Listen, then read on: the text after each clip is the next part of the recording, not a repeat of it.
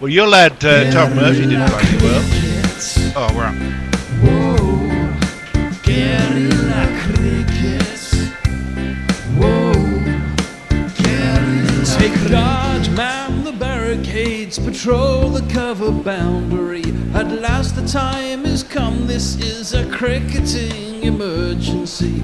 Hear this call to arms for every cricket revolutionary. Take up your bats and stumps for the test match insurgency. At first they tried to silence us, but we would not be silenced. They threatened us with lies, so we threatened them with violence. Che Guevara, Sangakkara, Joseph Stalin, Douglas Jardine, Robespierre, Darrell Hare, Vladimir Lenin, O'Brien Kevin, guerrilla cricket.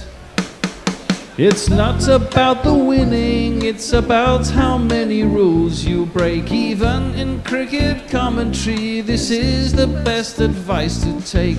Pick guerrilla cricket, it's the finest choice you'll ever make. There's so much more to cricket than rev counters and a slice of cake. At first they tried to sanitize us and clean up our act, but people like it filthy, and we know that for a fact. Fidel Castro, Lenny Pascoe, Carlos the Jackal, Umar Akmal, Mahatma Gandhi, Grant and Andy, Brendan Behan, Austin Ian, guerrilla cricket. Stick with us, cause you know we're not the kind of thing that you see on the TV and the radio. So vive la revolution.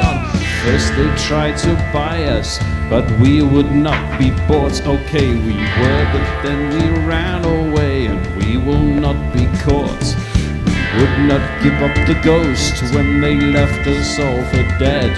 They decapitated us, but we just grew another head. Chairman Mao, Jamie Howe, Ho Chi Minh, Asif Din, Václav Havel, Graham Saville, No Surrender, Percy Fender, Che Guevara, Sangakkara, Joseph Stalin, Douglas Jardine, Robespierre, Darrell Hare, Vladimir Lenin, O'Brien Kevin, guerrilla cricket.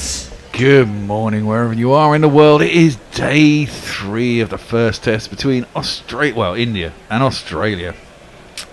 And Australia probably thought they were pulling it back, apart from a fine century from Rohit Sharma yesterday. But Jadeja and Axar proved pretty solid at the end there, and have done what they do so bloody often when you think you're just back in the game. There's an 8th wicket partnership down in India, and they pull themselves away. And it's exactly what they've done. 81 between the pair of them, both on 50 for the 8th wicket, and probably, I reckon, that's the game done. But I'm joined by 2 Aussies who'll be hoping that's not the case, because I've got Russ and Messi on the other end over there.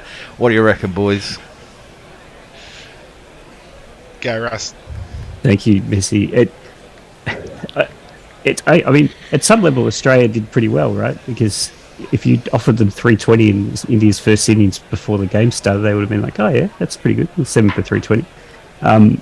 Particularly, 7 for 240 before this last partnership. But they're so far behind because of that first innings collapse that it is a very long way back from here. And obviously the challenge this morning is get through these last 3 wickets so that they can start that process.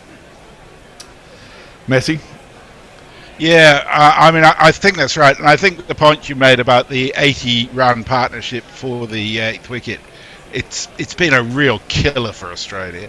They took 2 wickets in every session yesterday, but each time it looked like they were going somewhere, there was a really, really strong partnership. Rahul was brilliant, but Jadeja, he's been a thorn in the side of Australia for the last 3 years, and it's hard to see Australia coming back. But that being said, if they can take 3 wickets for less than 50 runs, at least they've got a shot to show that they can actually bat in the second innings. If they could make India bat again and chase 100, it might be really interesting on this pitch. But I'm predicting that this game's going to be over today, to be honest. Yeah, I was just about to say, I reckon this game's done today. What?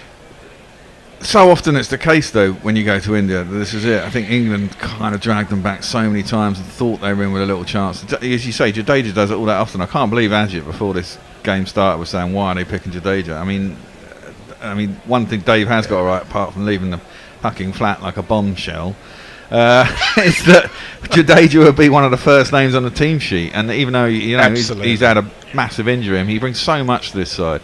I think one of the things that Australia have missed is, they still should have picked the lefty, shouldn't they? Left arm spinner as well. You've got no variety, and the idea that the pitch was prepared so they could get out left-handers. Well, they've got Axar Patel and Jadeja in there, and they've put on an 80-run partnership. Both got 50s. They've missed two. Steve Smith missed 2 catches late in the day, as well, which isn't very good, really, when you're so far behind in the game. It's tricky. Yeah, I think having Agar in instead of Renshaw might have given Australia a few more options, to be honest. But you've got to. That being said, Murphy has bowled amazingly well. Every one of these 4 Australian bowlers has had a 5-4 on debut, which is pretty amazing. Well, yeah, it reminds me of Steve O'Keefe when they were last out there, who got an 8 in the first innings, didn't he? And you thought, Jesus Christ, didn't do much for the rest of the series. We will wait to see how Todd gets on for the rest of the series. But I think Murphy's got a better skill set than O'Keefe or Crozier had when they did similar things. Yeah. Anyway. And you could see that in the run rates per over. Crozier got 8 but he was going at 4.5 and over. They were just taking to him, and it was really, there wasn't a lot of other options to take wickets, whereas Murphy's been tight. He's kept the runs down. He's kept the attacking on. He's been very impressive. Yeah. Yep. And they may well open up with those 2 this morning, you'd have thought. The players are coming out to the middle. We're about to start. I'm going to play some jingles. We have overnight batsmen are... Rough introduction.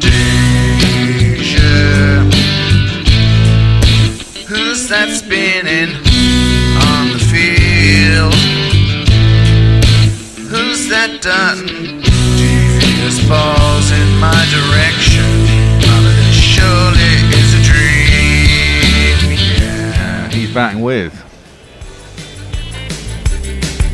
The stroke plays diverse and as sweet as a slice of Battenberg.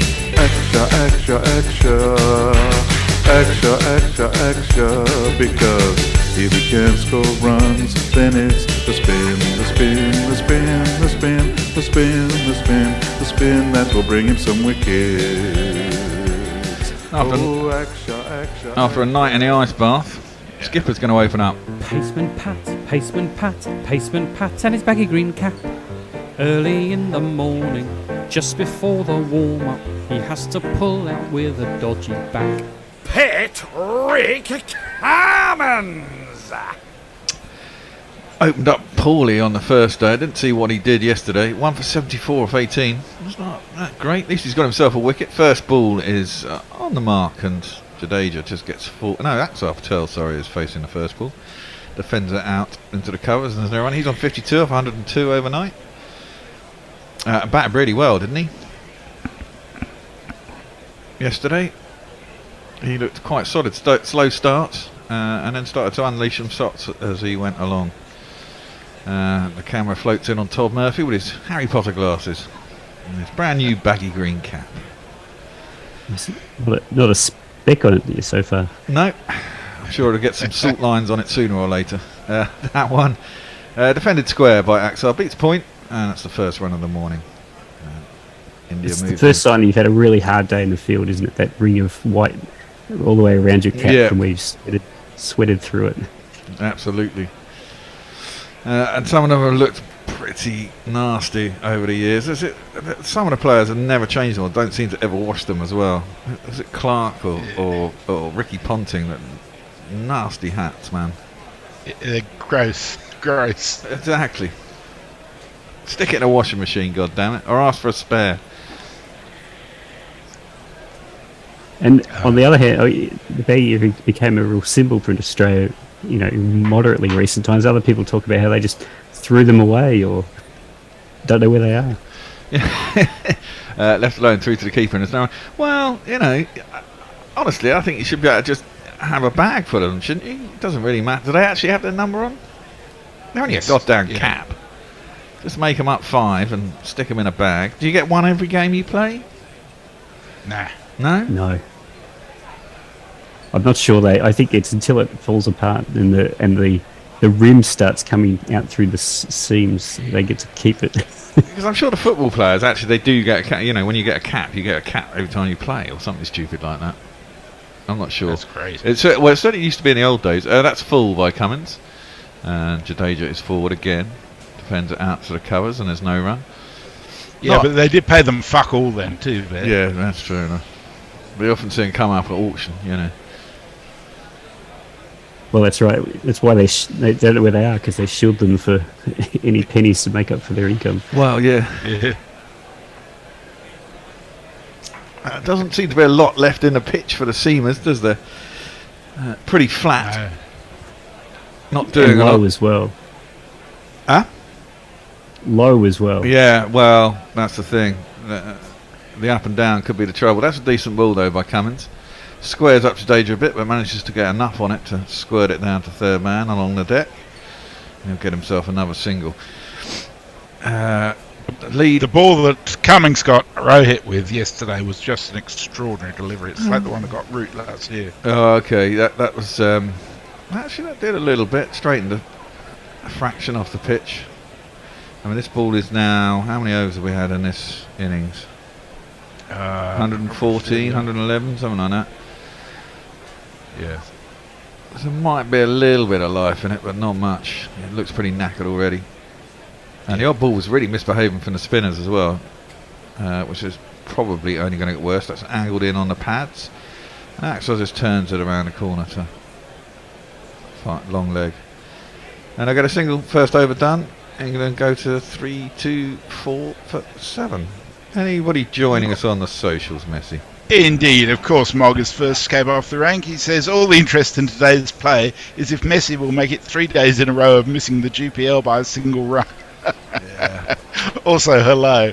Yes, don't forget that the GPL is open and is currently at £75, so get in. Indeed. You got till lunchtime? Leah says, morning everyone. After doing a very cheap German knockoff of the Final Word pod on my own for the first 2 days, today I'll be joined by Salbia Doe for the day 3 review. Jay says, morning all. Good morning, Jay. Morning, Jay.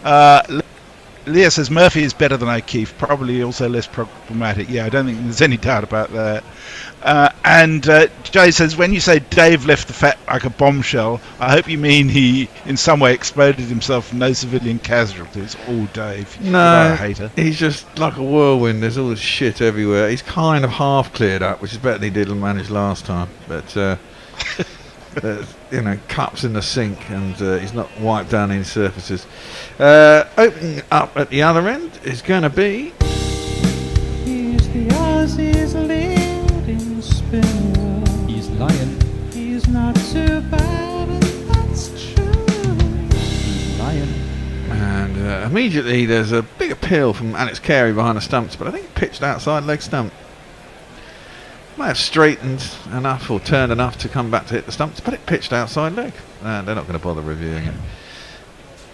Second ball, line around the wicket, gives it a bit of air, and it's defended by Axar back to him, and there ain't no run. I had to see it pitched outside leg. I think it's probably coming back to hit leg stump.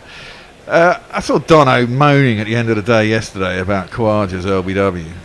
You didn't read my tweet out. It's the first tweet I'd done all day. Defended into the Yeah, it came through too late. Yeah, did it? Well, nonsense, Dono. It was Yeah, the umpire didn't give it out, but I thought DRS was about right.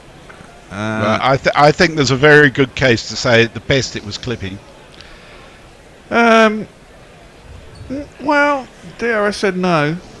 I thought it wasn't. Yeah, I know. Oh, it wasn't that far. I mean, it's only fine margins anyway, isn't it? But Yeah. defended back up the track and there's no run.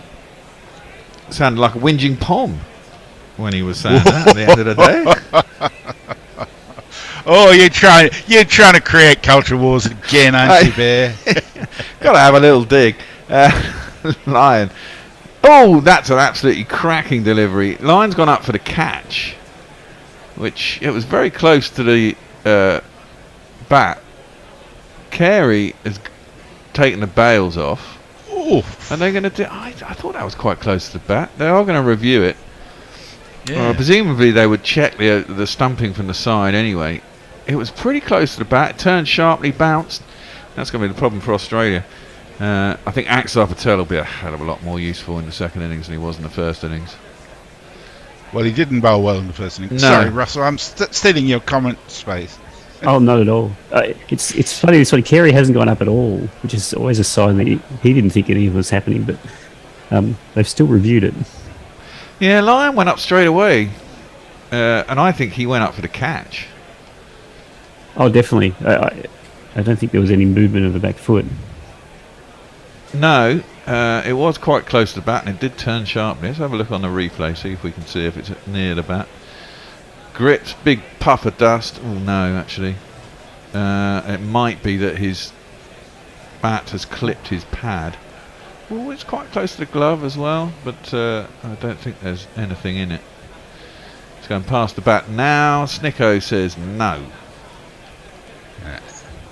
And in fact, there's no noise. He didn't even hit his boot either. So I don't know what Nathan Lyon heard, but it wasn't ball on bat. You heard the gentle winds of optimism. Yeah. Yes. And his foot level of the crease, so the stumping is a no-go either. Axar Patel is going to remain there, and India are going to remain on 324 for 7. And Lyon again been outshone by a debutant. I'm sure he'll come back. Yeah. And last ball of the over. India lead by 147. It's going to come down to Marnus and Piggy again, isn't it? You reckon? Lyon around the wicket. Another one that turned sharply. Doesn't bode well. This one doesn't bounce though. Keeps quite low. Taken by Carey reasonably well though, and he stays down. It's a dot ball. It's a maiden, but no wicket. Over to you, Messi. I just want to quote you on that. You said it turned a lot. That goes contrary to what Gary Naylor has been rabbiting for a long time, that he doesn't turn the ball at all. Mog says, how dare you cheapen the idea of the baggy green by suggesting players get more than one bear? How dare you? Leah says, that nasty cap thing is something that Steve Waugh started. And Jay says, only one baggy, mate. The Warren versus Steve Waugh split were personified by their attitudes towards baggy green. And Jay also says, there's a way to deal with it, Bear. It's been a while, just ask. I think he's talking about Dave. And Leah says, it's pretty early, and I don't want to wake my girlfriend by rummaging around the kitchen, so I'm drinking instant coffee, and fuck me, it's nasty. Comes in a nice VW bust cup, though. Well, you could have a Gorilla Cup if you were to go to the Redbubble store for Gorilla, or you are a patron paying $10 a month. After 3 months, you get a free Gorilla Cricket Cup, which is fantastic. Indeed. Warner's having a chat with Menon. Don't know about what. As we look at that again, everyone's pointing as we look at the replays of that last attempted wicket.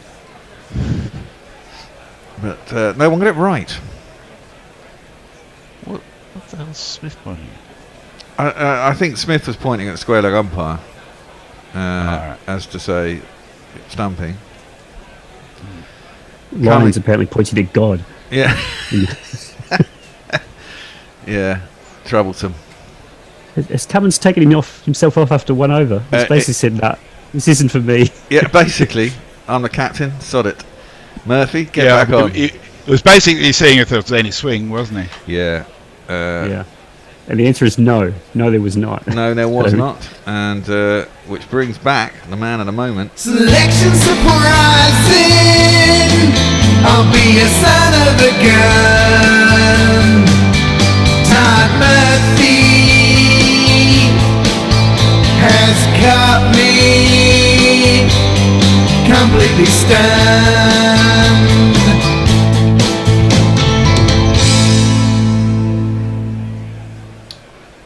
He'll be coming around the wicket. Bowling at Jadeja, he's on 67. It's too full, first ball. It's clipped out to mid-wicket and there's no run. I almost want these 3 wickets to fall reasonably quickly. Not just because... well, for no other reason than I'm with Messi and I kind of want this game to finish today, because the other thing that worries me is Dave's going to be on his own tomorrow.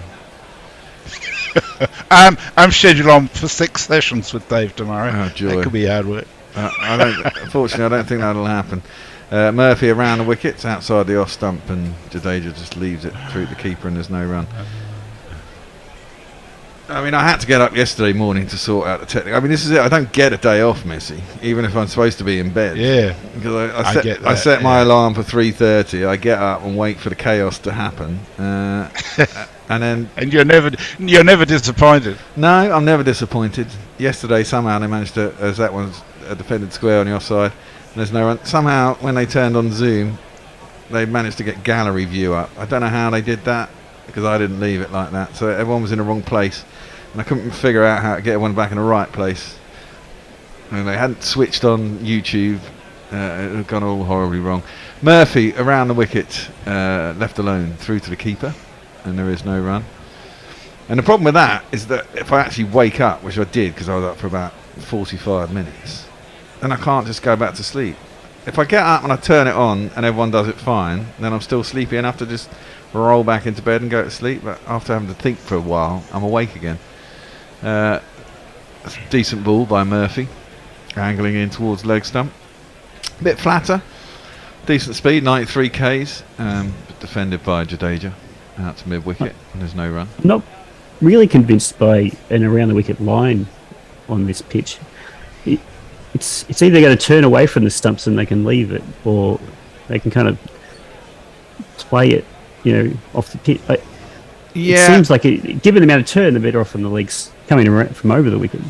Yeah, there's an option there. That's defended. Driven by Jadeja up to wide long off. There's a single off the last ball of the over. Yeah, but the problem is if you bowl over the wicket, you take out LBW. You're never going to get an LBW from over the wicket as a right armer. I mean, it's like I'm a left arm spinner, and to right armers, you're always bowling around a wicket because you can bowl at the stumps. You've got to be able to bowl at the stumps if it's turning this much. Because if it straightens off a length, they miss it and it hits the pads, you can get LBW. If it turns enough, you can catch the outside edge. So you've got everything in play. If you bowl it over the wicket, on a wicket that's turning this much, you've got to kind of bowl that negative line that's outside leg stump. Completely takes LBW out of it, allows batsmen to pad it away. If it does zip across and they defend it, you might get an outside edge, but that's pretty much the only way you're going to get anyone out, unless you bowl them around the legs, which shouldn't happen to a professional, So it is. It's kind of like the option to bowl. I think it'd be mad to bowl over the wicket on a wicket that's turning so much. That one's at the stumps, and it's a bit too full though by Nathan Lyon. It's defended, gave it a little bit of air. Defended by Jadeja. It's all very slow this morning. I posited yesterday on our WhatsApp group, and I'll ask you the same question. I know it's only the first test and all, but Nathan Lyon around the wicket again. It's too full. And it's just pushed by Jadeja. Wide of mid wicket, wide enough of mid on that they'll get through for a single. Bazball is as good a way as any to possibly get a victory in India. If they create wickets like this, and Australia are number one side in the world currently, played a lot of games at home, fair enough, and are absolutely stonking at home. That's too short and wide of the off stump, and it's cut by Axar Patel. Out to man on the fence. It'll be another single.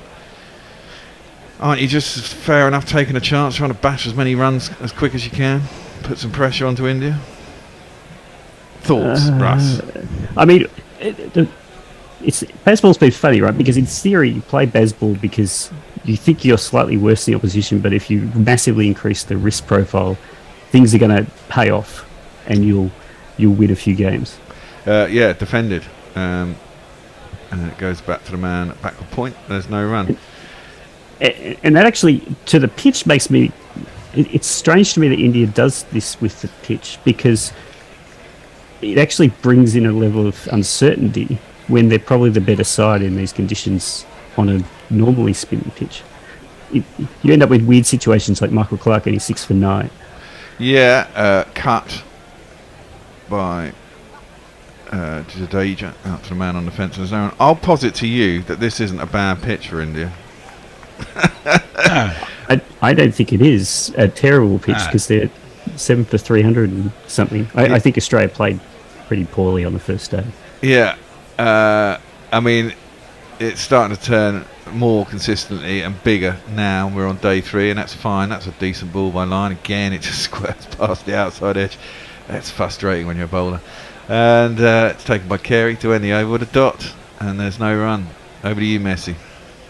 Yeah, it's 10 years since India lost a series in India, and that was against England. Leah says, Jay says, fucking hell, that picture of Jamie Smith scoring a ton makes me feel fucking ancient. Well, he made, 130 off 80 balls for the Lions. He does look about 12, to be fair. I tweeted a picture of him. And he also says, I think most of us daft enough to be listening to you at this time are pretty Patreoned up. That's probably true. And he also says, oh dear, Bear, and there I was thinking you only had 3 bands. Oh, please. Well, he's got David, and he's also got the Bishop and Hendo. Well, yes, exactly. That one goes straight on from Murphy, but it's just a bit wide of the stumps. Jadeja leaves it. It's taken by Carey, and there's no run. Yeah, this isn't a bad pitch. I mean, 3 out of 4 pitches that England played, or 3 out of 5 pitches that England last played on, were absolute minefields. And you're right, they're slightly better in these conditions. Oh, he's bowled him. That's a fucking cracking ball. It's a flat delivery. Jadeja's left it. He should have had a bit of a warning from the previous ball. The previous ball just went straight on. I don't know what he's doing. He's bowling overseam, or he's bowling with a flat of the ball onto the pitch. But he's left that. Jadeja has been clean bowled, leaving a ball outside his off stump. It's knocked back his off peg. Australia get the breakthrough that they require. The lead is still just under 150, but we have to say goodbye to Jadeja. The crowd says, you're out. Russ got a warning before, didn't he? He did. Yeah. It was a beautiful ball, though. It was turning almost a little bit backwards on itself, very cross seam, in such a way that it doesn't grip and just spins through, and that's what's done for Jadeja. He's expecting that to turn, as most of them have been, and it's just carried straight onto his off stump. Yeah, it was fast. It was flat. He was bowling really wide around the wicket, so he got a lot of drift in from outside the off stump to Jadeja. Yeah, he always bowled it like a seamer. It was almost seam up. It was very flat and quick, not giving it much time to spin, and he just left it. But that'll do Australia some good. Yeah. 151 the lead. Yeah. Yeah, as I said to you, I think that Axar Patel will come into his own in this Australia's second innings. Bit more turn. You can't see it with your ads. Shami is at the crease, by the way, for jingle. Oh, is he? Let's give him his jingle. Goes like this. He's coming down fast and moving it too. Tell me the answer. He may be a bowler, but he's often injured. Look out, Muhammad Shami. Muhammad Shami. Muhammad Shami.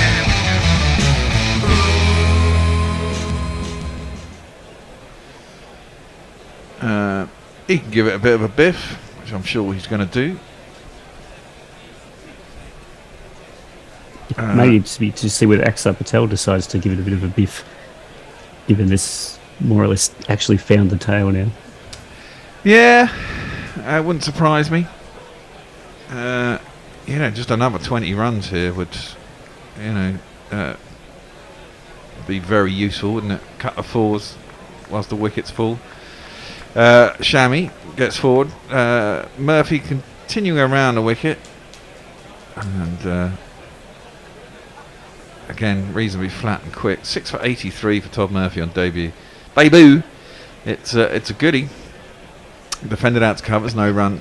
Murphy again smashed back down the track by Mohammed Shami. Gets a palm on it, diverts it over the top of the stumps. Would have been interesting if he diverted onto the stumps, but no run. No, he did put some action on it. Yeah, I think it hit the flat. He's kind of got the ball angled so that the seam is 45 degrees to the vertical. Yeah, so that the leather of the ball kisses the wicket rather than the seam, so it doesn't really catch the seam and therefore skids on. It's good delivery. It's continuing to show a bag of tricks. Yeah, and that's what you need out here. Oh, that one turns back in. He's decided to come over the wicket to Shami now. That's probably the wise decision. And floats that one up much slower, 79 k's. Good variation in speed as well. He's been good. I just think, and I've been saying it too often probably, as Murphy comes over the wicket, guiding at stumps, this time flatter and quicker. Mohammed Shami defends it. It's a Waden. And well bowled Murphy. Just think you need variation. You can't just have spinners all spinning it the right way. You've got to have the option. On spinning tracks, you've got to be able to turn it both ways. You've got to have the options to be able to do it. Anyway, over to you, Messi. Just to mention, you might want to keep an eye on the waiting room to see if Brian Barish is coming.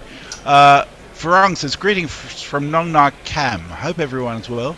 Lead now approaching 150. Test could very well be finished today. I think one of Australian openers will make more than one like they did in the first innings. Just need to be patient and wary of bounce. Well, if anybody's going to make some runs opening, it's almost certain to be Khawaja in its current form, seems to me. Yeah, Tony Bishop explains, we were surprised to find that somehow Zoom was already logged in when we arrived there. Odd, but with nothing to do with Hendo and me.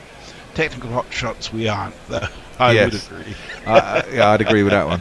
Well, Axar Patel goes back, cuts nicely. Nathan Lyon, will they come back for two? Nah, they just sauntered a one. I presume it's going to be about 30 degrees. It seems to be 30 degrees every day in Nagpur. Bringing Shami back on strike. Maybe Dave had been in here doing stuff. Yeah, every chance.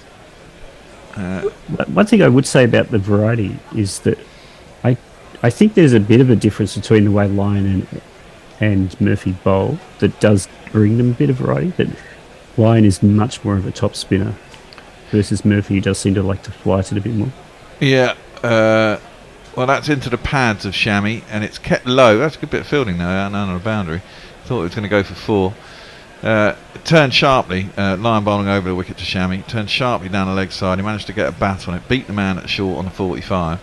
It looked like it was going to run away for four, but whoever's at deep wicket came in, did a Superman dive on the boundary at long leg, and managed to stop it. Who is that? That's Piggy Smith, isn't it, out there? I think it is. Well, that's a bit weird. Normally he's at slip, isn't he? Yeah. Maybe he got banished after his 2 drops yesterday. No, he's there, so it wasn't him. Oh, now that's cut. I thought it was aerial for a while. Shami's not going to die wanting as he cuts that behind square. It's aerial for a while, but it's passed out through gully and makes itself to the first boundary of the day, actually, down through third man, 4 runs. It's Nissan She. It's Nissan She. Got big on him and he cut it off middle stump. Off pretty much the splice as well. But Yeah, if you're Nathan Lyon, you look at that and you're like, okay, that's fine. You do that again. yeah, well, exactly. You got to have the fielder there. I hope he gets something less on it, or it skids along, goes underneath the bat and bowls him. Goes back, defends it into the leg side, down to short leg, and there's no run. There's a short leg and there's a slit. There's a man on the 45. There's short mid wicket. There's mid-off. There's not a lot of people inside the circle on the offside, tempting him to... Oh, that's got to be... LBW, shout. It's going on to hit the stumps. I think it's hit him outside the line, unfortunately for Lyon. He's come charging down the wicket. They're going to review it. It has to be outside. As Chamois, and then it's turned quite sharply and kept very low, and he's got in no position whatsoever. Kind of tried to jab his bat down, but his back leg splayed back. But he come far enough down the wicket that I think it's probably hit him outside the line. I think it's going on to hit probably middle and leg. But we shall have a look. It's tossed up. Yeah, you see that's the overspin you're on about there, Russ, because the ball, the angle is at 45 degrees. I think it's going to be umpire's call on line. It might be outside the off stump. It's nowhere near the bat. Yeah, umpire's call. Umpire's call. It was given not out, and I think it will remain off not out. I think Australia may well get to keep their review here. Let's have a look. Outside. Impact is outside. Jeez. That's unfortunate. It's marginal. Ooh, that's just as close as you can get, isn't it? It is as close as you can get, and that's unfortunate because that's definitely going on to hit the stumps, I reckon. For my money. But I think Chamois morally remains, that was out. Yeah, morally doesn't get you a wicket, unfortunately, Russ. Nice one. I can give you a weather update. It's going to be 35 in Nagpur today, Ooh. but currently it's only 24. I mean, it's only 10 in the morning. Yeah, so that'll be another problem because that'll bait the pitch even harder. I mean, it's getting crusty at both ends. There's certainly more up and down on day 3 than day 1. Balls are ragging square a little. Lyon tosses down up. This time Chamois gets on the back foot, forces it out to the vacant cover. Should have been a single there, but Axel Patel, I think, having seen enough of Chamois shenanigans this over, decides that he wants the next ball. So he doesn't take it. Over to you, Messi. So Jay, consistent as ever, says, well, if Dave's on for 6 sessions tomorrow, I'm fucking off to talk sport for the day. I'm still keeping him in mug mind. Tony says it's a whodunit in relation to who did what with Zooms. Should we be looking for a third man? Mog says Jamie Smith is just a precocious little shit. Leah says pretty good innings by Jedu, though. It certainly was. His record against Australia is outstanding. And Jay says that photo of Tony and Hendo would make a cracking, albeit niche T-shirt design. I posted a picture yesterday of Tony and Tony and Hendo trying to sort the tech before the game started, and it was it was revealing. Okay, that's defended off the back foot out to cover by Axon. There's no run. Well, David has turned up now for a session that he was supposed to originally do at 4:30. It's the only way to hear the coverage. There's nothing on the BBC. Okay, Brian, turn your camera off. You're coming on next over. We're just going to quickly run through this one. That's defended out to the offside, and there is no run. So I don't know what to do. David, do you want ball by ball? Because I can jump off if that was the case. Yeah, okay. Dave, come and do his original slot with me and Brian. All the way from the west coast of America. On the back foot, forced out through the covers by AXA. East Coast, sorry, yeah. It's early in the morning here, Brian, and there's no run. I'm without, just a production note, on-air production note, I'm without camera and spectacles. I'm travelling light. Okay. Would that be acceptable, or would you rather Russ leads the way? Why can't you haven't got a camera? Anyway, my webcam is left at the Gorilla Towers. There's one on a bloody computer. All computers have webcams, man. Defended out into the leg side. There's no run. A production note. It isn't working. Oh, for fuck's sake, David. I used Have the you had webcam. any sleep yet, David? I've woken up to hear what's going on. I wanted Jadeja to get a century. Oh, defended on the back foot by Chamois. Do you realise this is the only way of hearing this Shut match? up! Defender goes under the bat, past the keeper, and there's no run. You can Let me rephrase that. Before I came on, this was the only way of keeping in touch with this match. There is no coverage on Dan Norcross and Bloody 5 Live. That lasted about 1 year, didn't it, that Dan Norcross thing? Rather than all matches. Well, no, they were only doing England matches when they didn't have the commentary, but that's clipped into mid-wicket. There's no rhyme. We're going to have a change. Go on then, Dave. You can do it without a camera. And Brian, come on. Are you ready for me now? Yeah. Russ, you can go and have a cup of tea. And I'll see you this afternoon. I will see you this Strange afternoon. chase. Yeah. Oh, I feel bad. I'd like to hear Russ, because Russ has been really spot on throughout this match with his predictions. Russ, wasn't it you were talking about Todd Murphy getting... No, that was Dono. Oh, it was Dono. I'm being unfairly to Dono on telling how good Murphy is. I'll take it because he's been great. But But no. how do you feel about the debutant? Pfeiffer. I think it's great. Yeah. Well, here's Nathan Lyon, who hasn't looked as great as Todd Murphy. And that's drilled out by Axel. So what have I missed, boys? Jadeja, my man, he's not there. What's going No, on? he left a straight one. No. A good ball by Todd Murphy. He was he got a warning actually. The ball before he bowled a flat quicker one that just went straight on, but was wide of off stump. And then he did the same thing next ball, but got it straighter. And Jadeja left it again. And considering everything's turning, it was a good ball because Jadeja thought it was going to turn. It didn't, and just knocked back his off peg. Well, More it's than great. actual duck. No, I guess that he'd done his job. You know, he's a fighter. Came in when there were 5 wickets down for 220, 230. And, he's done his job. And what could he say about the man that hasn't been said already? That's played out by Shami to mid-wicket. Acrobatically fielded. Must be Labuschagne. It is. Has to be. That level of enthusiasm there, even now. Well, he's going to be one of the people who could make India bat again, isn't he? Yeah, I I heard you say that. That was the first words I heard this morning before I even spoke to my wife. So you're back in Oxfordshire, Dave? I am there, yeah. Oh, okay. I'm not complete itinerant. I do have a home to go to. Yeah, It's well, just I know that. but I hope it's that like- I hope that Ben doesn't come back today because you've left all your shit in his bedroom. You left all the lights on. I left in a bit of a rush. That's been hit big by Shami. Has it gone all the way? No, it's taken that long lovely no. catch. And it's oh no, he hasn't taken it. He's He has. dropped it.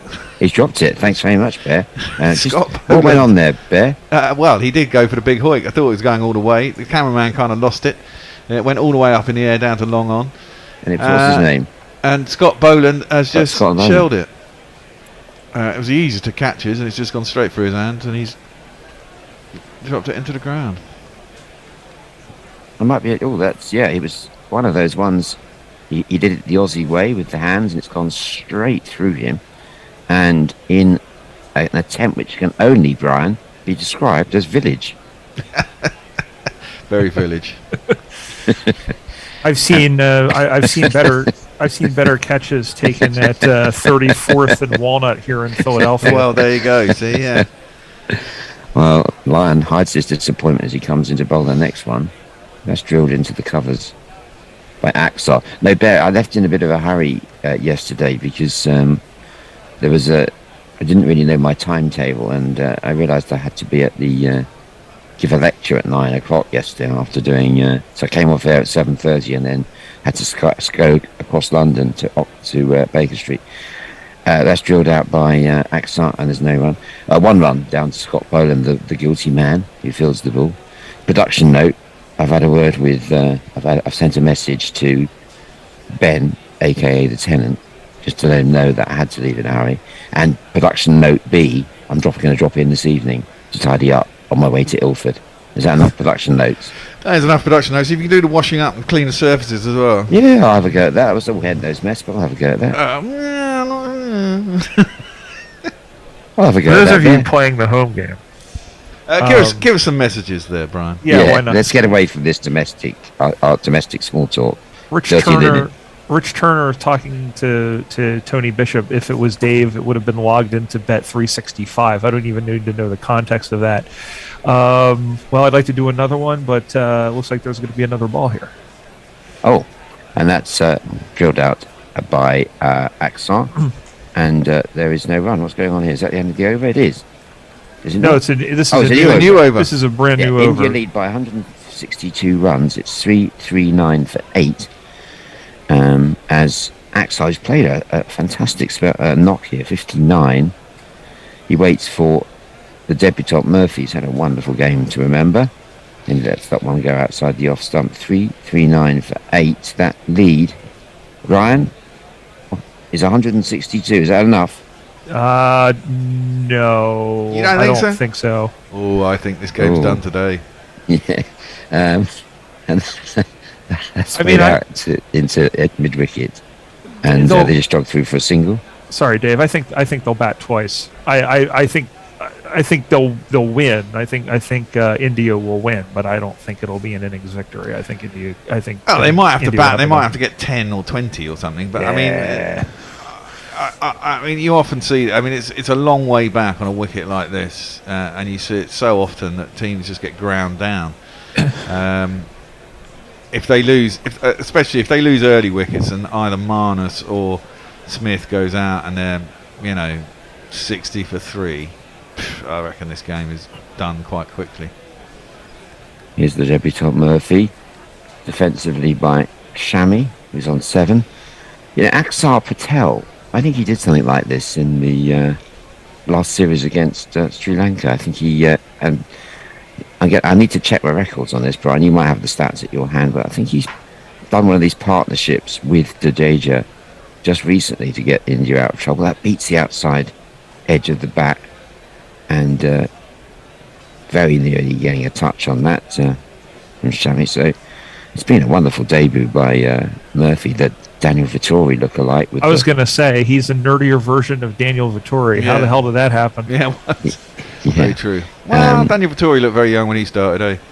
He reminds me a bit of the guy. I tell you who he reminds me of. That's out for mid-wicket no run. I tell you who he reminds me of, Bear. We were on commentary duty, I think, when that debutant for Sri Lanka. No, was it India? No, you the mean spinner with the Pakistan. glasses. Pakistan. Yes, that's the guy. The fellow with the glasses who made a debutant. The 5 wickets on debut. Yep. Abrar Last- Ahmed. Yes, thank you. Let's get caught up here. Farang said showed us a picture of the final preliminary Bangladesh Premier League match in Mirpur last night. Beware, England, this could happen to you on tour. It looked like it was a blackout there. Popcorn and BCB to prevent this. 100 rickshaws connected to each light tower will work. Jay Grover, good morning, Jay, says fuck this shit, and I think that's a mood. Mog says Dave can do it without appearing on camera. The man of mystery called Mog sees an opening to make you hear my voice even fucking more. And very quickly, Chris, aka Silvery Beam, says, "Morning Gorilla Cricket. Cheers for being on air for this. Test match cricket is really the best. Sipping black coffee. I was going to say black country. That was something else out of my Patreon mug. It's also late here. Lion to Axar and no run. I'm going to grab my tea, so I will be back in 20 seconds. Oh, okay, yeah, Brian. Well, thanks very much for that. But yeah, I sort of woke up around my usual time trying to find coverage of this match, and we are the only place where you'll find it in the world in English, that's for sure. And that's so quite something. And that's played out in the offside by Patel. And there's no one. And yeah, I mean, BT are covering it for those who have a subscription to BT Sport. It's very perfunctory coverage. I mean, there's no one in the studio. The highlights programs are all messed up. You know, it's they don't care about it. That's defensive by Patel. Then no doubt waiting for the next 20 over tournament, Bear, to get excited about. Well, don't they have rights for Australian cricket or something like that? Well, certainly at Yeah, home. they do. Yeah, they do. Here's Axar. He's waiting for Nathan Lyon. Nathan Lyon with figures. I'm going to ask Bear about this as a practitioner of the same craft. 1 for 111, Nathan Lyon. Bear, where's Nathan Lyon gone wrong in this match? I think he's probably got to get used to the wickets. It's different to bowling in Australia. Probably requires more side spin than top spin. I mean, he's been very economical. Has he been the lock to Murphy's Laker? A little bit. That's all played a bit of a flail by Axar. Why not in this situation? Bit of excitement from the close fielders, but no dice. Did he get an edge on that as well? Well, let's have a look. No, he played underneath it. There were two drops yesterday, though, at the end of the day, weren't there, Dave? I mean, 2 edges went to Steve Smith, put them both down. One bounce. Well, I couldn't tell you, Bear. I was lured out of my lair. The cricket had to. I couldn't after 9 o'clock. I can't tell you. Or after 8 o'clock, I can't tell you at UK time. I can't tell you anything that happened. So. Well, yeah. Well, I'm telling you, there were a couple of edges. One bounced off the thigh of Alex Carey and was put down by Smith, and the other one went really quick to his right, but he didn't latch onto it. Down the leg side, and there's no run. Interesting, he bowled over the wicket there, didn't he? Trying to bowl him around his legs so it didn't bounce. I mean, this is the thing, the pitch is now going up and down. Some are bouncing, some are just scooting along the ground. It's going to be very hard to bat with Jadeja and Axar Patel jagging in darts left arm round to those right-handers, and then Ashwin to the left hand. I mean, this is the thing. I mean, I keep saying it, but I massively think you missed a trick if you haven't got a guy who can turn it away from the bat and a guy who can bowl it. If you're bowling to right-handers, a lefty and a righty, if you like. And ironically, Travis Head could have played that role if he hadn't been dropped. He doesn't bowl. Does he bowl left-handed as well? Yeah, he bowls left arm. Oh, well, there you go. No, does he? I would have to check that, Brian. I think he bowls right. Travis Head, left or right? I think does he bowl slow left arm? I don't think so. I think he bowls slow. I think he bowls slow right arm. Anyway, over to you, Brian. I've once again managed to put too much tea in my tea, and I've ended up with something that looks and tastes like red wine. So there's that. Mog saying, I think you'll find most nations catch things with the hands, Dave, not just Australia. Can I explain? Absolutely. Well, the Australians have their hands round a different way when they're catching. Bear, you're a practitioner. Tell everyone. Okay. Well, you tell them what happened to that ball. I missed it. Oh, okay. It was hit up to long on for a single by Shami. Well, yeah, Australians catch with their hands up, supposedly above their heads, so they watch them into the hands. A lot of teams wait for it to fall below the eye line and catch it with the hands down, but Australian way is often seen as better. There you go, Mog. Axar takes the single that's on offer to him there on the leg side, trots through to 61, trusts his partner, Shami.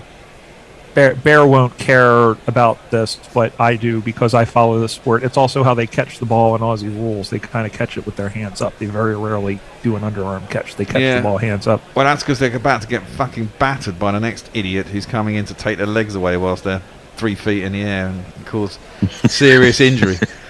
Pretty much, yeah. In what is not really a sport, but a fight with a ball. Yeah, I'd like to hear you commentate on Aussie rules. It would be fun. That's out. So plays out on the offside. No run from Shami. Well, he has an open invitation because I happen to be the media manager of an Australian football league. So I'm not sure how good I'd be because I don't know the rules. I don't know. Are there any rules? Isn't that a point? There are. If you ask Australians, and we can get Messi's thought on this, but if you ask Aussies, there's increasingly too many rules. Okay. All I know is you can mark it if you catch it cleanly. Yes, very good.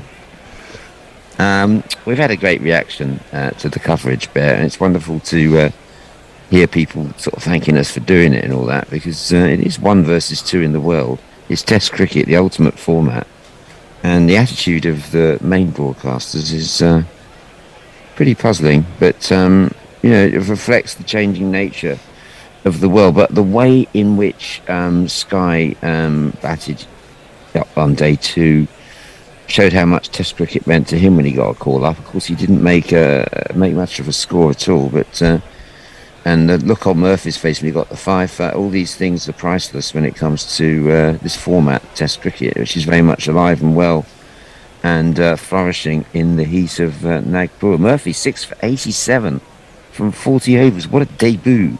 And it wasn't Russ, it was Dono.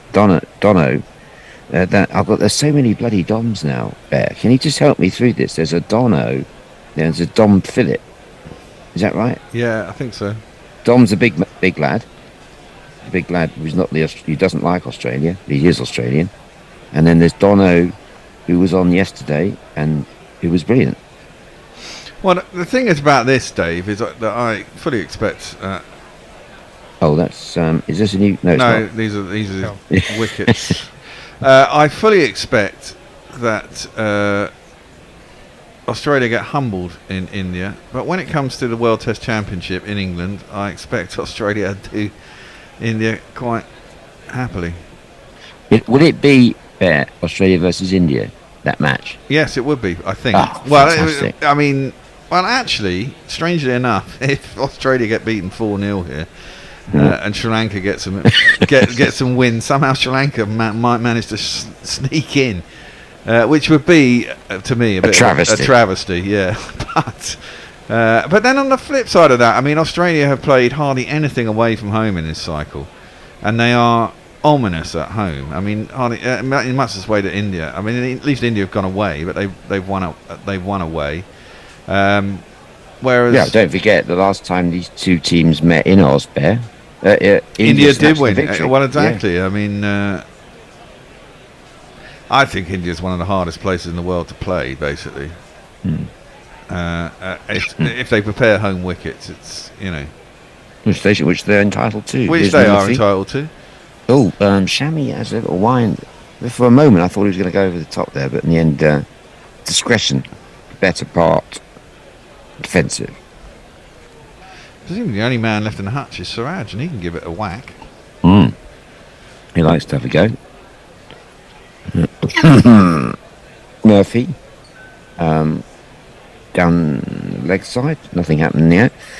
342 for 8. The lead is now 165. Here at Nagpur. Production note, just got to have a little cough, Bear. If you do the next ball, we'll have a little morning cough. Excuse me for a moment. Yeah. Production note. Oh, give us a tweet. Are there any tweets there, Brian? Well, that one was just absolutely crushed there. I think, sorry. That was Shemi live. just hit a 6. Yeah. Okay. Splattered square over deep cow. Bear, remind me not to leave my child. I left that for one ball, smashed it for 6, and there was nothing. No. Fortunately, I don't have a child, not that I know of. And it got left to the Seppo. Well, here, now we can do some tweets. And Dr. Soothsayer saying, good morning. Agree that Australia loses this test match easily. Also, Brian, rooting for the Eagles, hoping it's a great game. Of course, we're referring to the background here because there is a rather significant gridiron football game happening.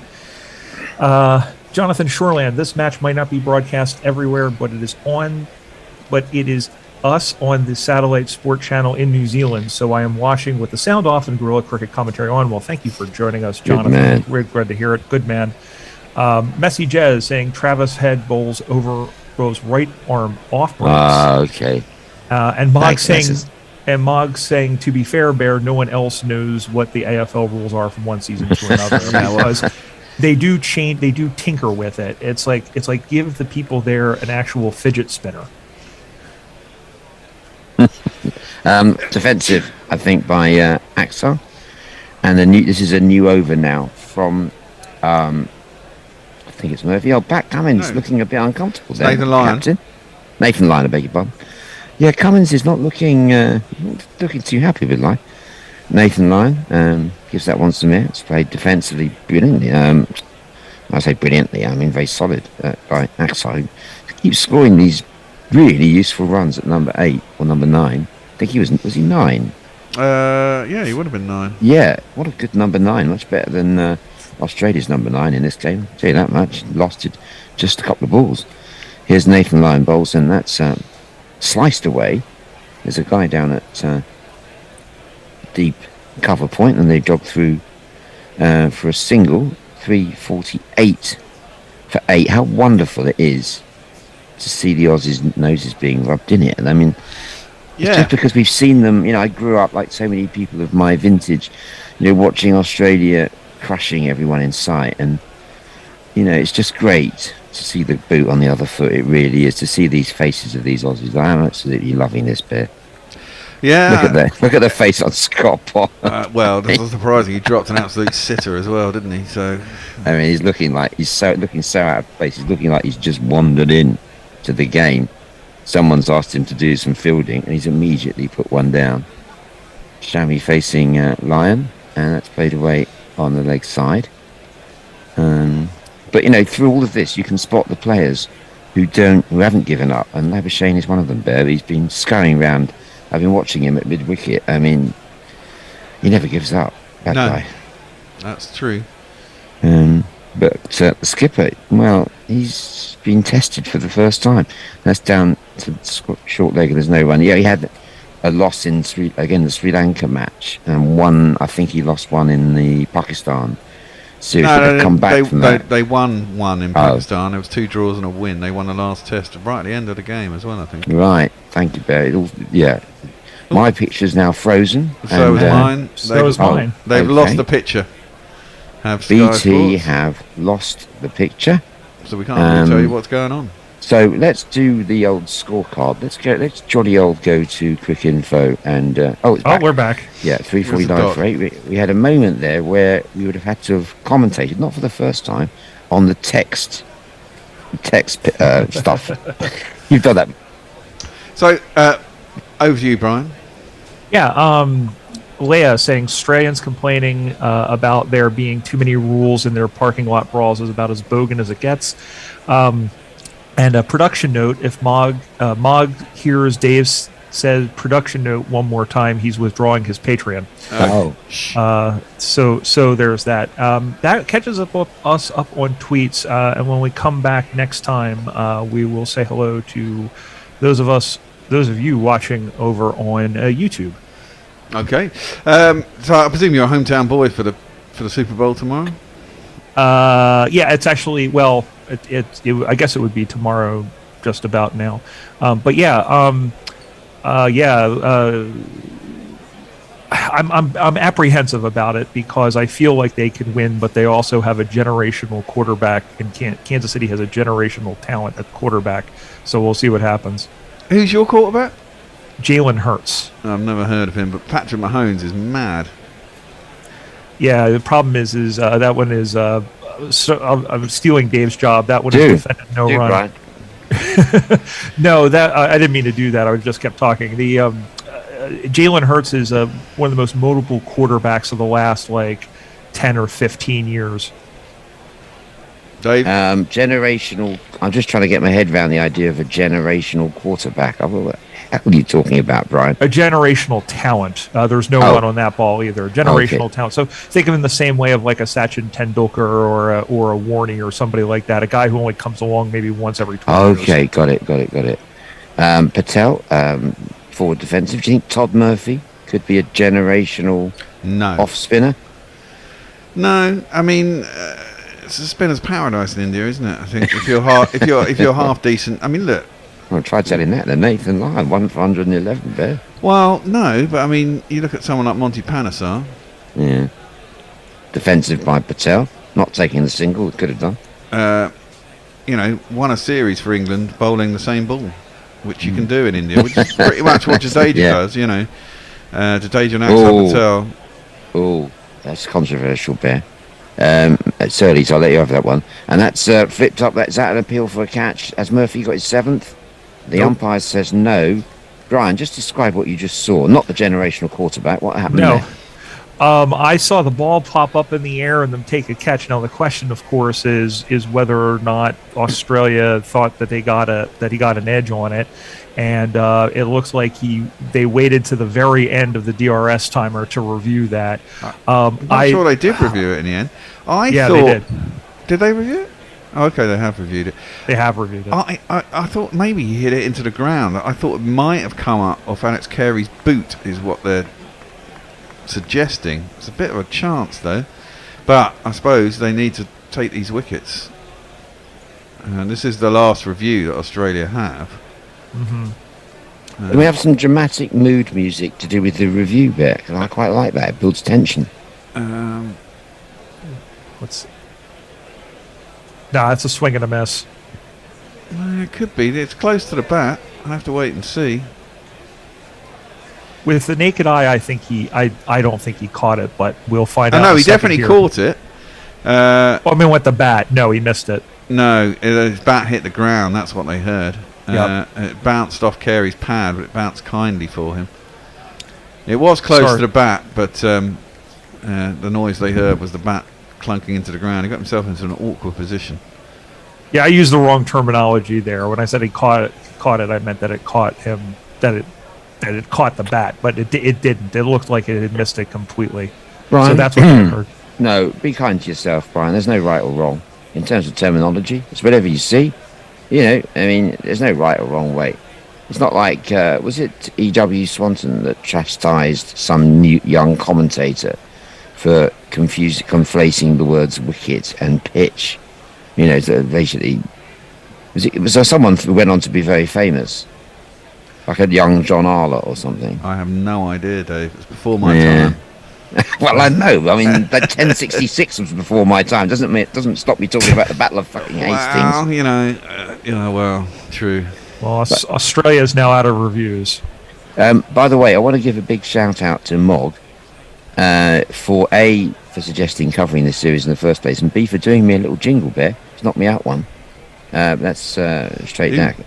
It's a kind of more of a call sign that's going to come on every time I come on.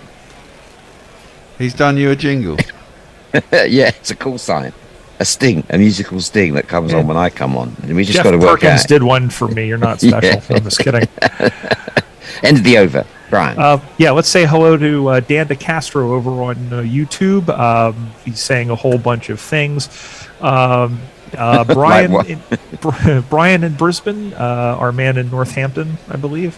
It is 4 a.m. Farkin dark o'clock here, ready for another fun-filled day of driving buses. Oh dear. Let's see. Chad Wright is with us up late on call at work. Really happy to have Gorilla on for company. Well, we're glad to have you as well. Dean McQuillan, says hello from Japan. And Yankee 7000 says it's the Bears, sends vape and beer. Do we have an American here doing cricket from Philly? No, yes, we do. No, it's really international coverage. Very continental, outside the off stump. Can he be continental in the States? Not sure. Shami has a little go at that. Well, it is a continent. It is a continent, that's right. And talking of which, I'm incontinent, and that's outside the off stump, and it's taken... that's a swing by Shami. Is there anyone back at long on? Yes, there is. It's that man, Scott Pollen. This time it's along the ground, and he manages to field it. even now, he's looking really sheepish out there. Dropped it, for those of you just joining us, he dropped an absolute sitter. Just about 10 or 15 minutes ago. So he's still grazing in the outfield. And he's bowled economically, Scott Bolland, in this match. 17 overs, 34, just 2 and over. And Lyon, that's played nicely away by Patel, just with a bit of a flick, showing that he really is he's a middle order batsman. Reminds me of Ravi Shastri, a man that batted every position, Brian, from 11 up to 1. Ravi Shastri batted every position in this India team, and he played Test cricket. Started at 11, ended up at 1, scored a double century as an opener. A man who bats at every position. Don't they call that a Karma Sutra? He'd love that. If Ravi were here now, how he would laugh. There's a very funny ad on television in India, which we still haven't managed to get a copy of, which consists of Nathan Lyon bowls defensive.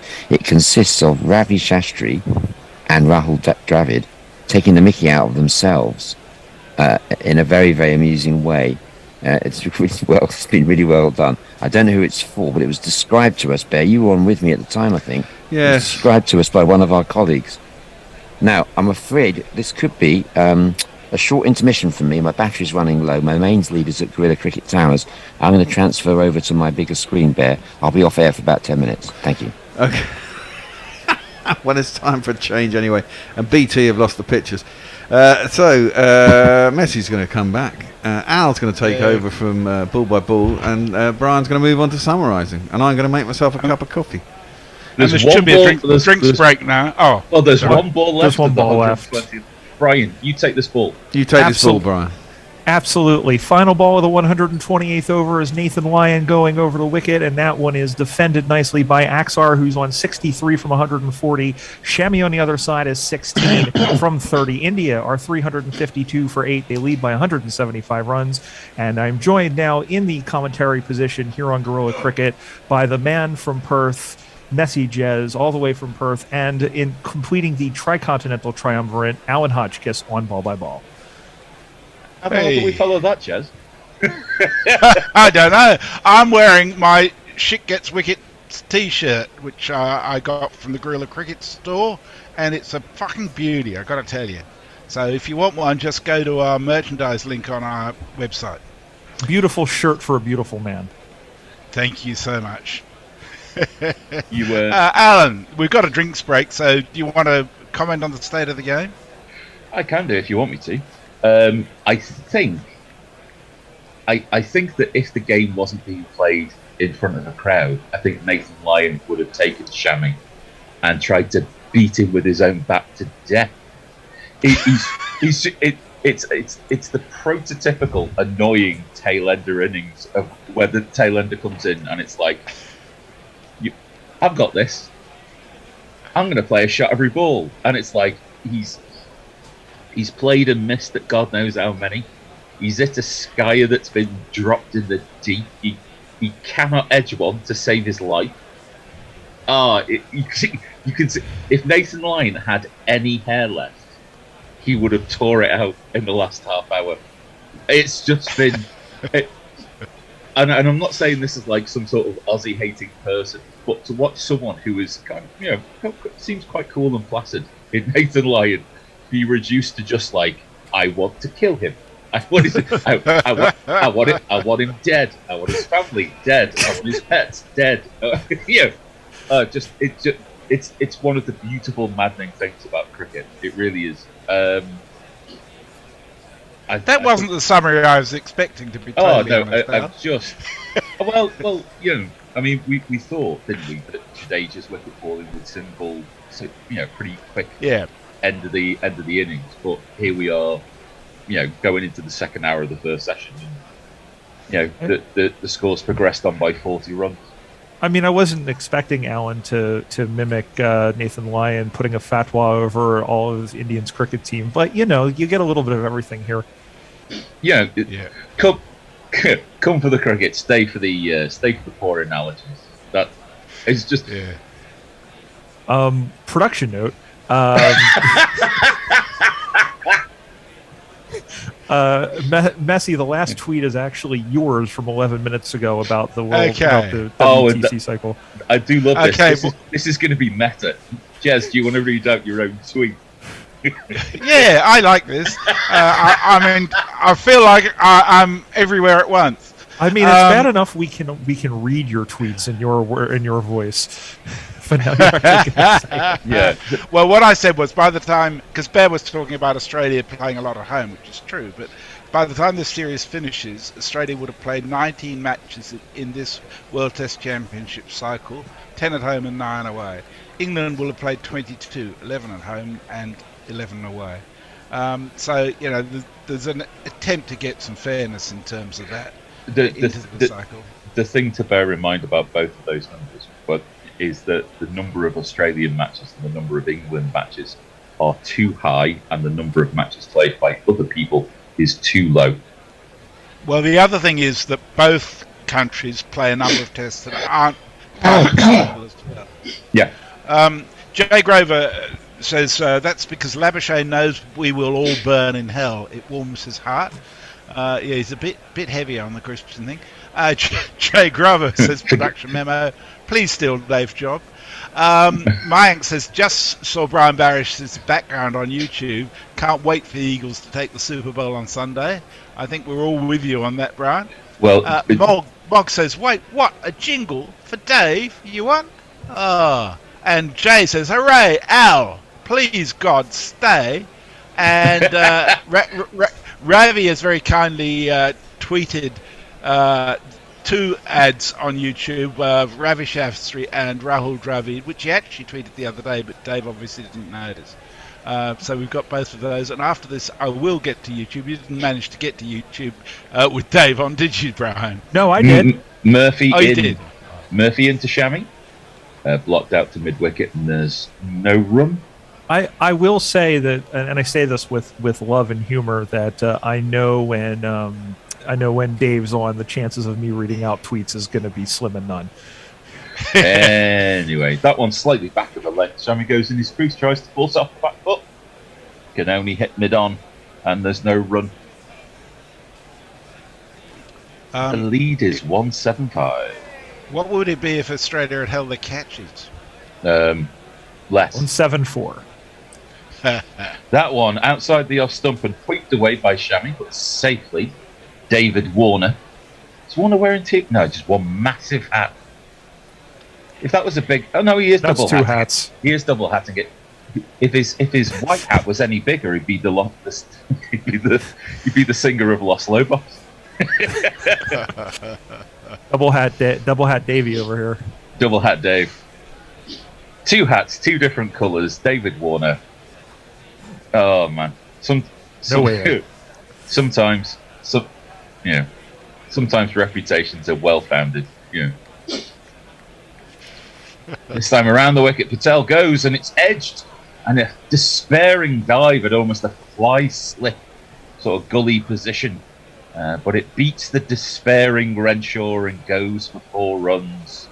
Insert your own jingle in your mind at this stage.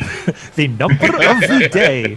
You could ask for more. The number of the day is 4. This is why we've got Brian on, ladies and gentlemen. He is a veritable jukebox of jingles. Just past midnight where he is. Yeah. Brian is brought to you by coffee. No, it's tea, because Tea. if I have coffee, I'll be up till 4 a.m. Oh, we don't want that. Not tonight. Wide and short, and Axar has cut the ball away, but there is a fielder down there, Kawaja, at deep cover. I mean, I don't need. Sorry, Al. Go ahead. I was going to say, you don't need no stinking caffeine. I was going to say I don't need no stinking caffeine. I have a 2-year-old upstairs who's had 102 fever the last 2 nights. Are they feeling all right, or are the fever starting to break? Or it's getting there. She was still a little warm when we put her to bed. Oh, I hope everything's all right. Defended by Shammy, last ball of this over. 6 runs come from it. The lead is 181, and you can sense, gents, the desperation inside the Australian camp. Yeah, absolutely. Jay says, I don't think that's a fatwa, Brian. I think that we're Al channeling his own Philadelphia mob. I've got to say, every time I read Al, I see AI. So I'm just wondering if you've got a dual role in life, Al, whether you are actually a bot at the same time as being the wonderful man that you are. Well, the problem is that under Asimov's rules, I wouldn't ever know, would I? That's true. That's true. You know, it's funny. You mentioned that, Jez, and I noticed not on TweetDeck, but on Twitter itself, usernames, they've added little serifs to the L's and also crosses to the zeros to distinguish the difference. And the reason they've done that, I guess Elon's mad that people are impersonating things, because you can make I's and L's and you can make fake accounts so easily, but that doesn't exist. That does not exist on actual tweets, and that does not exist on TweetDeck. So it is still a little off-putting. Yeah. Axar Patel is 68 not out, and that is a horrific ball by Lyon that is down the leg stump, spinning back towards the legs, and it all goes through to the keeper fairly harmlessly. This is turning out to be a cockroach innings. Like, you can just kind of step on it and it just won't die. Yeah. In the event of nuclear disaster, all that will be left will be cockroaches and Shammy at the non-strikers end. And Keith Richards. Yes. That man. I smoked your uncle. You know that. Fucking crazy. That man cannot be killed by conventional weapons. Defended, just squirted out towards short square leg. But it beats him, and that will dribble into the outfield, and Axar will move to 69. 68, sorry. Well, no, 69 should be. So it's 350, 359 as the ticker eventually ticks. A lead of 182 as Nathan Lyon is having a bit of a conflab with the old umpire and with Pat Cummins as well. Not sure what he's speaking to him about. Just like, have you tried getting him out? you've got no reviews. You've burned through 3 reviews today. 3. Nathan Lyon in. Shammy steps back, a huge step back to leg to a ball that was about to hit Middle Stump, and he cuts the ball away, and that will dribble all the way to the boundary sponge. Do I have to do a jingle again? Nah, you're fine. 4. No. 1, 2, 3, 4. Come on, baby, say you love. No, that one hasn't been invented yet. Oh. To the jinglers of the world, Stefan Gloria Estefan right there. Yeah. Tell you what, though. Yeah, I mean, that was a huge step back to leg. And Shammy just twists the knife ever so deeply into Nathan Lyon's abdomen, still deeper. This one fuller and wider, and Shammy takes a half step down the track and bunts this into deep cover for a single. I just hope. Do you reckon Shammy strikes you as a trash talker? Nah. Do you reckon he's? Do you reckon he's standing at the non-strikers end, going to Nathan Lyon? You see how I played that? See how I played? You wouldn't get that from Virat Kohli, would you? 3-6-4 for 8. India. 2 balls left of the 130th over as Axar plays that defensively. Yeah, Nathan Lyon. It's not even it's not even just beneath the surface now, is it, Jez? It's on the surface. This level of disappointment. Oh dear, oh dear. Oh man. Oh dear, Nathan. Someone give that man a hug. Last ball of the over. He's bowling beautifully too. He is. He's just trying his best. He no, really is. And his best is really good, folks. Let's all be aware of this. Nathan Lyon is really good at cricket. Yeah. Who wants to read out a couple of tweets? Go on. Yeah, Go on. so this isn't actually a tweet. But it's from one of our patrons, O'Neill Harris, who's in the USA. But the hours make it difficult for him. So he put a message up on our Discord channel, which all patrons have access to. And he said, I can't stay up and listen to you guys since you start at 11 p.m. Eastern Standard Time. But I can catch up in the day when the website replays everything. Commentary is brilliant.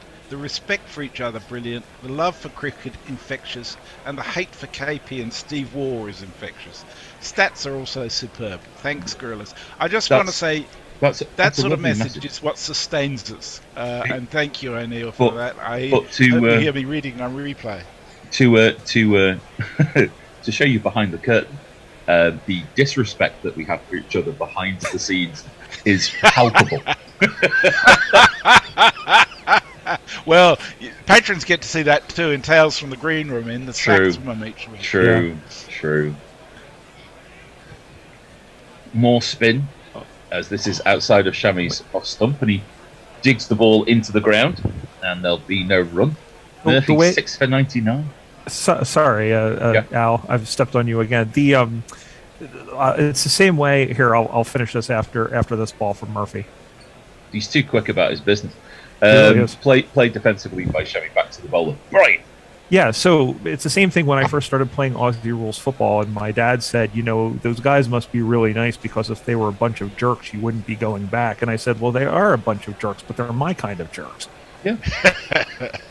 Everybody needs their tribe. Everybody needs their tribe, folks. Pat Cummins, what do you reckon? What sort of bowling advice do you reckon Pat Cummins? It's like I'm sure it's all like. Should we just make some arm gestures? Bowl it is nuts. I don't know. Yeah. See, he's brought in a short mid on. Almost the on Hayden. Silly mid on. As Shammy takes the ball deep, and that is definitely up and out. He's played that over long off, and that has gone all the way for a 6. Yeah, well, that was good advice, Pat. Yeah. Yeah, I'm not sure that was all the answers. But there you All go. right, here we go. Ready?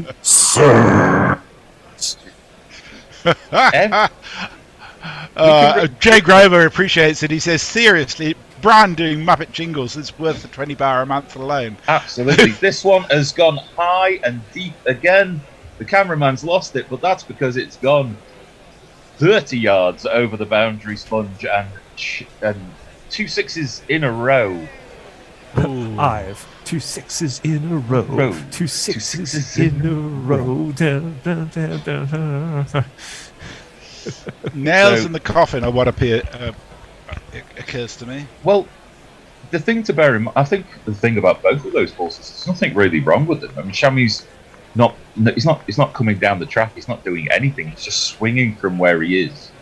And if you're a spinner, you would probably turn around and go, oh, okay, that's the way you're going to go. It's, Shammy's 34 off 40 balls has looked like he's going to get out every third or fourth ball. The law of big numbers says at some point in time he's going to miss a straight one, as that one is a straight one on our stuff, and he defends it, which is again just kind of pushing and prodding the bowler. It's just like, yeah, I've hit 2 6s. No, I'll just play this one defensively. I mean, they're mighty lusty blows, aren't they, Brian? Oh yeah, I mean he's smacking them all over the place. He's gone again, and that one has gone directly over his head and Smith's head, and Murphy looks like he's about to cry. He does. Don't these people get out? Why won't you get out? So there's 2 runs taken. It was an attempted hoik into the leg side field. He edged it and he went over the top of first slip's head. Shammy takes 2. He's 36. India 378. Axar Patel is hitting him on the top of the head. And it's all got a bit chaotic. It's all gone pear-shaped, Messi. You could say that indeed, yes. When Jadeja was out, I thought, oh, well, we've got a sniff. But shit. Yeah. This is pretty drastic for the Australians. The good news is they got a sniff. The bad news is it was a Lindbergher. Jay says, I love the fact Richard's nigh on nemesis were a coconut. That's how desperate God got. And he says, given Shammy's history, I'm pretty sure he'd be a wee bit reticent with trash talk. By the way, he also said to you, hope the band's all right. Mog says, I do have some notes on that 6 jingle, Brian, but overall, a good first try.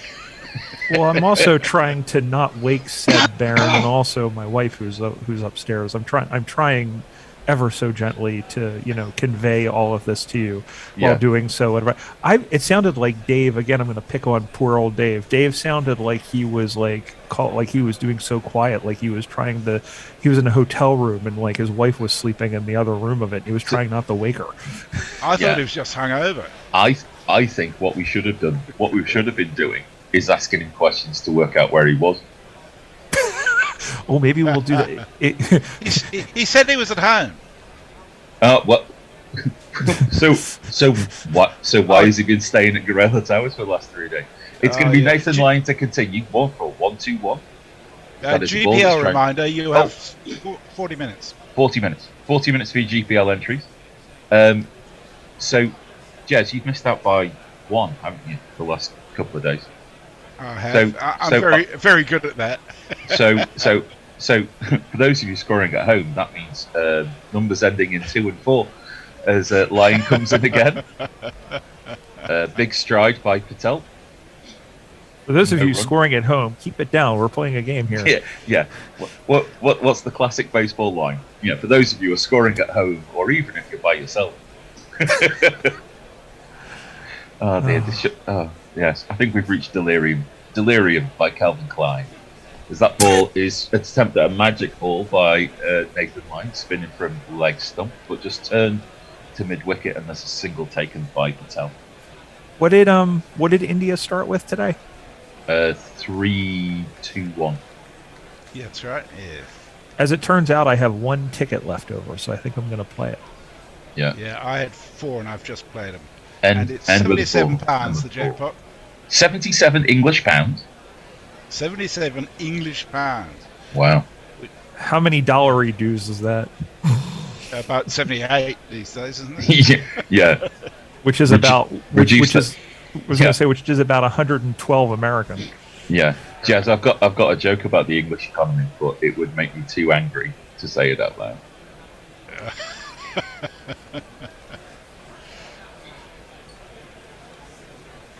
Oh, dear. Mog says, I'm not sure Dave knows where he is, even without a hand over. That's the great bit of the game. Let Dave know where he is. This one is bowled over the wicket to tell. Shami plays the ball down the ground to long on, ball across the ground, and he'll take a single. He's now on 37. But it feels like each one of those runs is worth more than the 37. It's surely an entertainment. 380 is your total, 131.4 overs, most of them bowled by Lyon. And his spin twin. So this one is just defended into the covers, the fifth ball of the over. Just one ball left.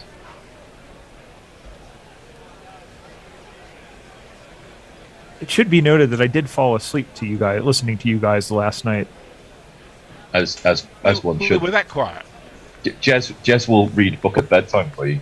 This one defended back to the bowler, and there is no run. Jez, the world is all yours. Farong says, Shami masterclass with the bat. 3 sixes already. Will probably bag a fiver in the second innings, much to the delight of Lear. Jay says, ask him questions, then ask him a different one, then don't let him answer for 5 minutes, then change the subject. Then heckle at the STOU address. State of the Union address. Oh, right, yeah. And Mog says, isn't it astounding that we have a guy on the east coast of the US, a bloke on the west coast of Australia, and a chap from the northwest of England on comms at the same time? Indeed it is. We are all over the place, and in more ways than one. Yes. Yes. We're bad. We're worldwide. Yeah. When Cat Jones and I called with Nestlers, I said, Brian Barish from Philly, please eat our cheesesteaks. Pennsylvania, from Melbourne, for the love of God, drink our coffee. Australia, and from Epping, we were in a Genesis song once. Forest. Murphy to continue that a very flat, almost the medium pace style delivery by Murphy, defended by Shami. And I think, there's a real feeling. 203 feels like a lot to be going into the third innings with. Oh fuck yes. As a lead, but there's Murphy is in again, a quicker delivery, which Shami defends the short square. Cummins has got to get a grip on his bowlers here. He's got to make sure that the wheels don't completely come off in the next sort of 40 minutes or so. I'm surprised he hasn't given Boland a shot, because he tends not to be expensive and just wears people down quite often. Defended to mid-on with the third ball, because we're getting up to like 45 overs each for each of the spinners. So we've had 1 over of pace today, which was the first over of the day. Shami has gone high, but this has not got out. Is it going to be taken by the keeper? Yes, it is. Carey moves about 25 yards back on the 45, down back on the leg side to take a comfortable catch in the end. Shami's beautifully curious innings has come to an end. Applause from Lyon to his spin twin. That is now 7 for Murphy. Wow. And India are 9 down. The crowd says you're out. The bear has wandered back in time to give us a jingle. Yeah. Yeah, I've been clearing up fucking David's mess. That's a life. That's a sort of what is it? The Aegean Stables job, isn't it? Something a bit like that, yeah. Yeah. Is that a Sisyphean task? It's quite a big task. Farong says, things you expect to hear on Guerrilla Radio number 385 were all over the place in more ways than one. Absolutely. Get that on a T-shirt, and we'll sell that. But so a statistic here for you, because I was looking at this earlier. Okay. He is now fifth all time in wickets on debut, tying Tom Kendall from the very first test series in Melbourne in 1877, who took 7 for 55. So I guess based on the number of runs he's allowed, he is officially fifth on that list. 3 people: Albert Trott, 8 for 43 in 1895; Bob Massey, 8 for 84 against England in 1972, and Jason Kreja,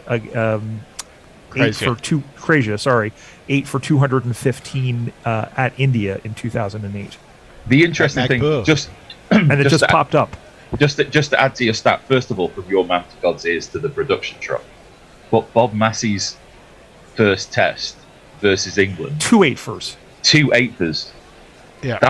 That's quite the impact. What on earth was going on at Lord's? That's when you should retire. He was swinging it round corners. It was just an unbelievable display of swing bowling. It really was. So we've got this man in at number 11. When you gotta find your way from the streets, gotta find a way to land in your food. There's only one man who That is just defended into the offside. That's on the onside field for 1 for no run.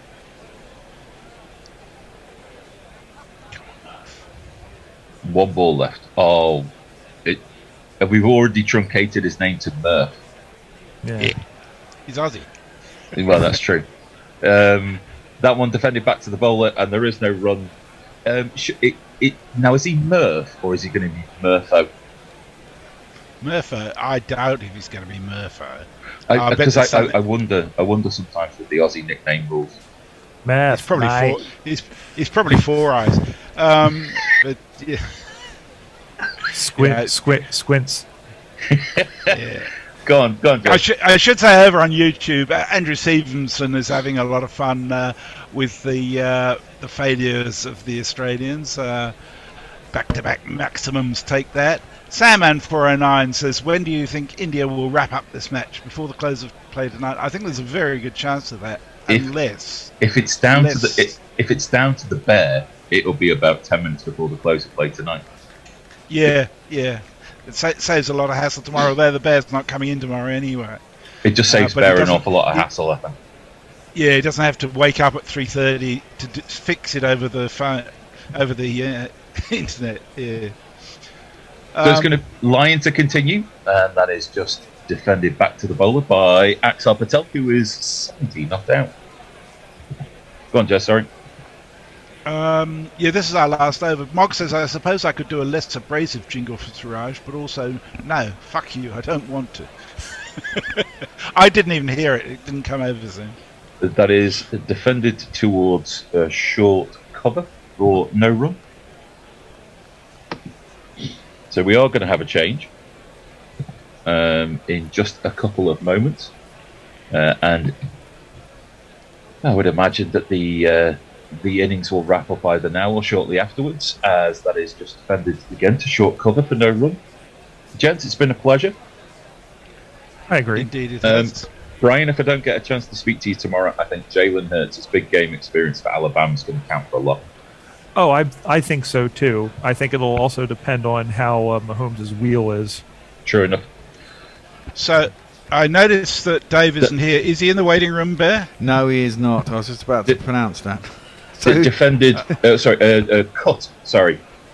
behind square, deep cover comes, and there'll be a single. The scoring is behind. I can hang on. That's not okay. Brilliant. That will not be a problem. I'm assuming David's run out of juice. Well, he's run out of juice. He said he was going to another computer, but it doesn't seem to have appeared again. Well, for the purposes of this demonstration, I can be David Brock if you want me to. Oh, try not to be. Please. Nathan Lyon to bowl to Siraj. And that has spun past Siraj's legs. Carey didn't move a muscle. And it's gone for 4 byes. 1, 2 Wow. That turned a mile. It turned a long way, and maybe Carey. Well, actually, no, he didn't have a chance. No, I was about to try and conjure up something in my own mind that Carey could have got across, but didn't stand a chance. Not a chance. Australia are toast. They're absolute toast. He missed that quite literally by at least a foot. Yeah, that it's spat from, and the problem is from quite straight as well. That's the last ball of the over Siraj defence. That's the last over of our spell as a threesome. Jez, Brian, you're awesome. It's been a pleasure. Yes, as always, Al. Thanks, Al. And now the next voice you're going to hear is that of the bear. Yeah, I'm We're back. up to date on tweets. Oh, David has returned back. He's arrived. In which case, I'm going back to bed. Good All right. night, everybody. Good night, everybody. And presumably Dave still doesn't have a camera. Dave? Dave's got a camera. All right, Dave. We can see you in your beanie hat. Your voice isn't on, though. It's because I haven't said anything yet. Ah, right. Nothing worth listening to, anyway. Whoa. Hi. It's only in 4.3, that camera, though. It's an old computer, isn't it? It's not. Oh, really? Okay. Good. One question. Did you answer on to the... Did you take the fucking keys with you? Production note, yes, because I'm back at 5 p.m. Oh, yeah, but you might not have to come in. That's the problem. And they're the spare keys that need to go into the drop. No, but I will be back because I need to tidy up the room. Production note. As that slam in the air, is anyone out there? There is someone out there, but it bounces before it gets to the man out, sweeping out in the cover. Looks like Kawadra out there. That's Axar Patel. Now, I don't know what he's going to do. Why might I not have to come in? Well, no, you're going to have to come in and get your stuff, actually, aren't you? Just remember to put the keys in the key safe, though, when you leave. Absolutely. You fucking muppet. You have to remember to do that. Bear, is there any chance we could just pick up some of my dirty washing and wash it in public? No, there is a washing machine here now. But no, I'm not doing it for you. But I have tidied I couldn't stand the mess, so I've just spent the last 20 minutes. I was speaking metaphorically. Okay. Defended back down the trap by Axar Patel, and there's no run. I've had to tidy the kitchen, Dave. I couldn't take it. So. Bear, just to let you know, just for information, FYI. Yes. I left after the first session yesterday, so you've got to look at Hendo and Tony. Thank you. Okay. The Wrangler. All right. The Wrangler and Hendo. Cut by Axar Patel out to deep point, and there is Brian, a single. Brian, in case you think that we are airing our dirty linen in public, Hendo and Tony, this is real old school gorilla. No, they come in and they really slob around the place. it's a bunch of old slovenly. Well, men. I don't think the age is appropriate, Brian, but I'm with you on that. There may be a function of there could be an issue there of not learning from experience. Yeah. Well, I mean, listen, you're all older than me, so I'm allowed to say that. Again, I'm going to have to chide you on that because we've got a new ageism code. I don't know whether you've seen it. It's up on the wall at Gorilla Cricket Towers. Well, I don't know if you've noted this or not, but I've never been to England, let alone Gorilla Towers. Let me invite you over, Brian, because you'd save us a fortune on the jingle machine. That was superb. Did you hear those, Bear? Brian, jingles. I did, yes. I was next door doing a washing up, hearing them. Suraj plays that miles away from his bed. Bear, the next time there's a boundary, which won't be too long, with Axar I'd prefer not. Could we let Brian have full vent to his number of the day jingle? We could do, but I'll play the original. I'd rather you play the original. Oh, big swing, no ding. But it takes Carey's gloves. He doesn't catch it, and it goes off towards fine leg. It's not going to be.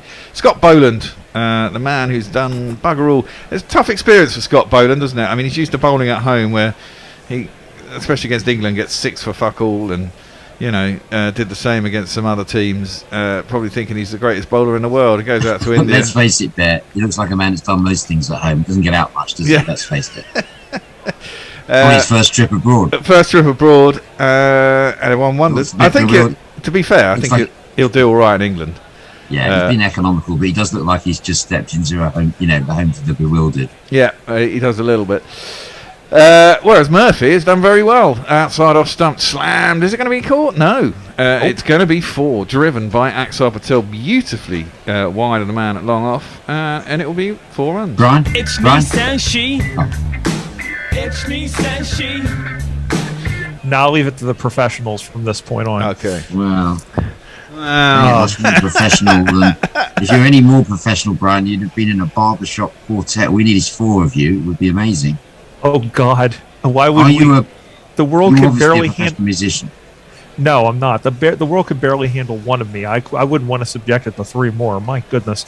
Mog saying Australia's final capitulation will be swift, brutal, and embarrassing as fuck. And then, Jesus, I hope Hendo and Tony are okay after being thrown under that bus there.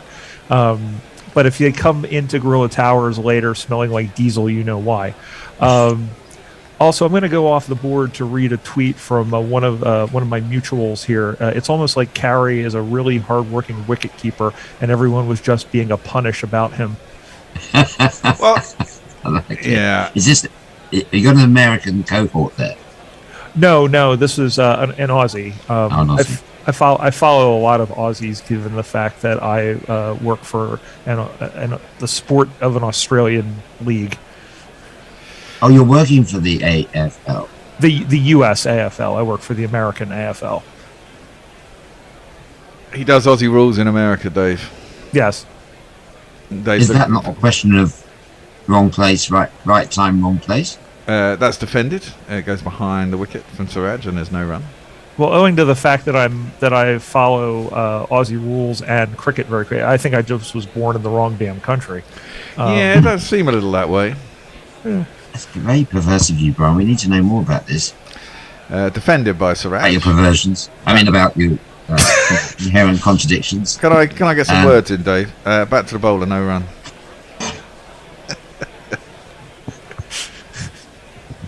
Don't talk over everyone.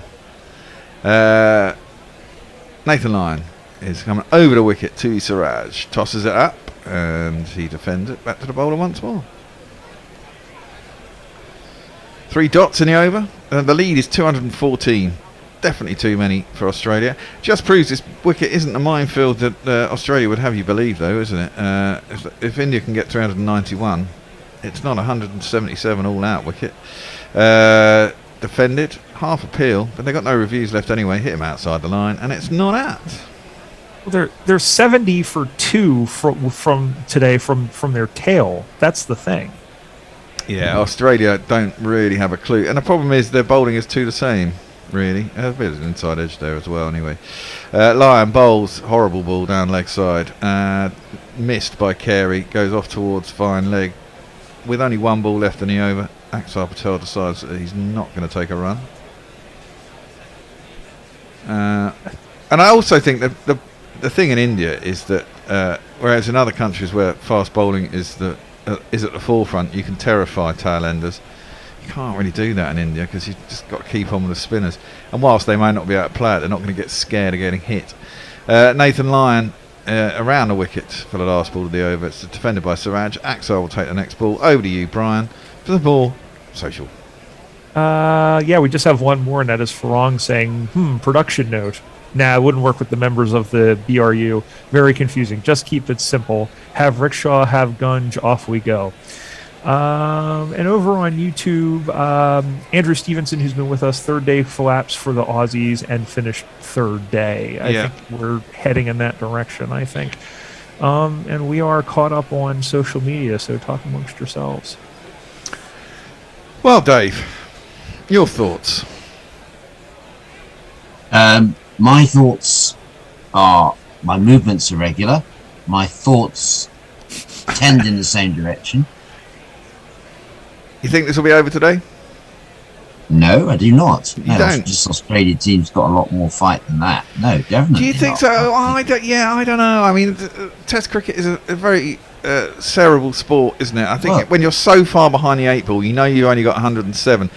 I think they'll start off, but like most teams, like England have done it, they sort of survived maybe for 30, 40 overs and look like they might get somewhere. But if you don't get anywhere quick enough and suddenly a wicket falls, it can fall apart very, very quickly in India. The head can go, and you know you're beaten, and then the fight disappears. Axar Patel goes back, flat and quick by Murphy around the wicket to him. Goes back, tries to cut. It doesn't go anywhere, apart from to backward point. There's no run. I mean, this is Australia, Bert, and you've got at 3 and 4, the finest 3 and 4 to represent Australia since Bradman and Ponsford. Ooh, that's spun. They're not going to Beating give the up without outside a fight. edge. No, you say that. That's defending out, and there's no run. Listen, Joe Root was number 1 in the world when he was last there, and by the end of the series, looked like he couldn't play a fucking thing. I mean, Well, you that can was be the as good. captaincy. Well, yeah, it may well be the captaincy, but he's still one of the best batsmen in the world, and you know, everyone can struggle when it gets on top. It shouldn't be on top in the first test, as that's worked around the corner by Patel, and there's no run. But very quickly, you find yourself in a situation where you don't know what to do. Are you saying? Are Are you saying, Bear, that it's going to be like those 5-set tennis matches where a decent player will concede defeat and not, you know, when it's two sets to love, not try in the third set? No, not just that. Down the track comes God. Axar Patel. He's got enough of that, and it's gone over the bowler's head. He might well get himself a ton. What here. a great shot! It's 6.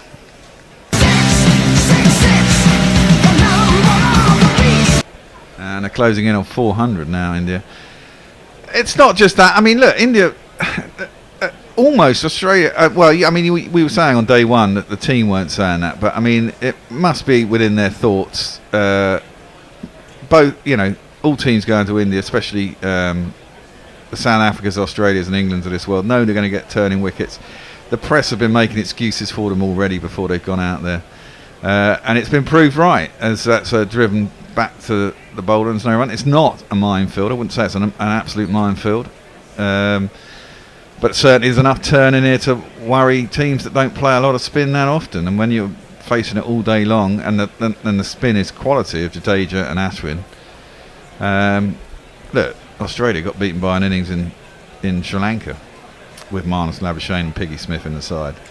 I mean, that's cut hard, but can't beat the man at backward point, Axar Patel, and there's no run. if I can just come in and you pause for a moment. Yeah. One of the reasons I think this game is going to go into tomorrow is that Australia have to dislodge this last pair. And the way that Axar Patel is batting is not going anywhere. He's looking for a century. He deserves it.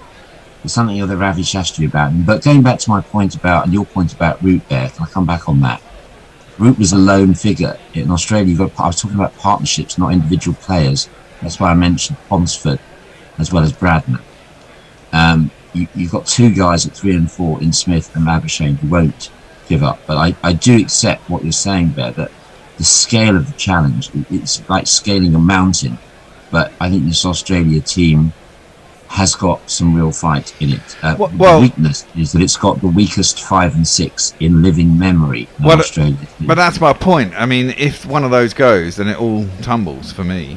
And that's the point. They might well put it. I mean, they put an innings together in the first innings, didn't they? I mean, they went from 2 for 2 to 85 for 3, and then 177 all out. And that'll be the sticking point for India. But they'll know if they get through one of those, they'll have an end open effectively, or they will think they will.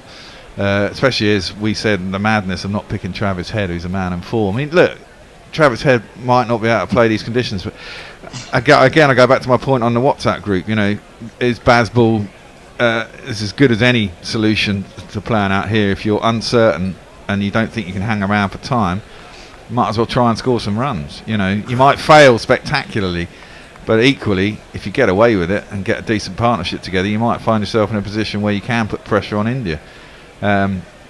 Australia haven't been able to put pressure on India. Cummins is back. Bloody hell. Well, that's maybe not such a bad idea to bowl to Siraj. He doesn't look as comfortable against pace as he does against spin, and gets inside the line, but walks right across his stumps, and it kept low. If he misses that, he's going to be plumb LBW, but he works it square on the leg side, and there's no run. And we're getting to the point. Those figures will worry the Australian captain more than any other. His own bowling figures: 19 overs, one maiden, 0 for 77. The way that that Rohit took to him first innings, every time he dropped short, Rohit was equal to it.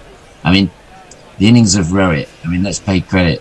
Rather than talking down the Aussies, I'm going to talk up the Indian performance, because the way that Rohit played was a superb innings, wasn't it? Yeah. Latching onto anything short and depositing it.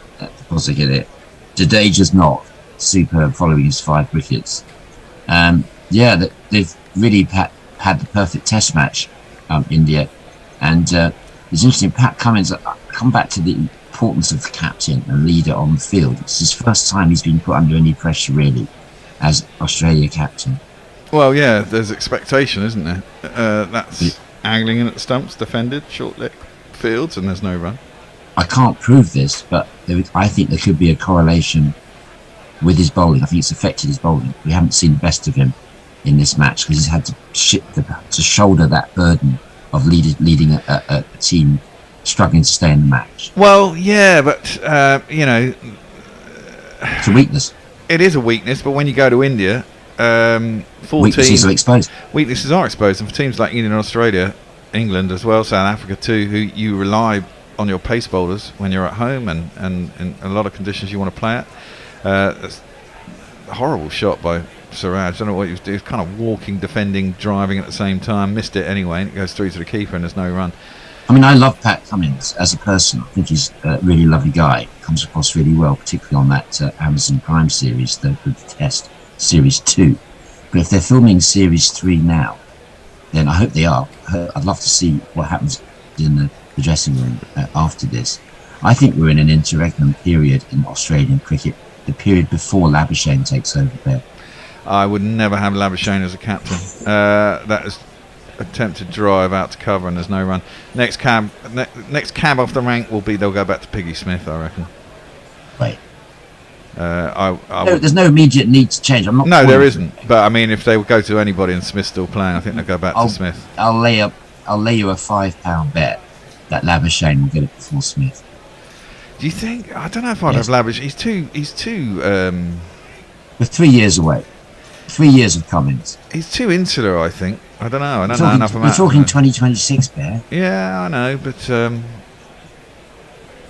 I don't know if he's captain. He's not insular. Labuschagne's not insular. He's a great team man. He always has the right word to say to people to egg them up. I saw his role on the Amazon series. Maybe so then. Edged gone through about third slip though. Well, there isn't, because they've only got one slip. There's a third man down there. It's Nathan Lyon. It'll be a single. We've got 12 minutes before lunch, so unless a wicket falls now, well, no, I think they'll go for lunch if a wicket falls anyway, when they come out 10 minutes early. What have you got for us in terms of lunchtime entertainment today, Bear? Because there's no way I'm turning my radio off at 6 o'clock in the morning. It'll be a Who's That Weirdo episode, I think. Good. Which one? Don't know. I mean, are we over-egging the pudding to have the Bumble one again? My favourite. We can have it again. It doesn't really matter. That's angled in at the stumps once more. Siraj clips that reasonably nicely, but straight to mid-wicket. And there ain't no run. And it's a maiden. I mean, I don't know what you think, Brian, but, you're a man of the arts. Do you think that humour, like music, improves with repetition? I think so. It depends on the humor, though. Because I'll go back and listen to certain like comedy things over and over again, and there's I think the first George Carlin routine I ever listened to, I listen to occasionally to fall asleep because I know what the cadence is and I know what all that other stuff is. I'm a weirdo like that. Let's get some tweets in real quick. Messi, just a quick alert: the GPL is at 78 quid. You have 10 minutes to enter. Be there or kindly be square. Jay with a couple of tweets. I'm going to put this first one in through the British translator and going, Dave, my good man, shut up and let people talk about the cricket match, my dear fellow. He used some Anglo-Saxon words in there, and I would prefer not to say them on the air. Also, doesn't this reinforce the level of achievement of India and Australia? Great size, adapt to conditions. And also, from a one-eyed English point of view, it's nice to know we're not the only ones wank at bowling to the tail. Yeah. Well, thus ends the monologue by Jay Grover. Well, India have got certain advantages. They've got a population of 1.4 billion who all love playing cricket, and it's their absolute prime sport. As Nathan Lyon bowls around a wicket to Axar Patel. Everyone wants to be a cricketer in India, much like everyone wants to be a footballer in England, and consequently, you've got a massive pool to pick from. And one thing you have to say about India over the last 10, 15 years of realising, and I think this is Kohli's doing much more than anything else, is that's clipped sweetly by Axar Patel. He wants 2. They're going to come back for 2, and they get there. As Siraj has to dive in at the bowler's end. They're fast. They were always.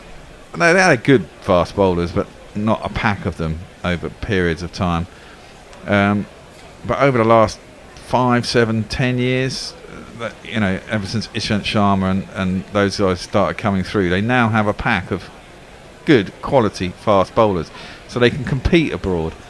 And obviously they have the spin at home, so they're kind of more effective away than from home than the likes of England, where England go to India, we have to pick Jack Leach and AN other, who's probably not good enough.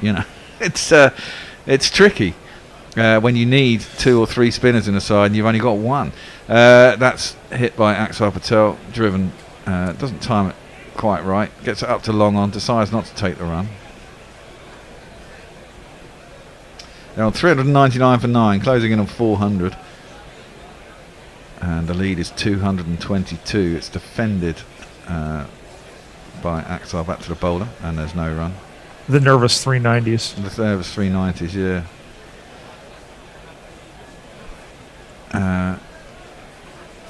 And Smith got dropped on 6 in the first innings as well. If something like that happens in the second innings and he gets taken again, I think it falls apart quite quickly. Seen it an awful lot in India. Watch an awful lot of cricket in India. Test matches. That's too short. Cut into the ground and taken at cover, and there's no run. I don't know who that was there. So maybe it was Hanscom. 1 ball left in this. And they've also been out there for nearly 140 overs, which is going to tire them out as well. Mentally tiring. Driven at by Axar Patel. Gets it to cover. And there ain't no run, and presumably Pat Cummins will continue and try and bowl out Siraj before lunch, giving India 2 sessions to bowl them out today. Over to you, Brian. Yeah, Mog saying preach, brother, preach, just saying that. Sandman 409 saying looking forward to watching Ashes this summer. Wonder how England will handle Labuschagne and Piggy Smith. As long as bowls can get Piggy Smith out cheaply, should be easier. And Andrew Stevenson saying Archer will get Piggy and Anderson will get Labuschagne. I'm hoping so. It's going to be a good series. I don't think it'll be easy. I think it'd be interesting playing Bazball against Australia in England. Just to throw in, we're watching Axar Patel wielding his willow axe. His high coming in, his test in this, his 9th test coming in was 52 was his high score.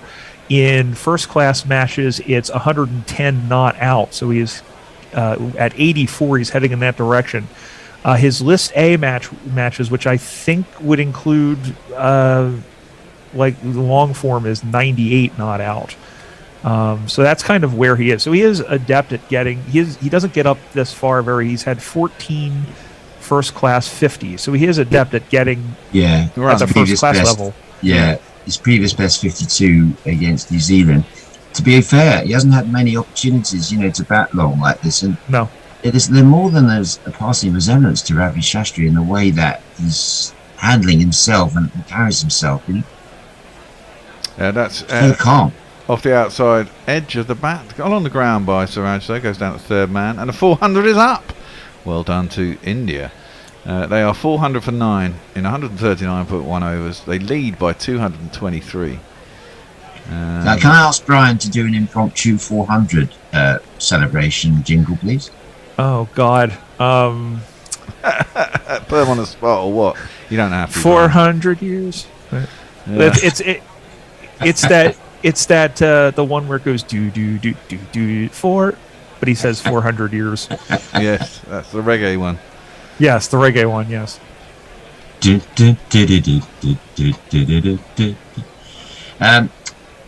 I did enjoy the half-hour coverage with Al and Messers and Brian that preceded this.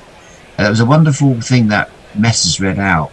Bear, did you hear it? Wasn't a tweet. It was on Patreon from O'Neill. Yeah, I love that. Can we get to that again? I can read it when we have a free moment. It's more one for our sales pack there. I didn't hear it. I was washing up, dude. Yeah, I can read it when there's a spot when there's available moment in the play here. Well, Cummins coming around the wicket to Axar Patel. He's cut. Goes behind square, out to the man on the boundary. They take it? They did not take it. No. He decided not to take it. I mean, there, he's got his eyes on the prize here, Axel. God, what a test match century would mean to him. That previous best 52 against New Zealand. As you say, he's got one in first-class cricket, Brian, as you point out. But, God, a test match century. It's going to take some getting, though, because Siraj is going to have to stay with him. But that's what will be on the minds of everyone in the Indian dressing room. Yeah, Australia will be so disappointed. Oh, he's had a big heave at that. And I think he's got him. Yeah, he has. It has hit the wicket. I thought it was close to the stumps. It must have just clipped the off stump. Because I thought they were going up for catch, but I thought it didn't carry. But it has just clipped the off stump. And India are dead out on 400. That will be lunch. Because there's only 3 minutes till lunch. Perfect symmetry, Bear. Indeed. But I was just about to say, I mean, from the point they were yesterday, seven wickets down, they were hardly in the lead, were they? They had about a 50-run lead. It's so dispiriting when... Well, let's have a look at the scorecard, actually. When did the 7th wicket fall? I've got 240 for 7. 240 for 7. So the last 3 wickets are put on 160. Yep. I mean, that just takes the wind out of you, doesn't it? And considering they dropped both Axar and Jadeja at times yesterday as well, it's the kind of thing that really plays in the head, and you think, what ifs? And then you've got to come out and face that. And I think it's going to be a lot harder for Australia. I think Jadeja and Axar Patel will be a lot more... Well, Jadeja got 5 in the first innings, but I think Axar Patel will be a lot more dangerous on this third day. I think there'll be more turn for him. He'll be bowling those darts in at around about middle and leg, close to 60 miles an hour. Some will turn, some won't. I think there'll be a fair few LBWs. I'll tell you what, Dave, I'm going to be doing unders all day long. I was going to say, it sounded like you were leading up to this. Both Bet365 other bookmakers are available.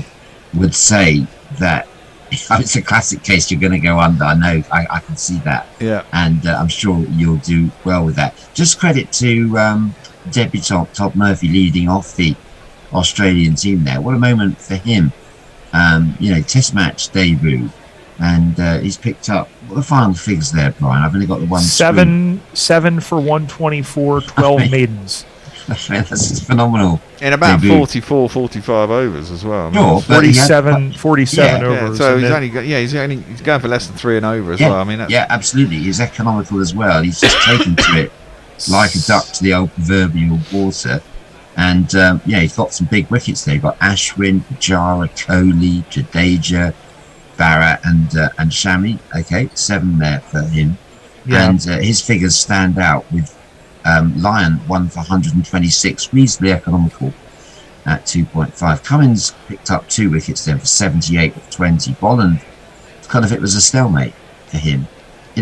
He bowled 17 overs. He only went for 2 and over, but he didn't look like taking a wicket really. No, too slow. 34. He's a long way from home and from mummy.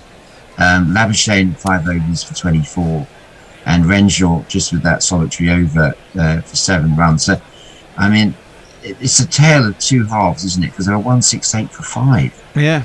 At stage, and they've got to 400. Well, there's 3.5 innings, isn't there? There's 120 from Rowett, 70 odd from Jadeja, 84 from Axar Patel, and a handy smash from Shami of 36, which really would have been painful to be on the end of. Oh God, can you imagine having to chase those balls and fish them out the rabbit hutch, the bread basket?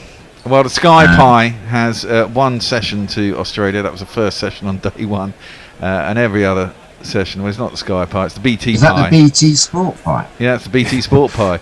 It's the BT blueberry it's the blintz. BCCI pie. Yeah. It's the BCCI pie, actually. And it has 6 sessions to India and 1 to Australia, and that's probably about right, and where we are with the match. So, I guess we go after lunch. Any last tweets? Messi J sharing Andrew McGlashan's feeling that Axar Patel bowled by an umpire's call. And then, let's see. Things that give me existential dread. Aussie debutantes performing well in an Ashes year.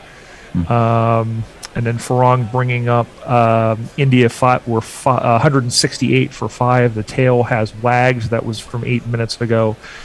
And that's just something to ponder over the break from Sandman 0409 on YouTube, which is which open pair would work better? Jimmy and Arch, Jimmy and Brody, Jimmy and Woakesy, Arch and Brody, Arch and Woakesy, or Brody and Woakesy? What about Ollie Robinson?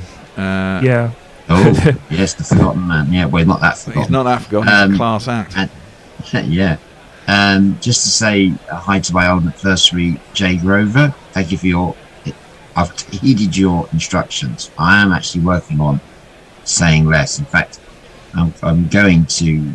well, not anger management classes. It's Ashkenazi management classes, just to take the edge off. Yeah, take the edge off any enthusiasm I might show. I got done on Villa Cricket Towers first day, Brian, for being too enthusiastic about the game. And yeah, within 4 minutes of the start of the game, I had an email from my neighbour who got woken up by Dave shouting. Well, I wasn't actually. I was just sort of wasn't even shouting. I was just sort of being normal volume for me, but it's too much for the neighbour, our friend downstairs, who complains at every hour of the day because he's working from home and therefore needs silence during the day. I mean, get a room. And not only that, you can't expect people to be silent in their own house, especially not in daytime hours. Enough of that, though. Before you go, just a stat that Abhishek Mukherjee from Wisden, India, has put up a fantastic that Murphy with his 7 for 124, 1, 2, 3, 4, 5, 6, 7, 8. The 9th best appearance, best figures by a spinner on men's Test debut, and he is only him and only 8 other men spinners have taken 7 or more wickets on debut. Yeah, I've got a giveaway, Bear, just before lunch. Actually, I'm not sure I'll be able to get tickets to someone. I've got 2 tickets I'm not really used today, Bear, for the Premier Enclosure at Newbury Races, but I realised I'd have to give the tickets, so I can leave them on the gate. No, if anyone's interested, fancies a day at the races, I'm unable to. Newbury's a bit far from you to try and drop them on the gate, isn't it? It's not. It's on my way back into town, there. Is it? I thought it was Newbury's in Hampshire. Mate, Newbury's in Berkshire, man. Oh, is it? Oh, okay, there you go. Minor county or national county. Can I just give a shout out to the West Indies boys, who did a fantastic job against Zimbabwe, and a shout out to young Chandler Paul Jr. He and Brathwaite broke the record for the highest ever West Indies opening partnership. They broke the record of Haynes and Greenwich. Okay? Yeah, I know that. I've got to say, it's against Zimbabwe. Oh man, you got to score the runs, man. Yeah, but it's like fucking Matthew Hayden getting the highest Test score against Zimbabwe. It doesn't really count, you know. Well, that record didn't last for long. No, it didn't, thankfully. Yeah.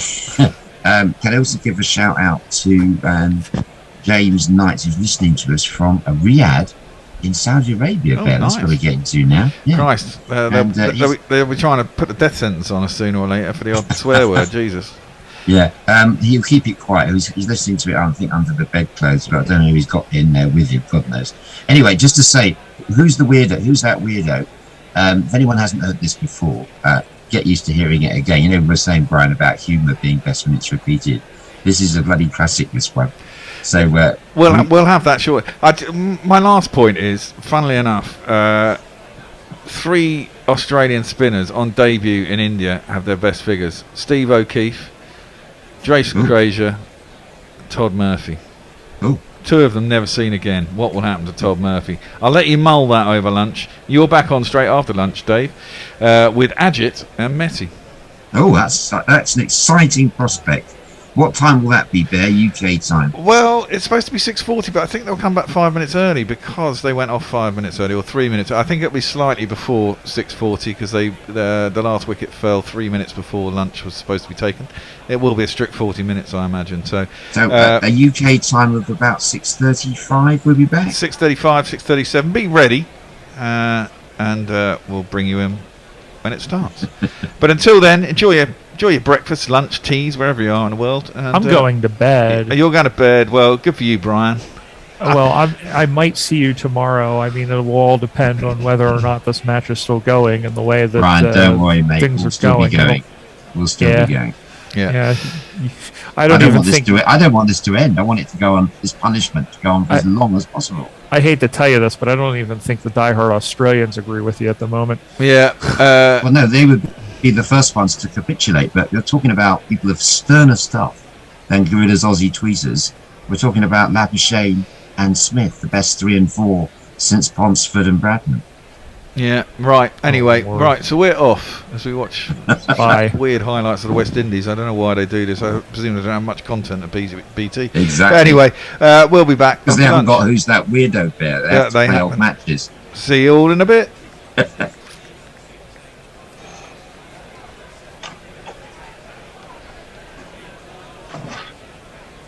Can't hear anything, Bear. About Cashin Singh. He may make a comeback. Of course, there's going to be Major League cricket, isn't there? Was born in Tunbridge in 1877, the year, of course, of the first ever Test. He was the first player to get 10 first-class wickets in an innings, which he got in the Gentlemen and Players match at Lord's, took all 10.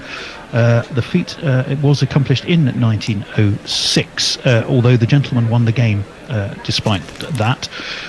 In his first-class matches that season, he took 186 wickets at 20 apiece and did much towards enabling Kent for the first time to carry off the championship. He had 2 tours of Australia for England under Bellum Warner in 1907 and then Arthur Jones. And he did pretty well on that second tour.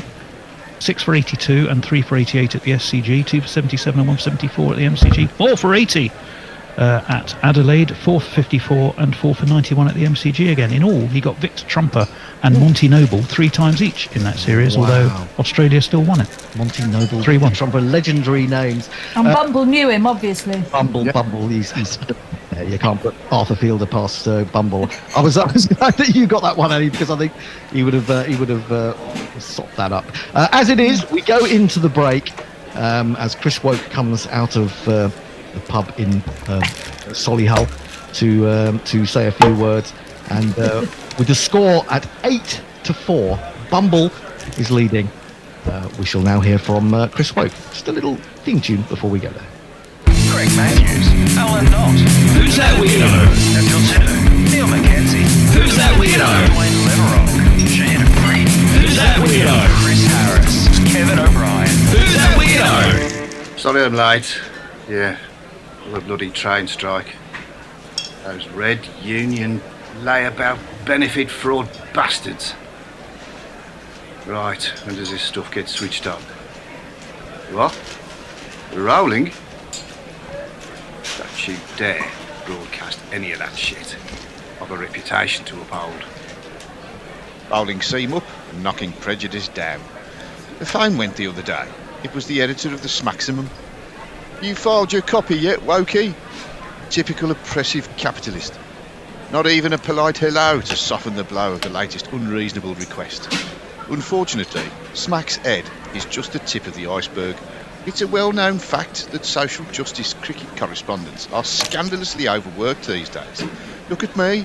In the last fortnight, I've been expected to deliver not only an entire piece on the Interplanetary Solar System Cup, but also an audio recording outlining my forced inclusion programme.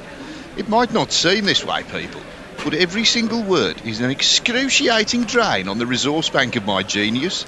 What's more, all these different formats make it doubly exhausting. My woke load is simply unmanageable. One of the specky grey beardy dinosaurs at Gorilla was depressingly unsympathetic. In my day, cricket writers would regularly knock out 1,000-word articles every day at week and still have the strength for a couple of features at weekends.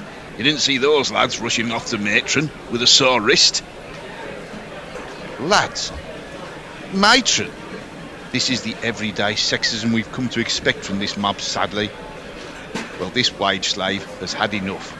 It's time to make a stand. From now on, I shall be operating a one-day woke. This means that within any given 14-day period, I shall insist on 13 days of rest, all expenses paid trip to the spa at Leamington, and 3 meals per day at Birmingham's organic food village, Leaky Blinders. That will leave me fully fit and firing for one day a fortnight to craft world-class content for you, the deserving cricketing public. Boston, eh? This sort of action is the only way to get employers to sit up and take notice. If they do not heed our message, they risk burning people out. And that will only add to the climate change emergency we're all facing. Remember, as England's men found out under Mike Atherton, one out, all out. Until next woke, comrades, ta-ra, me ducks! Greg Matthews, Alan Knott. Who's that weirdo? Daniel Titto, Neil Mackenzie. Who's that weirdo? Dwayne Leverock, Shane Freedy. Who's that weirdo? Chris Harris, Kevin O'Brien. Who's that weirdo? Thanks very much, Chris Woke. He's always got his finger on the pulse, and I think you should all follow him. He's also available to be read in our weekly news and views letter, The Smaximum, which is available to Patreons, patreon.com/Gorilla Cricket, if you'd like to support the work that Gorilla Cricket does. We are back, and Bumble is 8-4 in the lead. It's going better than you can imagine, isn't it, Bumble? Delirious, are you? You've moved rooms, by the way. You look like you've moved rooms, have you? Yeah, no, I've just moved hands. This time we're going to sleep, so I'm now holding it very primitive. It's an iPhone, which I'm holding in my left hand. Oh, is it? Oh, it's a very good picture on an iPhone, I have to say. It's absolutely brilliant. Although probably shouldn't. Other sort of phones are available, I should say that, shouldn't I? Really? Right, moving on. It's Bumble's turn, and the first after the interval is the great name of Ronald Saggers, Australia. Dead cricketer, live cricketer, or who's that weirdo? Ronald Saggers. Who's the weirdo? No, you're wrong. Yes, chance for Annie to come back into the game. Dead cricketer or live cricketer? Annie? Live cricketer. No bonus point for you, I'm afraid to say. You're all totally wrong. He's a dead cricketer. Everyone knows Ronald Saggers is dead. What's the matter with you two? I can't even pass it over for anyone to have a guess how old he is. He can only just have died, surely. Well, it depends it depends whether you think 1987 is fairly recent. Yes. I'd like to think that, but unfortunately it isn't. Ronald Saggers is a dead Australian cricketer. He died aged 69 in 1987, and Tony's got more information about him. I may be, what's his name? Richard Osman, but I don't think Alexander Armstrong ever punches the air with quite such glee and delight at guests getting things wrong. But then we go. He is indeed, sadly, alas, a dead cricketer. He died at the age of 69 in 1987. Did Ronald Saggers. He was born in Sydenham. What, at Sydenham? Sydenham, New South Wales. Not Sydenham, New South where Wales. we are, of course. Though he died in Sydney, he is no relation to Martin Saggers. Played for Australia and New South Wales as a wicketkeeper and batsman. Quite tall for a wicketkeeper he was. Very useful right-handed bat. He scored 1,888 runs with an average of 23.89. His one century being his 104 not out against Essex in 1948, when the Australians put on 721 in one day. So was that 1948? In 1948. That was the Invincibles, wasn't it? Yes, it was. That was the Invincibles. 6 tests in all. He averaged 10 and a high score of 14, which he got versus South Africa in Johannesburg, and Australia, which was in 1949, and Australia won that by an innings. He was understudy a lot to Don Talon, somewhat restricted his opportunities, as Bumble will no doubt know. You know a bit about Don Talon? Yeah, I'm Don Talon on the centenary test, so that would be 1976. Wasn't it? Australia. Don Talon, he had a brother as well. There were two of them. Talon. Hey, you're having me on there. You're talking about Birds of Prey now, aren't you? No, he was a real character as well. I mean, a proper Australian larrikin character, Don Talon. And he had his brother. We'll have to look it up. We'll have to look it up. We will. We'll do that at the end of the show. Moving on then. Unfortunately for Annie, she failed to take advantage of Bumble's failure in that particular instance. We move on and we say to Annie, Rafiqul Alam, Bangladesh. Live cricketer, dead cricketer, or who's that weirdo? Rafiqul Alam.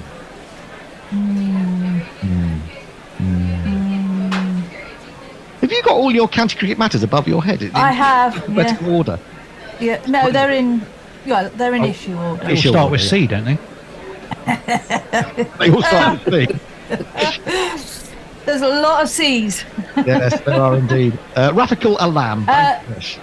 Right. Well, we haven't had one of these for a while, so I'm going to go. Who's that weirdo? Absolutely wrong. I just haven't got it this time.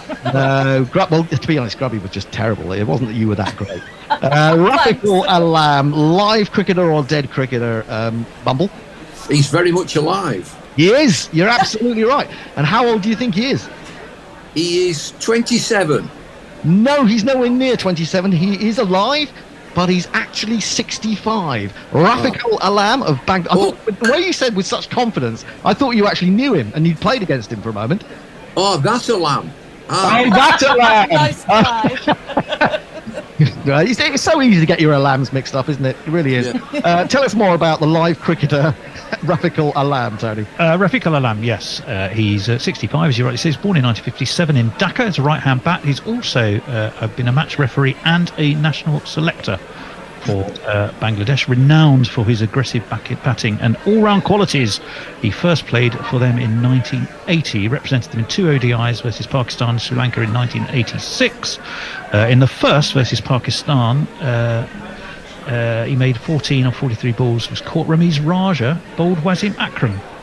Versus in There's another actor. There you go. In the second versus Sri Lanka in Kandy, he only made 10 of 20 balls. Bangladesh lost both games. But a man of Lancashire, of course, got him out. There you go. Rafiqul Alam, a Bangladeshi live cricketer, aged 65. Moving back to Bumble, we only have 4 names to go. It's really hotting up. Bumble has 8. Annie has 4. He had 8 before. I know, but he didn't get the last one right. Oh, no, that's true. Yeah, that's why I didn't give him any extra points. Oh, okay. I was going to, but you know. Now this is an interesting one. Anakali Akasha of Sri Lanka. Anakali Akasha, Sri Lanka. Bumble.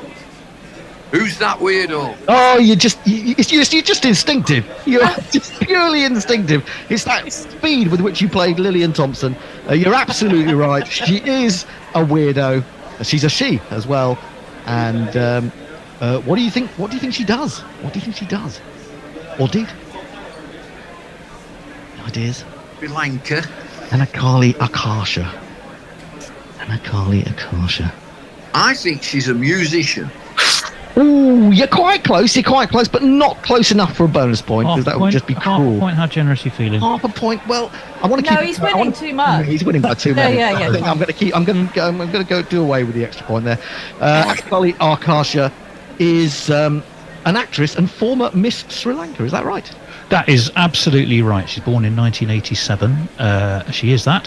Film actress, model, singer. Did you say singer, Dave? He did say so. Oh, I'm going to give him in that case, have you a full point. You have a point, yeah. TV host and politician.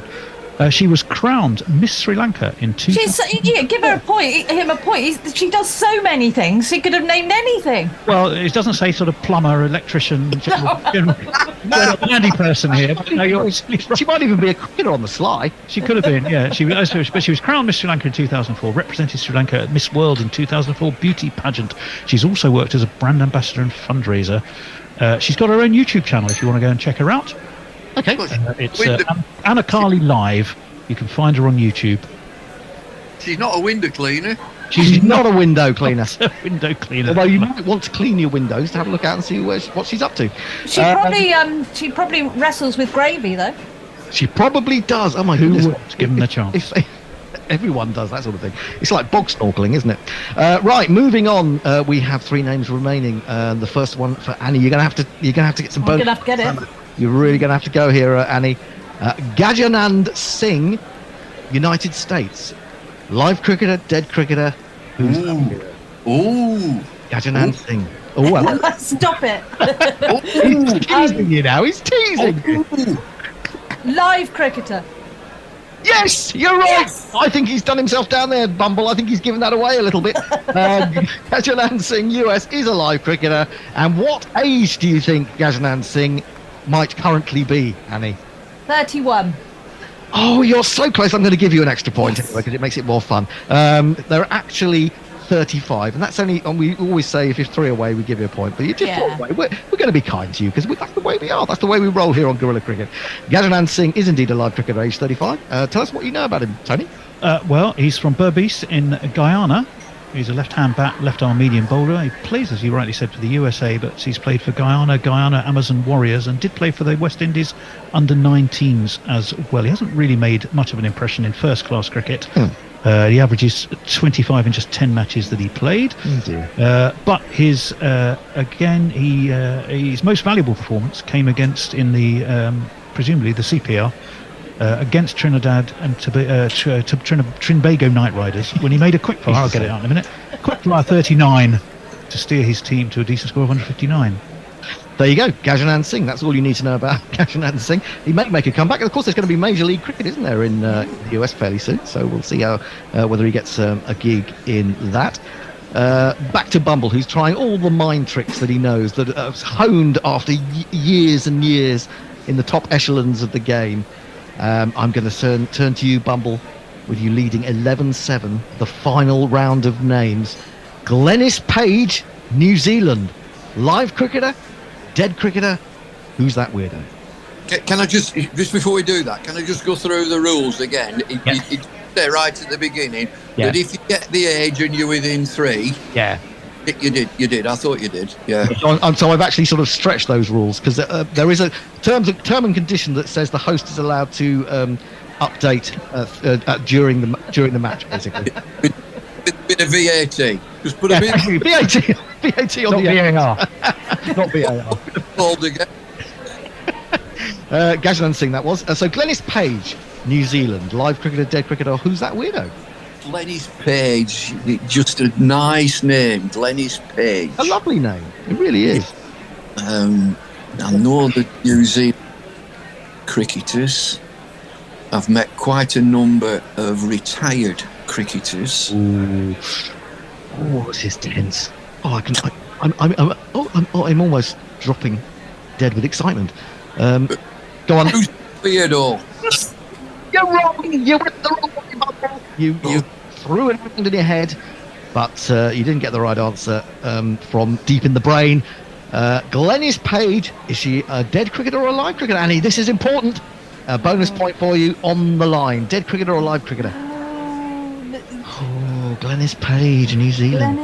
Glennis, Bumble knows some of the old retired ones. You know some Glennises. But maybe not a really old one. I don't know how far back, but I'm going to go for dead. You're absolutely right. You've got a bonus point. Well done, Annie. You're coming up on the stand side. She died, I can tell you, a while ago. And for an extra bonus point, how old do you think she was when she died? It was really sad. She was only 49. I think I said she was only 14 for a moment, which would have been really tragic. She wasn't only 49. She was 72 when she... I was still really sad. Yeah, it was really sad. Yeah. She got this mortal coil in 2012. And Tony's got some news and information about her. Well, I can tell you, she was born in 1940 in Auckland. She played for Auckland women and New Zealand women. Very useful slow left armour. Played just 2 ODIs. She made her debut against Trinidad and Tobago women in the 1973 Women's World Cup, which of course was played in the UK. That game was played in Clarence Park in St Albans. Really? Which, as Bumble I'm sure will immediately tell you, is where St Albans City in the National League South play, because I've been and watched Watford there many times in pre-season friendlies. And it was also New Zealand, that first game was also New Zealand women's inaugural ODI. She made 5 with the bat, but took a very impressive 6 for 20. Wow. Rolling the Trinidad and Tobago women for just 61 all out to win handsomely. They all went off. They won the cup that year, of course, the World Cup, under the captaincy of Enid Bakewell. They got a century, but it was the captaincy of Rachel Hayhoe Flint.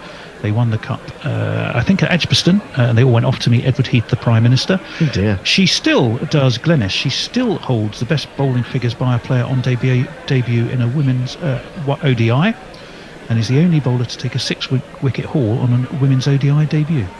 There you go, Glennis Page. She's very much not a weirdo. She's a dead cricketer. And that makes for a fascinating final name that we are going to give to Annie. Now, let me look at the scores. Bumble has 8, 9, 10, 11 points. Annie, reigning champ, has 2, 4, 6, 7, 8 points. So not only are you going to need to get this right, Annie, you're going to need to get some subsidiaries right as well. So this is absolutely crucial for you. And if I do, it'll be a tie. And if you do it, because super over. We'll have to find another name. I don't think we've made contingency plans for that. I have got a couple of spare names. I've got a couple of spare names, so it goes that far. Well, I almost feel like trying to fix it for that, but I won't. Anyway, the final name of today's Who's That Weirdo is Warwick Turner, Australia. Live cricketer, dead cricketer, or Who's That Weirdo? Warwick Turner. Warwick Turner. Definitely Who's That Weirdo. You're absolutely right. You've got 2 points. Oh my God! You're within 1 point of Bumble. Poor old Bumble. He can't believe it. His head is in his hands, because all you need to do now is tell us what you think Warwick Turner of Australia does. Now think deeply about the kind of mischievous things we get up to here on Who's That Weirdo. You're going to have to sort of run it through. So it's going to be something really obscure, basically. I possibly comment. I couldn't possibly comment. I can hear the sledging from Bumble at this very moment, trying to mess with your mind. Oh, yeah. What do you think? What do you think Warwick Turner did or does? Pornography. Oh, well, in a sense, pornography, because he's involved with food porn. I think you have to say food porn, because he is. I don't know. Actually, I should send this over to Bumble, shouldn't I? Because you got that wrong. Bumble, do you want to have a guess about who Warwick Turner is? He's in food. Yep. Yeah, good. Well, good. Very good. You're absolutely right. How far in food is he? He's a very famous restaurateur. Oh, if only he were. I'm afraid you don't get an extra point for that. It means you're going to probably come out on top. We're going to have to add it up in a minute. But Tony, tell us what Warwick Turner did or does. I absolutely can tell you that. His main claim to fame was achieved in 2011 when he captured the World Black Pudding Championship title in Ramsbottom in Lancashire.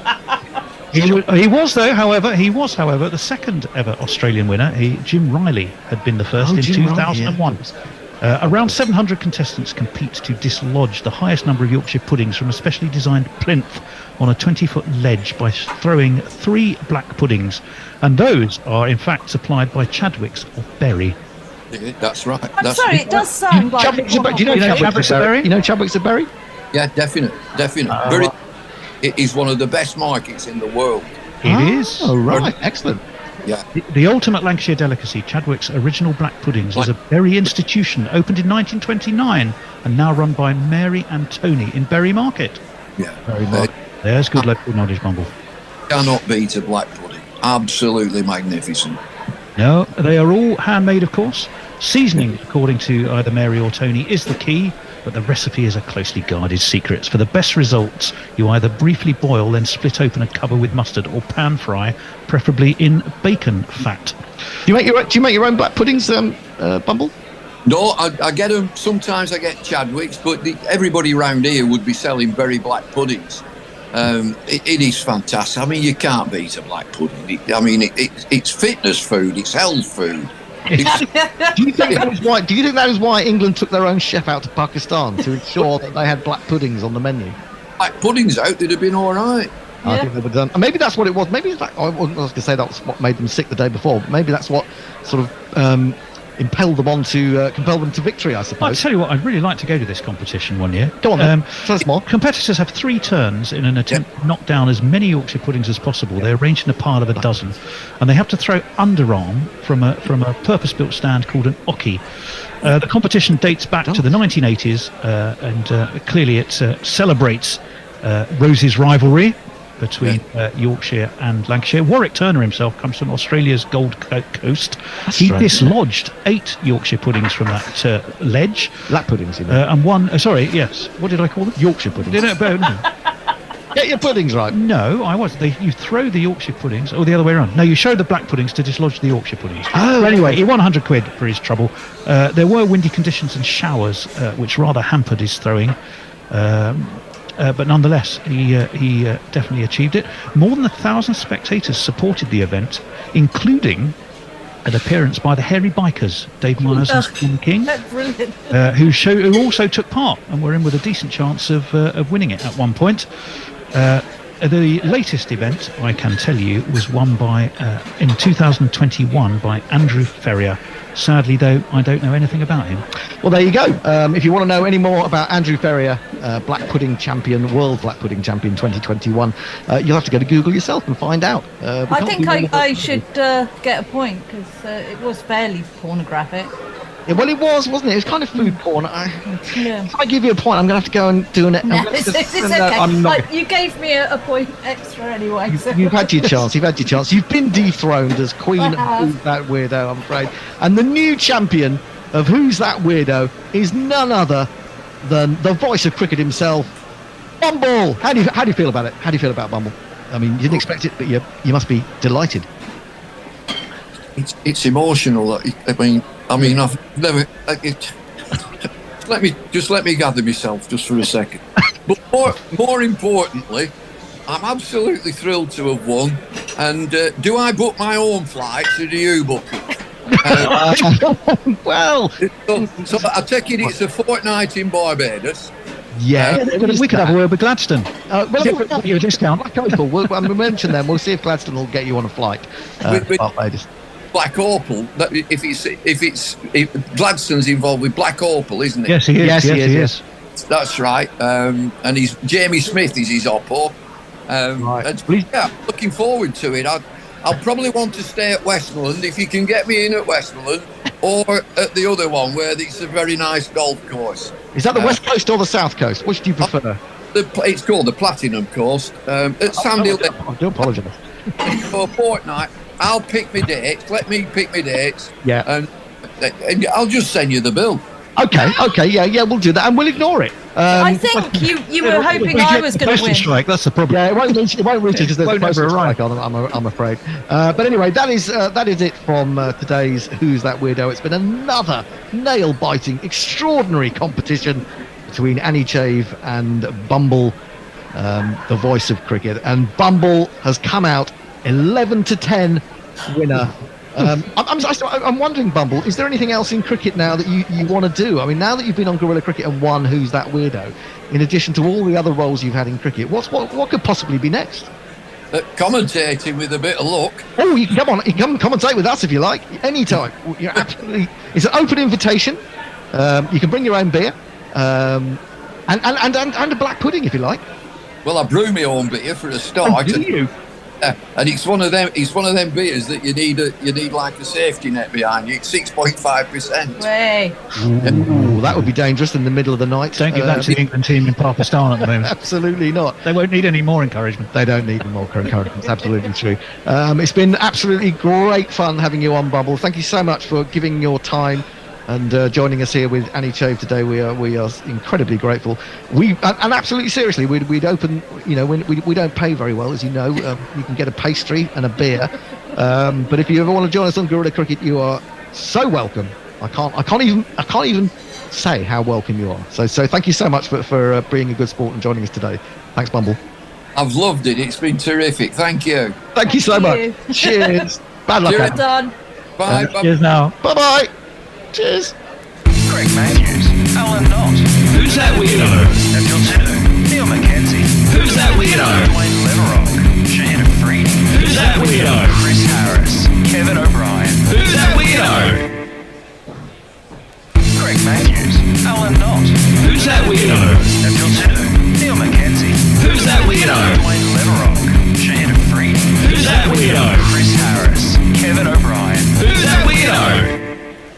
good afternoon, good dawn, good dusk, wherever you are in the world. Welcome to Guerrilla Cricket. And after a break of about a month for Christmas, we're back with episode 5 of Who's That Weirdo? A test of skill, knowledge, and overactive imaginations that separates the live cricketers from the dead cricketers and those who aren't cricketers at all but sound as though they ought to be. I'm Gorilla Hendo, Nigel Henderson, and today's edition matches occasional gorilla Kit Harris, the finest Richie Benno impersonator it's been my fortune to meet, but more importantly,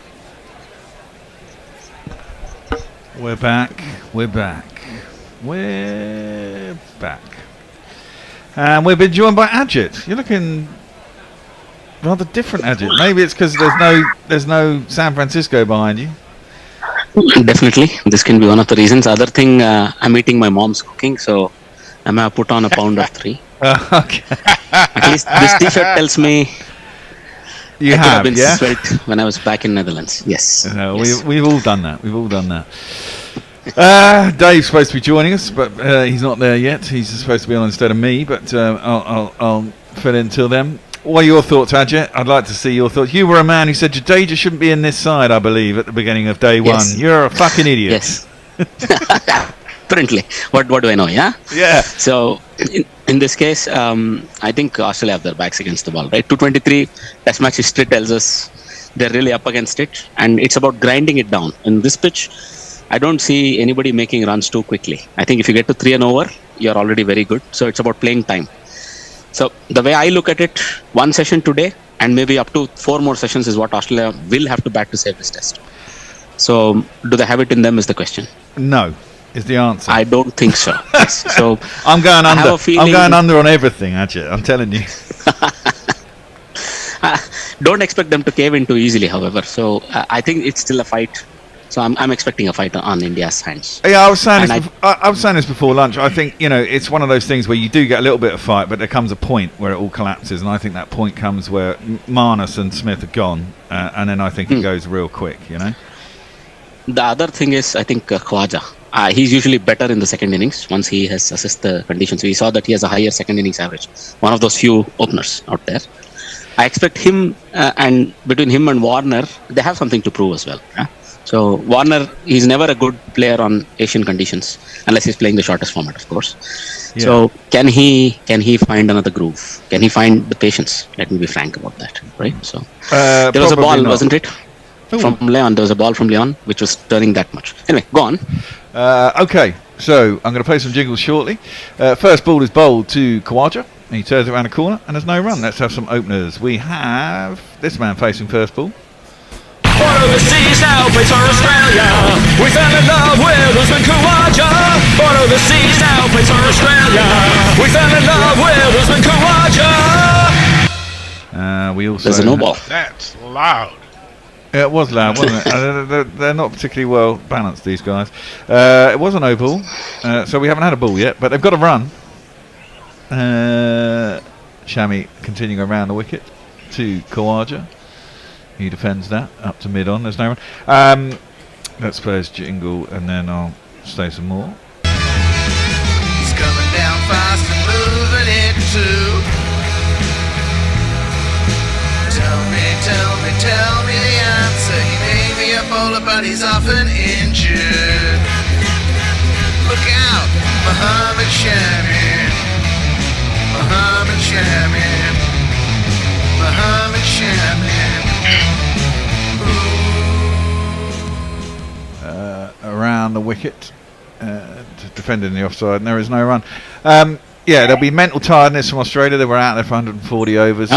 The pitch is deteriorating more. It's a bit up and down. It's turning sharper. The turn is up and down. It's Another one. And they've got spinners who spin it both ways. I just don't see this going too far. Anyway, Dave, welcome back. Dave, you're on, mate. You're supposed to be doing ball by ball, so I'm going to hand over to you. I was just covering while you were not here.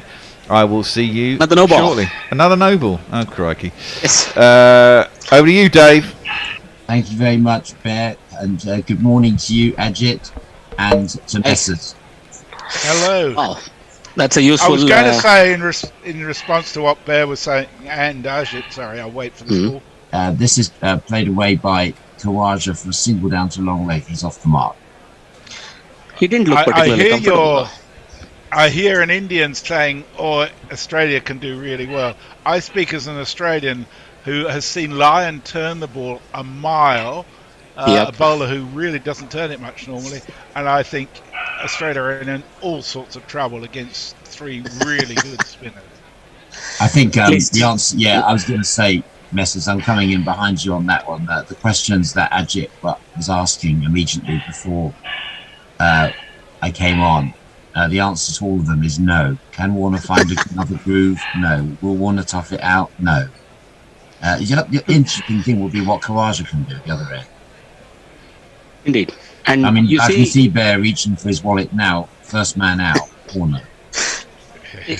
One thing I see, Shami is immediately on the ball. And the single that Khawaja took was also off an inside edge. He looks a bit hurried. Khawaja did. We'll see if Warner is able to cope better. Under 25.5, Dave. All right. It's a steal. Oh, come on. It's a steal. Is that Warner's runs? I'm always supporting the underdog, right? So I think that's the team total, if I'm not wrong. I'm just going to come back to Bear actually in a moment because we're talking odds rather than opinions here. But the two, of course, closely related. Bear, was that Warner 25? Sorry, or under, you're calling ball by ball, Dave. That's played out for no run. Was that under no? Was that under 35? No. That's full of the first wicket under 25. Full of the first wicket. Can we have a Warner runs, please? Other bookmakers are available, but they don't seem to offer the range of odds of Bet365. We hope that they will. 888 come and gone. Betway come and gone. Warner, you can get under 13.5 is 13 to 8, but the line score is 23.5. Interesting. Here's Shami round the wicket, and that's outside the off stump. Warner doesn't play at that, and 3 for no wicket. So Ajit, you must be feeling cock of the hoop. Oh, you're on mute, but I can see you can barely contain yourself apart from that. I mean, I can tell you I've been very happy to see how India have played, the maturity they've shown. Under 3 and over is not a problem, but they stuck it out for 140 overs, so that's very good. And the maturity shown by the tail, I think it'll be a little alarming as the series goes on if you're an Australian supporter. Absolutely. Yes, indeed. Absolutely. Here's Shami to finish the over. And, it's edged and into the gully. Warner's not going to hang around for too long. I'm going to be climbing to that 13 to 8 that's available from Bet365. Other bookmakers are available. Over to you, Messrs. Jay says, Ajit, oh lordy, I've seen that haircut before. That's an Indian mother's haircut. Good luck, bro. Well, she doesn't do haircuts anymore, but she would if I let her. Yes. For Ron, they put a bowl around. They put a bowl on your head and cut everything off. That's what mothers do sometimes. Well, they do, don't they? Farong sent us a notice of Bangladesh versus England on Wednesday, the 1st of March, ODI. He said, all hits off from Mirpur, March the 1st. April the 1st may have been more appropriate. If making the journey to Bangladesh, VIP rickshaw can be arranged for you. And interestingly, it shows Bangladesh having won 3 of their last 5 ODIs, England having only won 1. So there you go. And in Bangladesh, it can be a struggle. Oh yeah, low pitch sometimes turn. Well, we have to wait a long time for the introduction of this man in the first innings. He's straight into the action this time round.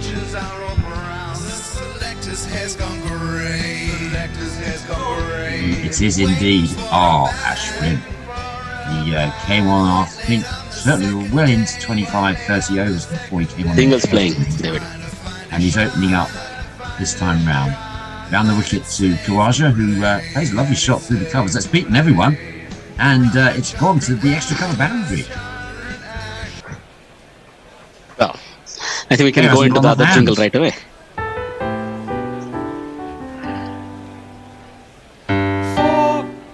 I mean, Bear needed more hands in the control room there. He Jingle City. Those of you starting a bit fuller. Those of you you would imagine. Yes, that's played out defensively by Khawaja. Those of you who heard the post-lunch session will know that the jingle machine was replaced by a live version from Brian Barish over in the States. He did some wonderful vocal renditions of the jingles. 7 for 0 Australia, just a small matter of 216 they trail by. Khawaja, Safin starting a bit too full. I wonder. He plays on the back foot. I think we're out of sync, Ajit. You're slightly ahead or behind. I'm not quite sure which. I'll wait. Pictures. Yeah, we had this issue with Dono yesterday because depending on where you're watching in the world, there may be a 2 or 3 second advantage. Very useful for the bookies, I tell you that. That's out. Oh dear! It was a poor shot. I mean, Man, it was I backed not this the guy. time to be playing that shot. And if England and if Australia wanted a start from this senior opener, they didn't get it from him. It was a skittish shot. It's gone looping straight into the hands of first slip. Khawaja is out, and Australia are 7-1.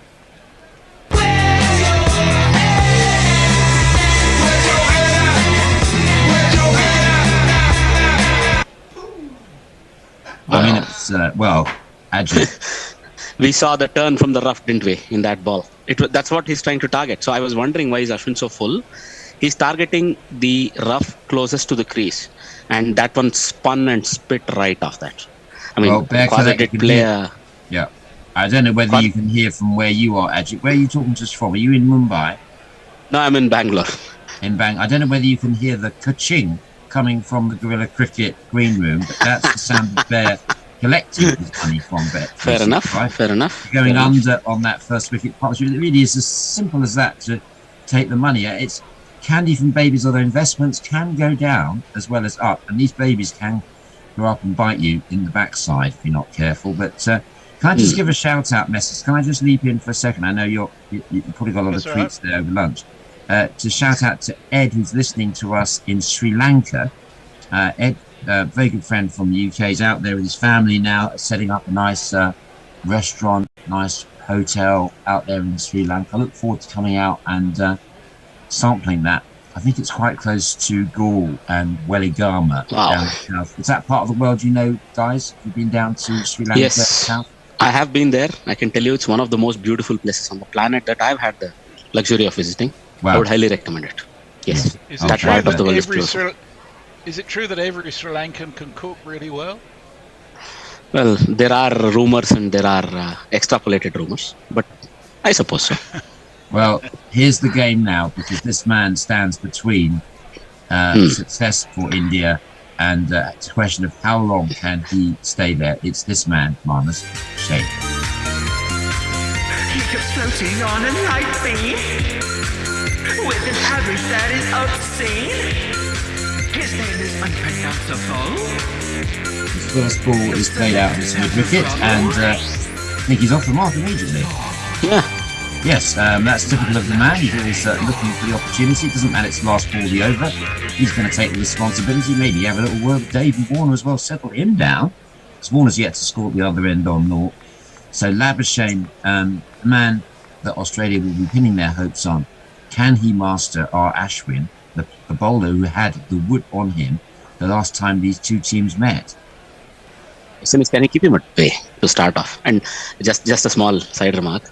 Whenever I look at Labushkagne's face, I'm like, those eyes don't belong on a cricketer. Those eyes belong on somebody who's killed 13 people or something. So in what? Who belong on what? On a serial killer. Those eyes. So never mind. I just looked at his eyes. I'm like, that's oh dear. jumping the shark a bit, isn't it? Wow. I mean, I understand the point you're making, Ajit, in a very colourful way, which is about studying concentration. If a fellow wishes to use that concentration to commit serial crime, that's up to him. Fortunately for us and for Australia, this was in no way implied, huh? This was in no way implied that... well, it wasn't implied, it was said. But fortunately for all cricket fans, all Test cricket fans, Labuschagne has chosen to apply those concentration skills to his batting in Test cricket. And he plays that one quietly out into the onside. And he is a study in concentration. And I think, Ajit, I hear what you're saying, but it's a much underrated sort of aspect of batting, concentration. You don't need it in the short form. You do need it in Test cricket. One mistake, you're back in the hutch. Your game's got 4 days to go and you're sitting doing your knitting in the pavilion. No, see, what I meant is this guy, the first of the Twitch brothers, I think he's the one who can bat time as well as, eventually make it really painful for India. With this other twin, of course. That ball ragged out a bit. Yes, there hasn't been a lot of pain in going in India's direction. It's almost, in this match, it's almost been, the perfect game. And Bear is gesticulating. Over to Bear in the control room. Bear. Talk about what the fucking the ball did, Dave. Well, that one ragged about a bit. That one was a outswinger that simply went out all. It could have been caught by first slip. Interesting what Shami is able to do with the new ball. That was perfect length. Now I see the replay on what was happening with Khwaja's dismissal. I was thinking the ball is a bit full, yeah? But no, that's perfect length. That's beaten Labuschagne outside the off stump. There's Oh an dear. appeal, and Oh dear. it brushed his pad on the way through. The captain's interested. They have obviously 3 reviews to use. They may as well use one against Labuschagne, and Rohit Sharma calls for the review. It beats Labuschagne. He was squared up on the back foot. It brushed his pad before going through to the keeper first bounce. Guys, what do you think? Ajit, if you're the umpire, if the third umpire is coming to you, what are you going to say? Messers? Fourth umpire? I think it's going to be hitting his umpire's call in terms of where it hits the pad. It might have hit the stumps, but I don't think it's going to be out. I thought he was just outside enough off the line. Ooh, it's close. But I think Really Messers close, is but right. this can't be given, I think, simply because it's umpire's call. Umpire's call on the impact, as well as on the stump side there. So. I've noticed Messers usually gets these right. Oh, really lucky. Really, really lucky. The ball also kept a bit low, I think. That's why it went under the bat, I think, to hit the side of the front pad. Well, we saw that in the previous ball. That's why Bear got agitated with me for not saying the ball hadn't got up. I think that's what you were saying. Holy cows. Previous ball hadn't got out. I told you. Impact as well as wicket hitting. Ah, man, they got lucky. It's not out because it's impact just outside, and it's very, very close. It was umpire's call, and as you can see on Kohli's face, what a narrow escape that was for young Marnus. To be frank, he got away with it there. I mean, that was. Marnus knows it as well, huh? He's still there. Knows it as well, I think. The sort of player that will learn from that. I think it's a decent call from the umpire. Yeah, good decision making so far. Yes, Nitin has been that spot could have on. ruined the match. Here's Shami bowls. That's nicely steered out into extra cover, no run. So I wouldn't say Labuschagne gets a life. Labuschagne gets the benefit of the umpire not just raising his finger instinctively. And I think that's right. The benefit of the doubt should have gone to the batsman there. And good umpire. In this case, Nitin Menon, who's umpiring here with Richard Illingworth. Yeah, Ed, in this case, I if think you're listening to us still, give us a message from Sri Lanka. That'd be wonderful. Well, what a start to this innings. Those of us who were saying the game will continue until tomorrow, that may be more in hope than anything else. Here's Shannon Bowles outside the off stump. They're selling Australians too short. 2 sessions is not enough to bundle them out. Come on. Meanwhile, the ball was let go, right? It was a dot ball, just let go to the keeper. But, I mean, that was good outswing as well, Shami. And frankly, I thought Khwaja's dismissal in the first innings was a bit too close. Labuschagne has been, Khawaja has been really disappointing in this game. 2 poor dismissals, and I'm surprised that he just hasn't knuckled down. It's almost away from Sydney, away from the support of his wife and family. He looks a different player. Here's Shami in bowls. That's lower left by Labuschagne. They're going to have to prize him out now, Ajit. Absolutely. Now, the way I see Shami's lens are immaculate for this pitch. And he's there or thereabouts. And it's going to be a good examination for Mr. Marnus. Let us go to Messers. Yeah, let's go over to Messers, who will get us up to date on what's in his mind now. Not much. As usual. Mayank says Ajit is spot on. Labuschagne looks like an absolute lunatic. He's certainly weird. I'm not sure I'll go quite as far as Ajit. I've never met any serial killers that I'm aware of, anyhow. Exactly. Jay says, saying rather more politely than Bear what he was trying to say, he says, Dave, I don't have a telly. Do I have to feel the game by psychic vibrations? You're on ball by ball, for fuck's sake. All right. There you go. That's it for Twitter at the moment. Well, I absorb criticism like a sponge. I love it. Right. Outside the off stump, Warner didn't have a clue which way that was going. And Jay, I stand corrected. You're a fine man. Warner didn't know what he was doing. I mean, it's gripped and turned. Ajit, can you describe that for us? pitched on middle again, the edge of that big rough right outside the left hand is off stump, and it turned enough and bounced. That was nigh on unplayable, I would say. Warner had a laugh. The expression Warner had a laugh on as it. if to say, "I'm here on borrowed time, mate. I have got no answer to this." Tea He chops that time. one down. It's got to be over by tea time. Fuck. Come on. Now, this is way too much pessimism, I think. It's realism. I think mathematically it's possible, but come on. Yeah. Yeah. I mean, I'm going to say that the game hinges on numbers 3 and 4, Labuschagne and Smith. The best 3 and 4 Australia have had since Bradman and Ponsford. Warner, defensive.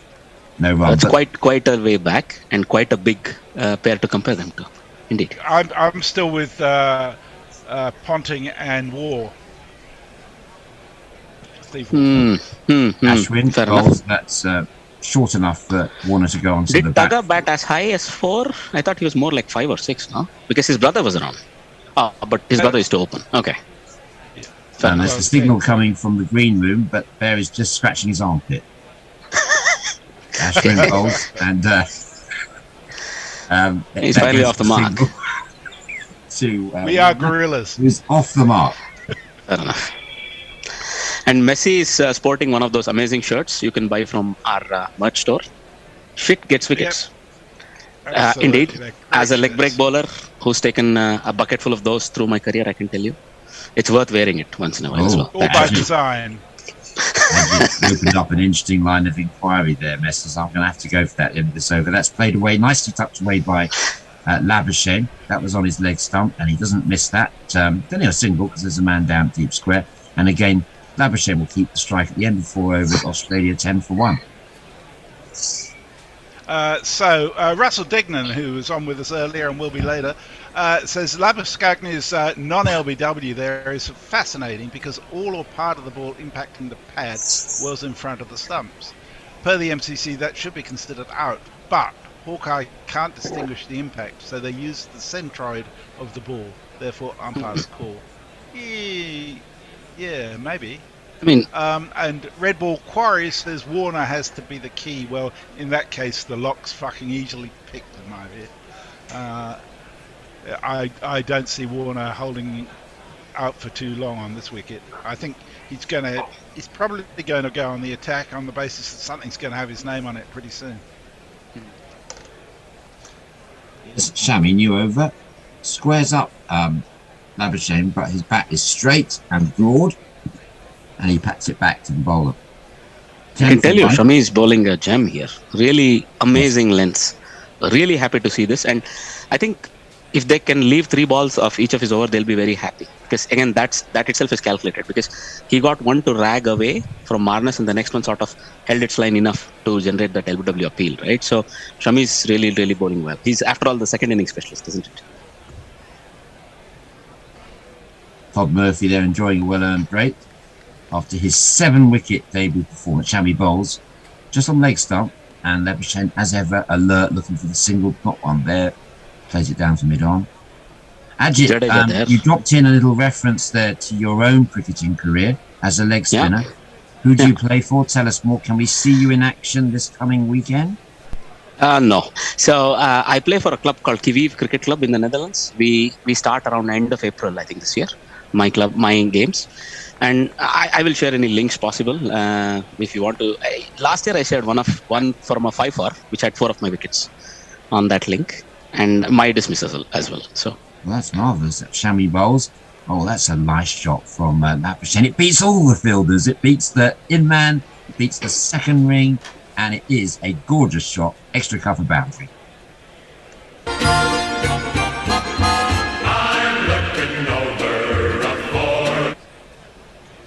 I mean, nothing wrong with it. Textbook. Yes. Which textbook is your... I mean, I use the Alf Gover textbook, or Bob Woolmer's book of cricket is a very popular one these days. Do you have a go-to textbook when it comes to cricket? No, I just repeat those words because I think it makes a lot of sense. I don't actually have a textbook that I refer to when it like comes all to the cricketing students skills. I teach at university, they don't have any textbooks these days. We have to close the bookshop down at Westminster. Right, defensively by Labuschagne. And yes, Messers, this will do. I don't know what this might depress you. Yeah, we had to close the bookshop at the University of Westminster because there's no demand for any books from the students. What's your comment on that? Well, that doesn't surprise me at all because basically online bookstores are taking over entirely. Wow. We just got to see the average degree of turn when you're fuller from that ball that got Khawaja. That was 8.8 degrees of turn, which is at least 4 times, if not 5 times, the previous set of balls in the same over. Absolutely. Shami bowls, and it's right on the money. Great spell this from Shami's asking a lot of questions, but Labuschagne is equal to the challenge and correctly plays that one back. I mean, the highlight of this match for me was the battle between the Indian bowlers and this partner and Labuschagne and Smith in the first innings. It was, although neither Labuschagne or Smith went on to get a big one, they toughed it out for a long time. It was wonderful batting. They got to about 82. I think the final Australia were about 82 for 2. I haven't got the scorecard bang in front of me. I haven't got my second screen. There's a dog barking in the background, Ajit. Do you need to feed him?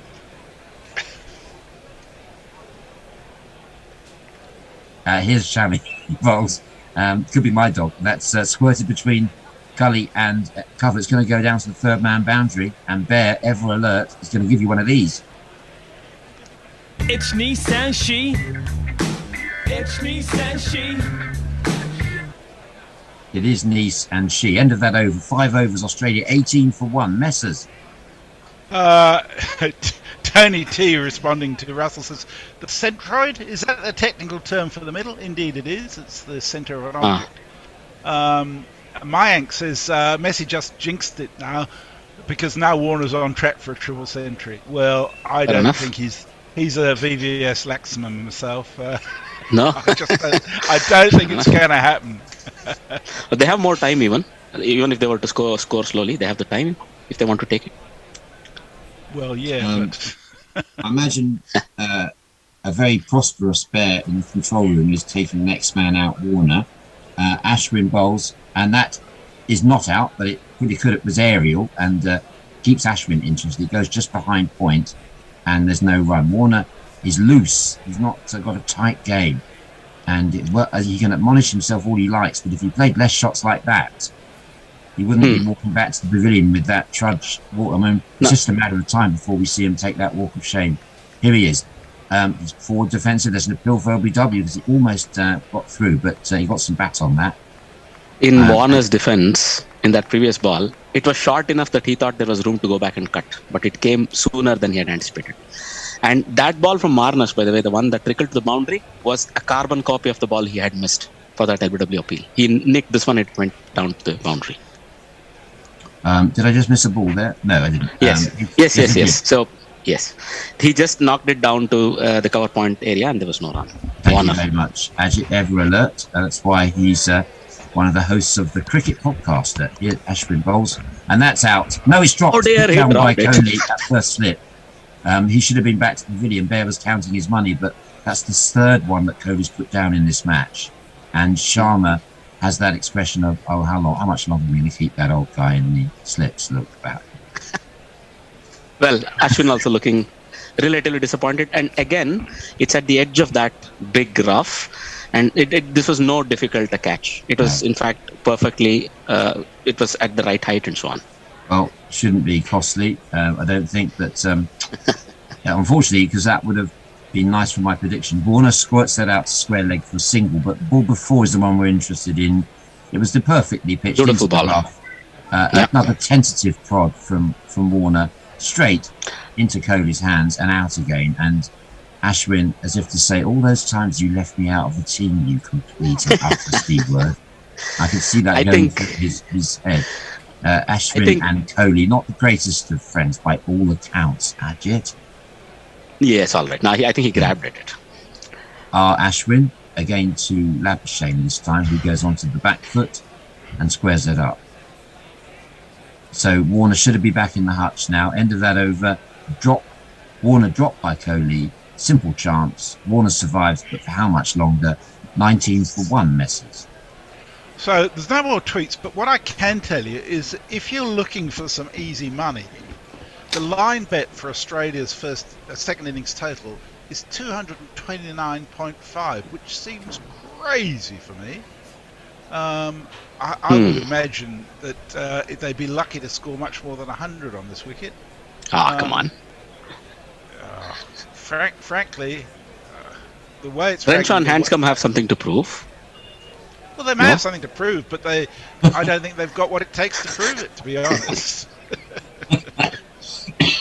Fair enough. Yeah. Okay, change of bowling. We've got Mohammad Siraj coming into the attack. 28-year-old right-arm fast medium bowler who's been in the wickets for India in recent Test matches and in all formats. Great enthusiast. He gives you 110%, this boy, and he's coming in over the wicket now to Warner. Will he give Warner some light relief or a loose ball to start with? No, he's right bang on. And that's a feature of his bowling in the first innings. It was right bang on line and length every time. Nothing loose. Frankly, Very I think impressed with Siraj Ajit. You must be impressed with the way he's been bowling over the last year. absolutely, he's one of the most improved bowlers in world cricket. I'll lay my neck on the line, because he's got results in all three formats for India now. He looked undroppable. Basically, when we were discussing in our podcast episode, he was the first bowler I would put on the team sheet, even ahead of somebody like Ashwin. I dare say. Well, my first name is always Jadeja on the team sheet. We'll come back to that. Here comes Siraj bowls, and Warner covers up, plays that one. I tell you why. Jadeja plays, India win. Simple as. Fair enough. And he's shown it in bucketfuls. Yeah, he has. This test, he has shown it just on the field. My goodness me, how good has he been? And Kohli is now apparently practicing how he should have taken that catch, demonstrating, and telling his the new debutant, he's telling him what he could have done. I'm going to ask you where you stand on the great man, Virat Kohli, in a moment. Siraj bowls and Warner covers up. Now, I'm talking about the great man. Obviously, can't question his place in the team. But do you agree with me that he should be captain? Or do you think those days have passed? I think there's too much water under the bridge. I think he wanted to retain the test match captaincy, but he was asked to step aside. He's done that. I think he has another year or so of petrol in the tank. He'll want to make a couple of useful contributions to Indian test match and one day lineup. So he's not won a World Cup. As a captain, he'll still want to win one. And there are a couple of World Cups coming up, right? So. Interesting. Well, on the back foot, Siraj is absolutely bang on and not giving Warner anything here. Warner goes on the back foot and keeps it out. So the ship has sailed, Ajit. The holy captaincy yes, has sailed. Absolutely. Yeah. Did you support the decision? Did you support the decision at the time to force him to stand down? No. I did not like it. But look, he could have made it easy when they lost the series in South Africa, knowing that sort of a new cycle has just begun of the World Test Championship. He could have stepped aside. That was going to be his last hurrah as a captain. They took it out of his hands afterwards. That was a bit sad to see. But okay, these things happen. Yeah, he deserved better treatment than that. He was such a talisman. Again, Siraj is so accurate. You know, we talk about his enthusiasm. That was my first words. But I should also talk about his Glenn McGrath type accuracy. He's spot on, and he hurries the batsman as well. Warner manages to get on the back foot and just pat that one down. Warner is unable to do anything more than just cover up each ball. It's fast enough, it's accurate enough. He's right in front of the stumps, but all he's able to do is cover up. He has no idea that he can play a stroke yet. Siraj is absolutely bang on. This is great start. Here he is to finish the over. Siraj bowls and Warner, well, he guides that one to point. I don't think he's interested in keeping the strike for the next over. He's happily stayed down the non-strikers end because you've got R. Ashwin to contend with. Australia 19-1. Just a reminder, wherever you are in the world, tell us where you're watching us from or listening to us from. Messrs is waiting in the control room to read out your messages on any form of communication. I think Twitter at Guerrilla Cricket, or you can get us up in touch with us on YouTube or whatever your preferred platform is, and messages will be there. Sorry, you won't get through on any other platforms. Yeah, not on YouTube. It's time for a change. YouTube and Twitter. Okay. We're up to date on both. Anyway. I think it's time. Are we time for a change, Bear? We are. You're moving over to comments. Russ is going to come in and do some socials for us. I'm going to take over Bull Wobble. See you soon, guys, shortly. See you soon on the Cricket Podcast. Ashwin around the wicket. Sorry. I'll just cover for Bear just for a moment while he takes a large bite of some vanilla Chocolate wafer. thing. No, that was defended by Labuschagne. Yeah. One of the delights, Bear, yesterday, Guerrilla Cricket Towers, Russ, you'd have enjoyed this, was the coffee delivery to the Guerrilla Cricket Studios from one of our tweeters, Brian. They kindly sent us coffee and croissant. Very nice man. Tossed up. It's interesting that Ashwin is bowling so full. It's clipped out to deep mid wicket by Labuschagne. Gets himself a single. Gets into double figures. He's looking for that rough, isn't he? So yeah, it is. But I'm sure there's rough before. I mean, everything leads to exploding. Russ, how long would it take you if you left home now to get to Guerrilla Towers in Sydenham, London SE26? Assuming I could get a flight as soon as I got to the airport, about a day. Very full again. Driven back to the bowler, and there's no run. Whereabouts are you in Australia, Russ? In Melbourne. Were you one of the White Line boys? Cute crew?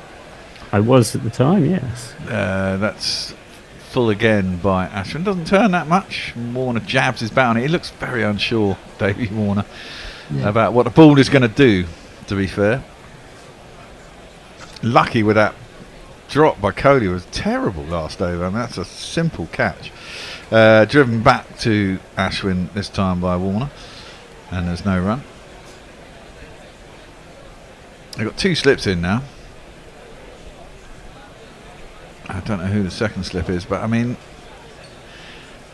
Kohli dropping that catch, a crime, really. Short leg, bowls too far down leg side. Ashwin, flatter delivery. Defended that short leg, ends the over, no run. Anything on socials, Russ? Not that I can see. Okay, everyone's quiet. It's that time of the day where it's early, Bear. It's very early. It's only 7:15 in the morning. I've been up since 3, and I'm feeling quite tired, funnily enough. What time with you is it, Russ?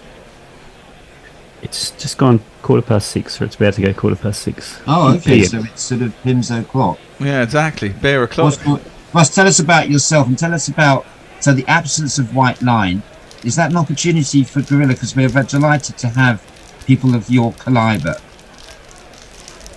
I think it might be. I think there's quite a few people from that group that are still keen to do some commentary. I think we had Dono on last couple of days. Cat Jones, you'd all know. Yes. And others. So I believe there's another couple of Aussie females, a couple of Sheilas that we could be tapping into. Always good to have diversity on your cricket commentary, I think. So I think maybe we should call out to any females who'd like to commentate. Give us a call. Give us a call. Happy to put you on. We have a change in the bowling. It's this man. Rough introduction. Who's that spinning on the field? First ball, he's sporting a top knot, is Jadeja. Bowls a flattish dart outside Labuschagne's off stump. He just defends to sending it off, and there's no run. Oh, next ball beats the outside edge. Turns sharply. And Labuschagne goes back, misses it completely. And his facial expressions bear priceless. So Labuschagne had a really good laugh at that one because, as if to say, what's a man to do? Well, this is the problem, isn't it? I mean, they got 200 runs to get, and the pitch is starting to misbehave badly. It's up and down as well as left and right, and it causes trouble. Batsmen don't really know what to do, don't get themselves in the right position. Again, Bazball might work, just give it a fucking heave. He defends that one though, square out the offside, and there's no run. I hate if you're preparing for the Ashes, but well, maybe it will work against the Aussies. It wouldn't work. Bazball would not work in here now, not with the 203 to get. They have to apply themselves. Yeah, well, you say that defended into the offside, and there's no run. But if there's a ball with your name on it at some point anyway, I don't see it. I mean, this is my point. I don't see it being any less of a strategy than just trying to stay there. that's defended in the offside and there's no run. That many a team have gone out there and done that, Dave. I mean, England tried that the last time, and it just doesn't go well, you know. But Bear, if you know there's a serial killer after you, you keep out of... I can't hear you. You're very muffled. What are you doing? I'll come back on that point. Okay. Jadeja around the wicket. Tosses that one up. It's a bit too full. Driven square by Labuschagne. He'll get himself one. Well, they think about two. They're going to come back for two. Good running. Now, my point was, Bear, that if you know that there's a ball with your name on it, it's like knowing that there's a serial killer targeting you. You take precautions. You guard your wicket at all costs. Yeah, but that's my point. That because there's a ball with your name on it, that expression, I don't like it. It means that the batsman is powerless to prevent the wicket. A batsman is never powerless to prevent the wicket. There's always a way of getting a bat on it. I disagree. In some conditions there isn't, no matter what you try. I mean, if the ball misbehaves and you're playing, you know, even if you play the line, it's not turning the same amount every time, so you're trying to counteract that. But, you know, if it's up and down as well, you get a P roller, it doesn't matter where you are, does it? It comes along and hits you on the shin, you're out. Ashwin is in, and it's defended by Warner to short leg, and there's no run. I mean, I follow the philosophy of the great England batsman Graham Thorpe. If the ball's rolling along the ground, you get down there and you keep it out, even if it means you're on your hands and knees with the bat. Yeah, but there's no rule. Again, Warner looks all at sea. Defends inside half of the bat onto pad, and there's no run. He's got 2 off 25 and he's been dropped. It's not looking good for Davey Warner. He's also got trouble with his eyes. No, I just genuinely think, I mean, for teams like England, Australia and South Africa, that one turns sharply from outside off stump. It starts too wide and goes wider. Warner plays the line of stumps. There's nowhere near it, and there's no run. Trying to be aggressive. The thing is about being aggressive as well, you put the bowler off as well. That's the thing. If you let the bowler bowl at you, you're going to get yourself in more trouble. That one straight, turns sharply, beats the outside, well, catches the outside half of the edge, goes past the second slip along the ground to backward point, and there is no run. I think the point I make is that in a war of attrition, there'll only be one winner in this content, particularly this test, but probably the series as well. Yeah, exactly. I mean, so many teams have tried it, and India are better at it. That one floats in towards his off stump. Goes straight on this time. Davey Warner can defend it out to mid-wicket, and there is no run. Which is not to say Australia would be successful. They may. No, I'm not saying England would be successful, but I don't think it would be any worse. And I've seen England go out there and beat terrible enough. That one beats the outside edge, and there is no run. The only time we competed with India was that series when we won, when we had Monty Panesar and Graham Swan. We had a couple of decent spinners, so we could compete on a level. And in that situation, maybe it is worth trying to stick in with them, because you've got the firepower to be able to do the same to them. But if you don't, you've got to find another way to win. Anyway, over to you, Russ. Is there anyone on social, or are they all asleep? Mog is just giving us a random reminder that David Warner is a flog. It's a what? A frog? Flog. Yeah, Davey Warner is a lot of things. Not everyone's favourite guy. Let's put it that way. Love seeing Davey Warner walk back to the pavilion. As Jadeja comes in to bowl to Marnus Labuschagne. Gets right forward and defends it back to the bowler, and there's no run. Absolutely, Bear. That was highlight day one for me, Russ, was Warner walking back, having seen his chamois knocking over his off pole, and seeing Warner walk back. Because these days, when he walks back, he knows he's not good enough. You can see it in his face. That one is defended on the back foot this time by Labuschagne. Back towards the bowler, and there's no run. He's way past his sell-by date, isn't he, Russ? Come on. I wouldn't say he's way past it, but he's on the decline, that's for sure. The question is, with any selection, is there someone better? Yeah, that's driven nicely by Labuschagne. Square, beats the field, and it'll make its way out to the boundary and will be 4 runs. 1, 2, 3, 4.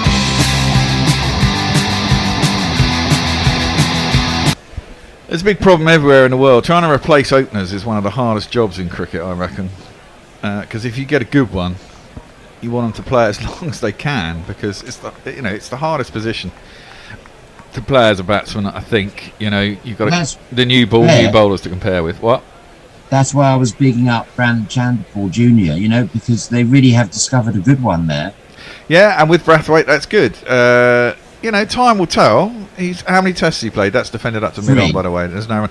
That's 3 tests. So, 50 and a double century. Yeah, that's cool, and that's all good. Oh wow, that's got to be out. It's got to be out. It's given. Marnus has gone back.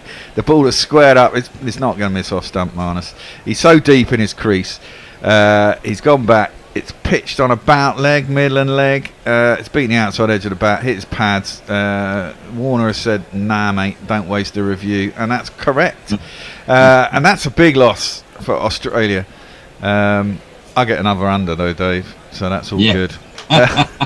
So the world is right. And we have to say, out.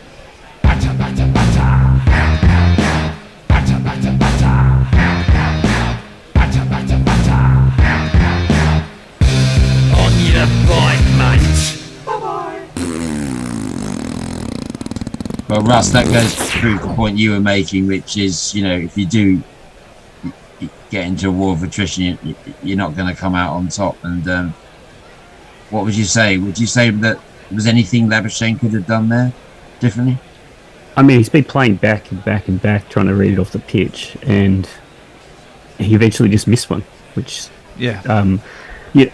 I don't think this is as bad a pitch as India just made 400. It's not that bad. Yes, Thank you. Yeah, exactly. Thank you for saying that, man. But it isn't if you're used to it, I think, and this is that, correct. And that's my point, Dave. You see. Right, well, get out there earlier then, play some warm-up matches like they used to, Bear. Well, there is that. That's true. The modern calendar doesn't really allow that.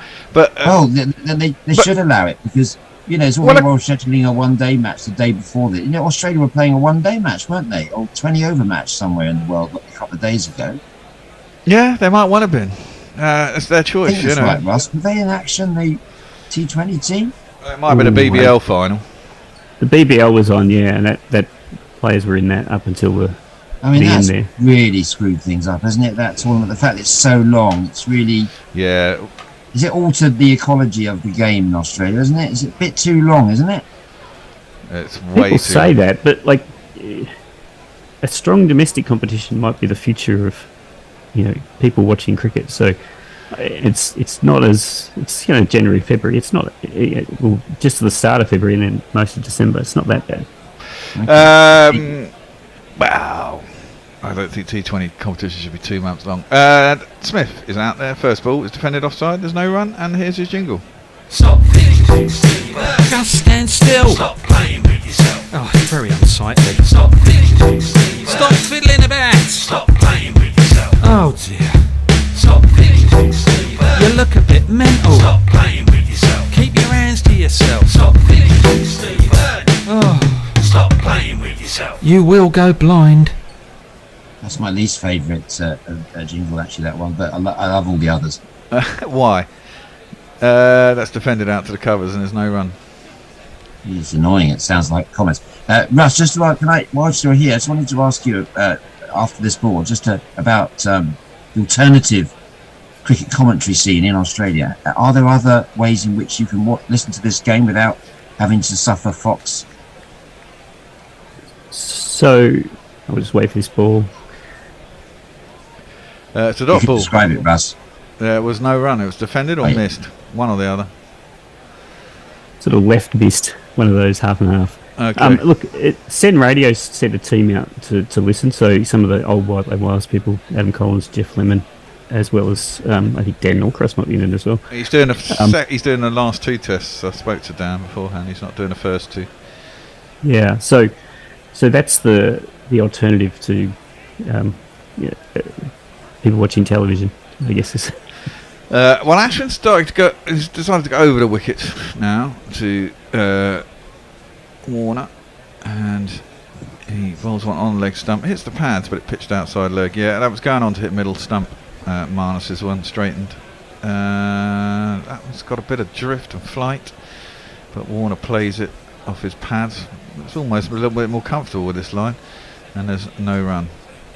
Just to go back to Warner for a second, I don't think there's any doubt that if Will Pukowski would stop getting injured, he would probably have Warner's place right now. But unfortunately, he's after one test, he's had a lot of trouble. He's getting bonced, doesn't he, and getting concussed. Defended back down the track, and there's no run. Is that correct? He's been concussed like 3 or 4 times? A few, yeah, and other things as well. He's chronically unlucky, I think, its description. Defended. The last ball, he went back round a wicket, defended back down the track, and there's no run. 26 for 2, Australia. Any more socials? Nothing at the moment. Royal Boy is telling us that Australia's worse than England and don't worry about the Ashes. And Sid on YouTube is watching from Japan, says keep up the good work. Right, thank you very much. Yeah, well, a lot of teams struggle in India. Jadeja around the wickets, and Smith comes right forward and defends out to cover, and there is no run. Yet to get off the mark. And one of the 2 big blocks for India, then Marnus Labuschagne, he's gone. Somehow Warner's still there. He's been dropped already. Still he's only on 2, faced 36 balls. Smith defends that back down the track, and there's no run. And that's my point to you, Dave, is yeah, you can be attritional and you can stay there, but you still got to score runs. You've got to find ways to score runs. You can't just block, because you're going nowhere, are you? On the walk a little bit, Piggy Smith, but managed to get enough back to drive it out to cover, and there's no run.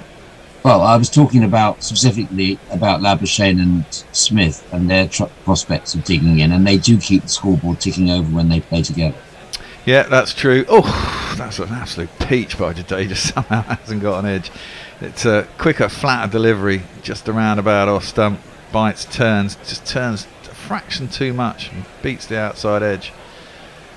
That's taken nicely by Bharat.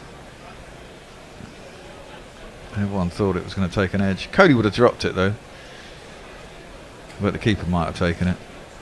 That one seems to keep a little bit low, but it's wide and it turns, and Smith really didn't need to play at it really, but he did. He jabbed it to sitting it off, and there is no run. Get through these overs quick as well. It never stops, does it? That's floated up on about middle and stump. It's full, and Piggy sees an opportunity to clip it. She does, but he clips it straight up mid-wicket and doesn't get it past him. There's no run, and that ends the over. Another one done. Russ, we'll have to. Russ, going to have to pick your brain about your rest of your ex-colleagues there, because I want to try and persuade the Bear, and I'm asking all listeners to help me. This is my last stint of the day, to persuade the Bear to cover the 2nd, 3rd, and 4th tests in this gripping series between the 1 and 2 in the world. And to do that, we're going to need reinforcements. Maybe 1 or 2 of the female colleagues of yours as well. I know Kat mentioned 2 or 3 others, but do you think that the guys would mobilise to that cause? Would they salute that flag? I can't speak for other people, David, but I'm sure if word got out. Ashwin floats that one out, half driven at by Warner. It's aerial for a little while, but fortunately it's straight enough. It's going at mid-off and not at a fielder. There is there's a short cover. He's just over City mid-off shoulder, but it's too wide for him. That's floated up again, driven. There's a cover out. There's a deeper set cover as well, and there's no run. Yeah, I mean, Marnus, look at his eyes. It looks like he's been taking loads of speed to me. Like, he probably hasn't had a lot of sleep thinking about the game and stuff. An intense figure. Ashwin tosses that up. Down the track comes Davey Warner. Finally, something aggressive. And hits it straight back past the bowler. Makes its way to the boundary. And it's 4 runs. And if you kids can't listen, then you bound to see the way you get shot for crossing a boundary. I mean, the dirt looks very loose at both ends, doesn't it? I mean, there's a lot of dust and cracked pitch. A foot of a length. tossed up again, driven again. Wow, Warner suddenly got off to hitting 2 4s in a row. As that one was way too full by Ashwin, and Warner was able to drive it through the covers out to the boundary, and that will be 4 more. 1, 2, 3, 4.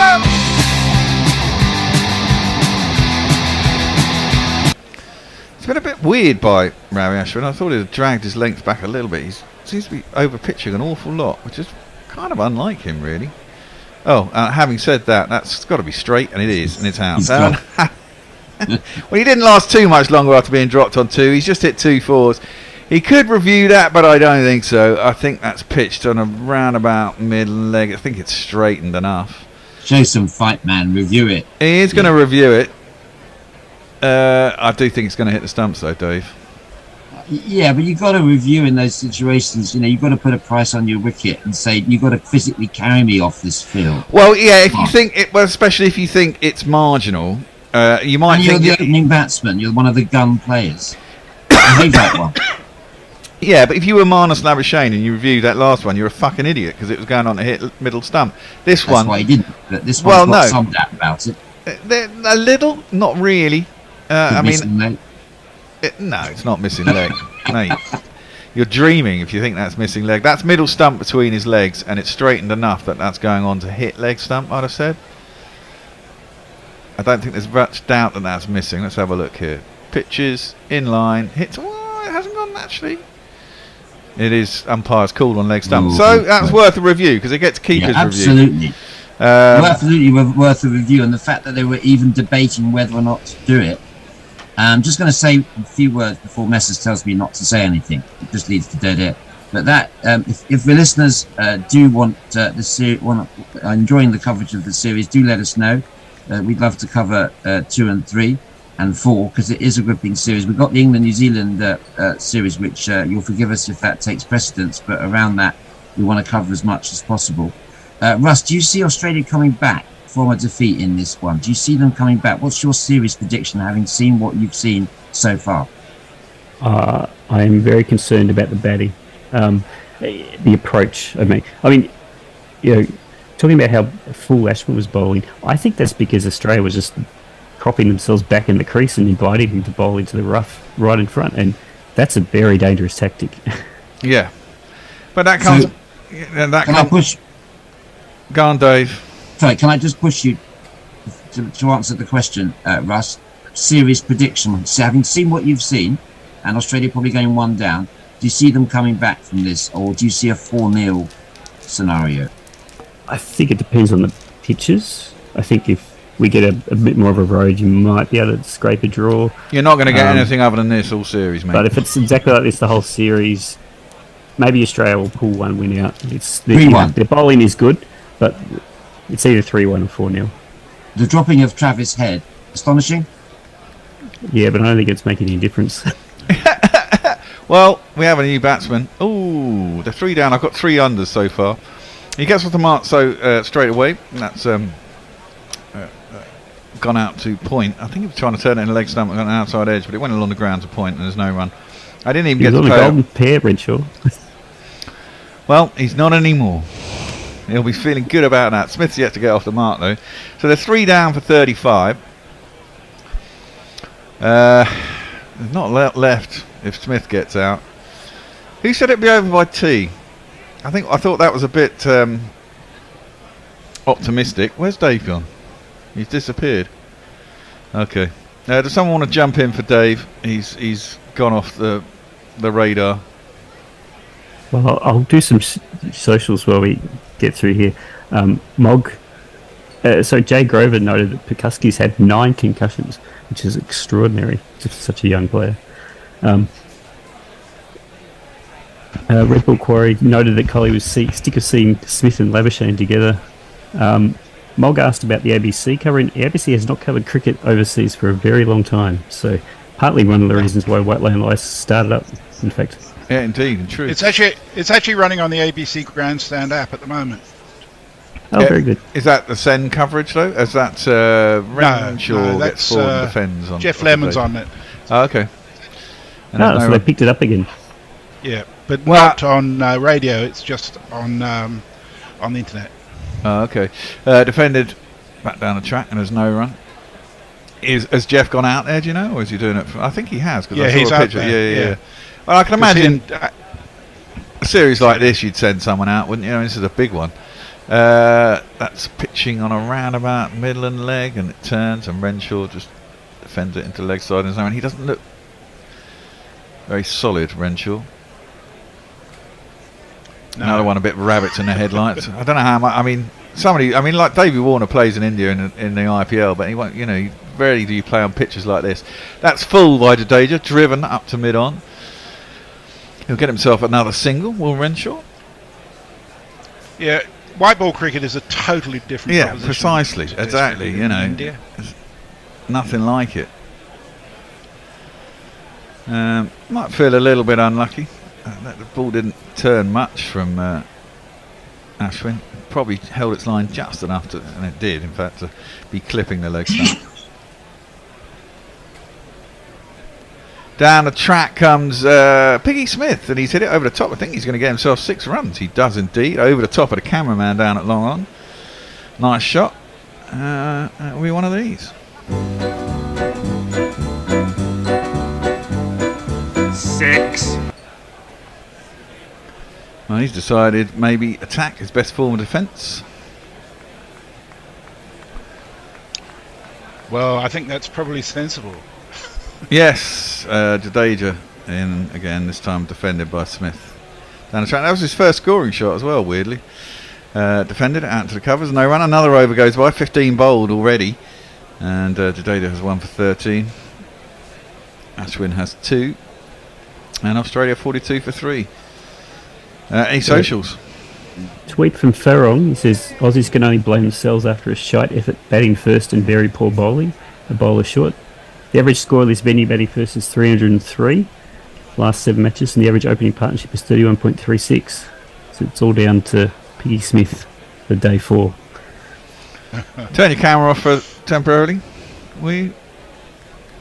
Ajit? Yes, sir. Thank you. We'll bring you on in 2 minutes. Probably after the end of this over, we'll have a change. Ashwin around the wicket to Renshaw, who defends into the offside, and there is no run. I noticed there's been some discussion of Will Pucosky's concussions. It's a real tragedy because not only is he a good batsman, he's actually a really nice bloke as well. Oh, geez, that's got to be out. Yeah, it is. Renshaw's been beaten on the outside edge. I mean, it's marginal whether it hit him in line. It looked like it was going on to hit the stumps. I think, thinking about reviewing. Renshaw probably wants to review. I didn't manage to get my under in on that one. That's really quite annoying. However, he is going to review. He might have got far enough across. Not sure. Don't think so. And it did seem best hope is umpire's call, I reckon. Yeah, it did seem to skip a bit as well. The umpire's given it though. He's in a bit of trouble. A little flick of the wrist. I think Australia should employ Russell as batting coach just to get him to play forward, for Christ's sake. You had well, look, I'm going to go. You two are Australian, and I'm going to give it to you straight. This is exactly how England had it. The problem is, if you just play forward, I'm not sure whether that's. He's quite a tall man, Renshaw. It's jumped a little bit, it's hit right at the top of the pads. Does seem to be in line. Not a lot's gone over the stumps, but the odd one has bounced big. He might get lucky here, which means I'll go under, and I might still get him. We're waiting for the DRS system to get his button gear right. It's hit him in line. I'm not sure that's going over. No, it's not. Unlucky, mate. Review lost as well because it's hitting up just under the bails on the off stump, and well, this is how bad you are. Fuck off! Just fuck off! Another one bites the dust. I think that is going to be out, Fred. Another one bites the dust. It's the perennial problem, boys. If you just prop forward, you're going nowhere because you've still got to score runs. So you might stay there for hours, but if you don't score runs, nothing gets on the scoreboard. You're still losing. And this is what I mean. You've got to come up with a strategy that allows you to stay there on pitches that aren't easy to bat on and accumulate runs. Not an easy thing to find. You can neither forward, because probably forward you're just going to get an edge, and that's what we saw in the first innings pretty much. Or you can go back. You have to play the ball on the merits of its length. That ball was far too full to be going back to. Yeah, and that's the issue. And Renshaw's basically said, I'm just going to go back to everything and try and play it off the pitch. But then Ashwin's like, okay, cool, I'm going to bowl this 2 feet from the crease. Yeah. Yeah. Well, that's it. That's what happens. Western, if we call them that, non-spin playing surface people, struggle in doing that, adjusting to it. And that's why we're all so bad at it. I mean, you can go to places like Sri Lanka and maybe get away with it a little bit more because maybe their attack isn't as good and the wickets are a little bit slower and easier to play. But I mean, the wickets they prepare in India are minefields. I mean, this wasn't. I'll give you that. It wasn't on day one. I don't think it was. Day two, it probably wasn't.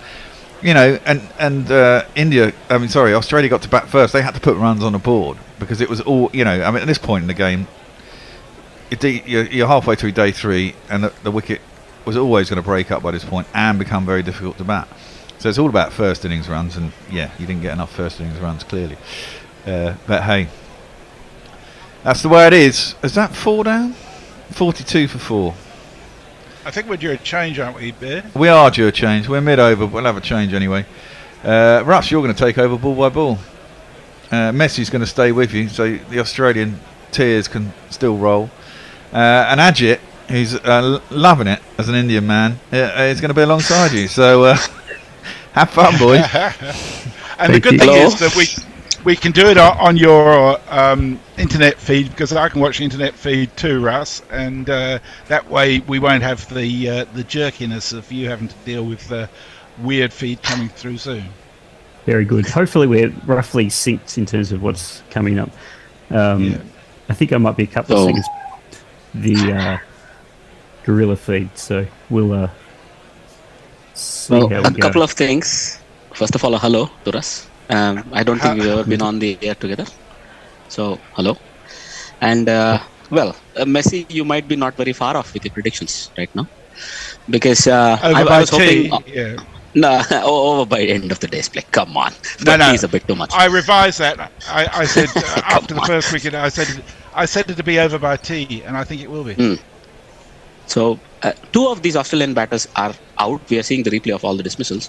2 of them are out hanging on the back foot instead of coming forward. Warner did get forward, but still it was not good enough. But, I mean, I think you'd rather go on the front foot and die wondering, even if you nick one, hope it goes down, yeah? So, I agree with what Ross was saying earlier. Yeah. Back and Peter Frampton is the new guy. All right. It is. I think I'm on the ball by ball. Hanscom had it pretty well in the first inning, has to be said. He's got a weird technique, I think is probably the most generous way of describing it. But he batted well. More weird than Smith on the other end? Ball, he just defends that.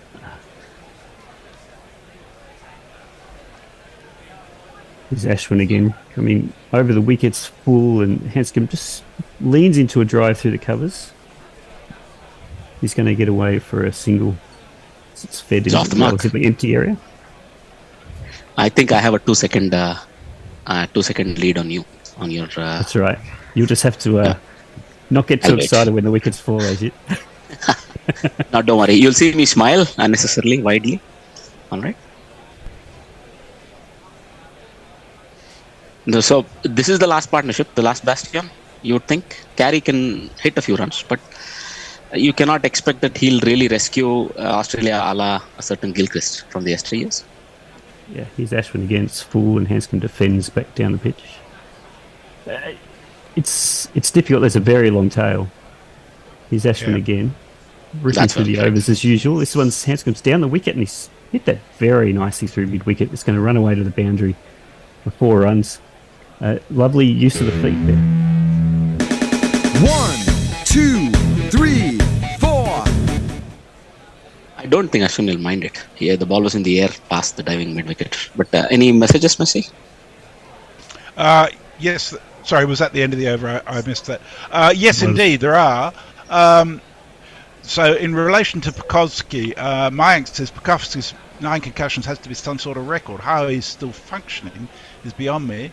And Mog says he's not terrible on commentary, so maybe he should stick to that before he gets used.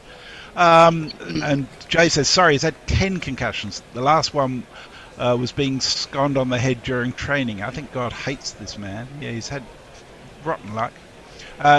Chris says, I'm finding the Bears barely concerned clear at this collapse very entertaining. It's going to be Jadeja around the wicket. It's full and it's pushed from Smith into the covers. No run. Still 48 for 4. Jadeja leaves no gaps for the commentary, and his Smith is full and onto his pads, and he's whipped that through mid-on, and it's going to run away for 4. Makes the score to 4 for 52. It's Nissan She.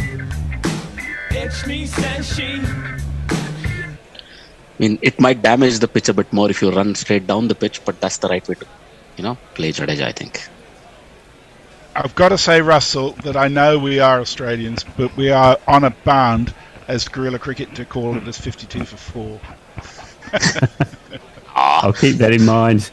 This one's full and into Smith's pads. He runs it around the corner, but it's straight to the backward square. He fields it, no run. And Jadeja turns around, comes straight back in. It's full to Smith, who defends it straight back down. I think there's hardly one event ball and over, and that was that. Now the rest of the balls will be played back. Jadeja again, full. Smith defends, and again, almost practically a replay of the previous delivery. Smith has barely got time to go through his routine of ticks to between balls here. I think that might be a strategy. It possibly is. This one's full, and again, Smith defends it straight out to the covers. No run. End of the over. 52 for 4. So we've got a couple of comments from our good friend Anindo, actually through WhatsApp. He says, the pitch, contrary to all the whinging, has been assisting spin, but consistent in bounce and not excessive turn. I think it's what you'd expect very much of an Indian pitch, really. And he says, lovely batting from Smith. That's how you play good spin, but it's a combination of fantastic spin bowling and an inability to read spinners from the Aussies. Indeed. And Chris Quaz just said he's just woken up after lunch to a full-on collapse and approves renew your subscription email. I'll wait.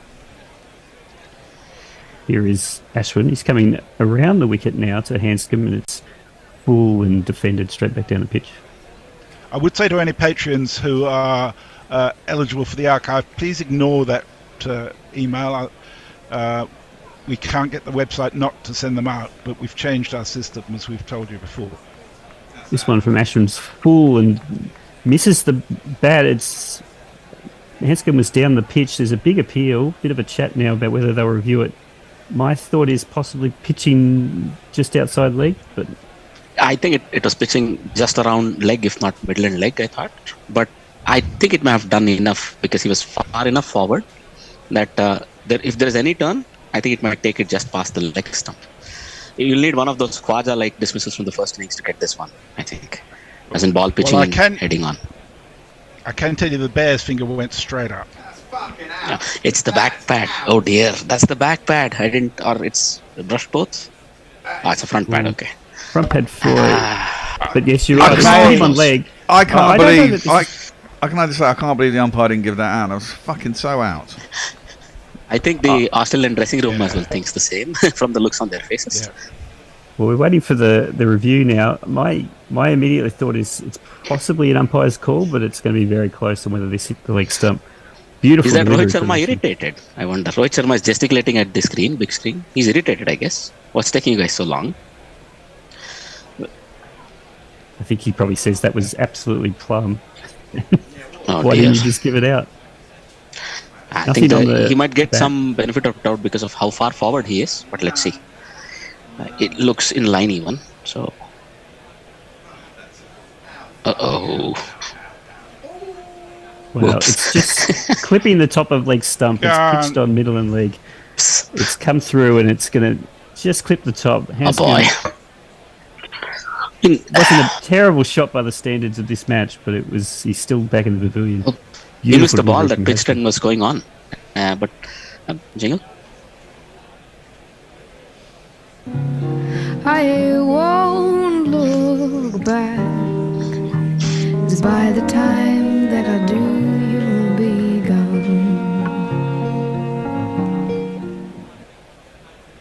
I think he was a bit unfortunate, but this is just a two-card trick, and Australian batters, even top-order batters, are unable to deal with just a simple two-card trick. Like, he was over the wicket, he was driving you through covers. He switched to around the wicket, the ball is now going to pitch on middle, you missed one straight, and it's done. That's unfortunate, right? That's more or less to it. It's actually one of those ones where you could have played back to it because it was far enough. You know, he got a long way down the pitch and it hit him relatively high on the pad. But again, Australia's tended to go out either by going fully back and getting caught at the crease or propping forward and not doing it consistently with the length. And we've seen essentially the same thing here. Hanscom out for 6 off 6 balls. So Varong says, good batting selection from Australia to select Renshaw. 2 runs. Doesn't even qualify as a rickshaw. A rickshaw has 3 wheels. Now for Carey to make a quick 20 to 30 and get out playing reverse sweep. Yes, you can't imagine that a head could have done any worse. Dave Wood says maybe Pekoski just needs to accept he can't play the short ball. And Jay says, how is Carey as a bat? Well, actually, he's not bad. I'd have him above Renshaw any day of the week, to be honest. Here's Ashwin again, still round the wicket to the left-handed Carey, and he's swept that straight away. Beautiful shot, though. He's managed to get it past the backward square, and it's a running away for the boundary for 4. Straight off the mark. 1, 2, 3, 4.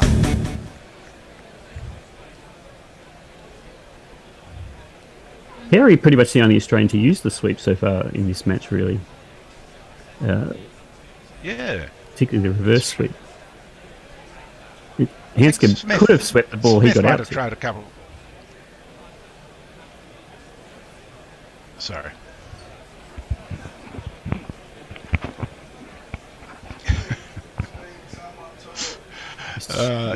Donna's just tweeted in to say, just check the score. A festival at a winery, definitely a better option.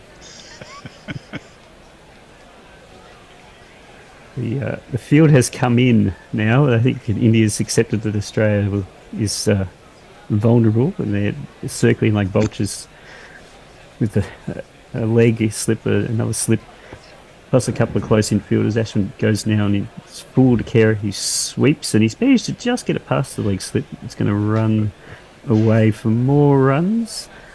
Not sure if they'll get up on the fence. 2. No, they don't. Another boundary. 3. 4. 4. Carey's just going to try and sweep every ball here, by the looks. Yep.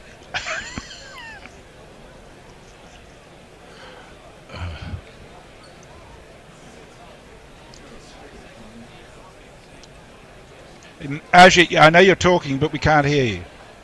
Gosh, was I on mute? Okay. Oh no, never mind. Here's Ashwin again round the wicket to Carey, and this one's full. He's tried the reverse sweep this time. He's managed to get it away backward of point, I guess that becomes, to the deep third man, who just keeps it to a single. Well, my point was... Sorry. My point I was making was that as long as he plays a traditional sweep instead of a reverse sweep, he gives himself a chance to adjust to a ball that might dip a few meters in front of him. If he reverse sweeps, he might not be able to do that, but, well, he doesn't want to learn from the first innings.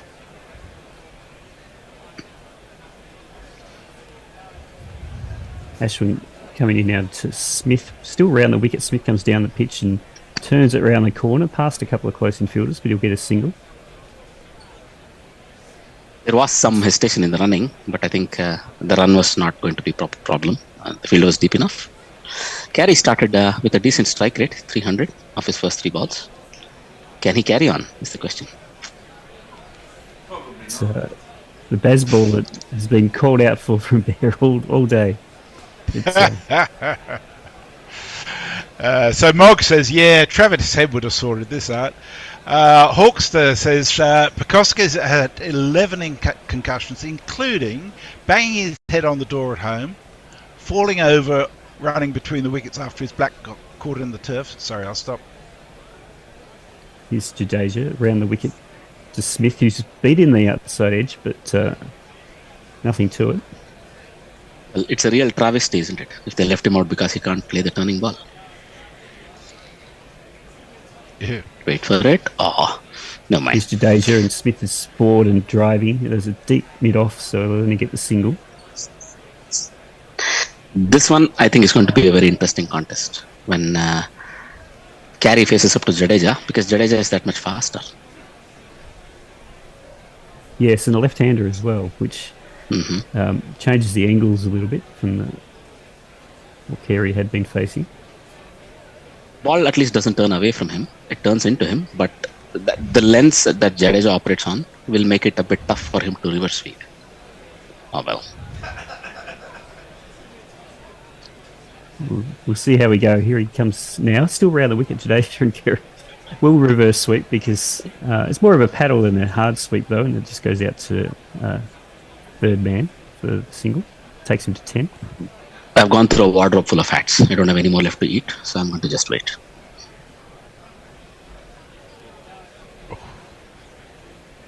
Jadeja coming again to Smith. This one's back of a length. Smith's got the outside edge. It bounces in front of first slip, diving away to the left. Well stopped. Then Kohli.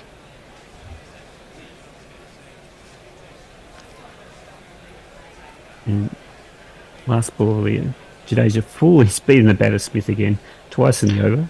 Sorry, one ball to come in the over after this. If you look at the natural lengths, natural speeds at which Jadeja bowls, he's closer to Todd Murphy, right? He's more 90 plus kph every ball. So, Yeah. but he turns the ball away from a right-hander. So, yeah, Messi. Yeah. Sorry, is the over still going? I think it is. Isn't it? One more ball, I think, to come. One ball to come. A bit of a chat from Rowett and Jadeja. Just wait for them to decide how they want to get Smith out. The field is interesting now. They have a short catching cover. Oh. Here is Jadeja, and it's just on a length to Smith, who defends it somewhat awkwardly out to cover. Smith is an interesting one with the cover because because of the way he kind of holds the bat, I guess, he does tend to hit the ball through cover in the air, but he also doesn't tend to play the shot a lot because that's his known vulnerability. So, yeah. So Hawkster was going through some of Pekoska's concussions, including banging his head on a door at home, falling over running between the wickets after his bat was caught in the turf while grounding it, and one after a volleyball hit him in the head during a team warm-up. Not good. Oh dear. Morgan Hauptfleisch is with us. Hello, Morgan. He says, hello, guys, from Namibia. It's been a while. I was away catching elephants. I love what our audience do Catching in elephants? terms of variety. Holy cow. He says, I hope Warner made nothing in this test, then all is well. Well, he made it 11. That's as good as nothing. And Chris the Choir says, the cat has now moved to so tweeting is allowed. Missing Hendo's mixture of despair, anger and outrage when England collapse. Well, I'm sure we'll get some opportunities for that during the Ashes, and maybe in New Zealand even. And Jay Grover says, Jimmy Anderson batting school for the win. Oh. Come on, people. We are not ready to write this innings off yet, are we? I think 100 good runs are left. Waiting for Ashwin to come into Carey. There's not a single fielder between fine leg and a very, very straight mid-on. Ashwin bowls its full. Carey sweeps it to a short fine leg and doesn't get a run. I don't know why this was referred. It was immediately referred, but it looked like he never left the crease. But I could be wrong. And when you talk about the field placement, the man at 45 is really, really fine. He could be, a leg slip for a fast bowler almost. So that's one thing. Well, okay, he's back in comfortably.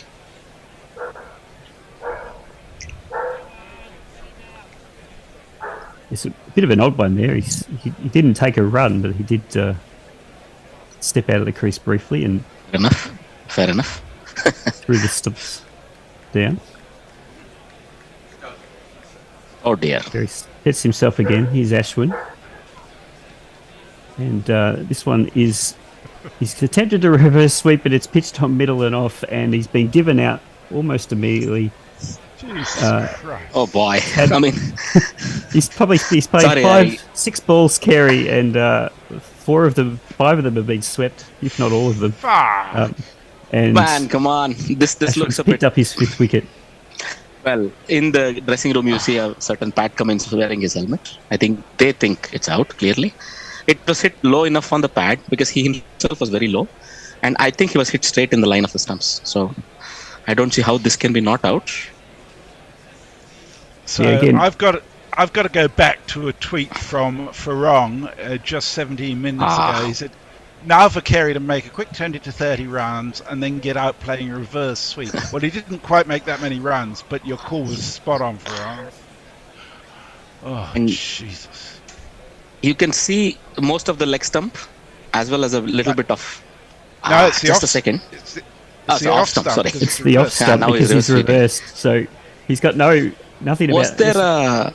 Was there a small niggle as the ball passed the glove? I wonder. No. No. Okay. Then. Okay. Bye bye. That's as plumb as you get. Oh dear. Look, it's fuck off! Angling down. Just fuck off! The crowd says. The crowd says. The crowd says you. Bear has preempted the decision.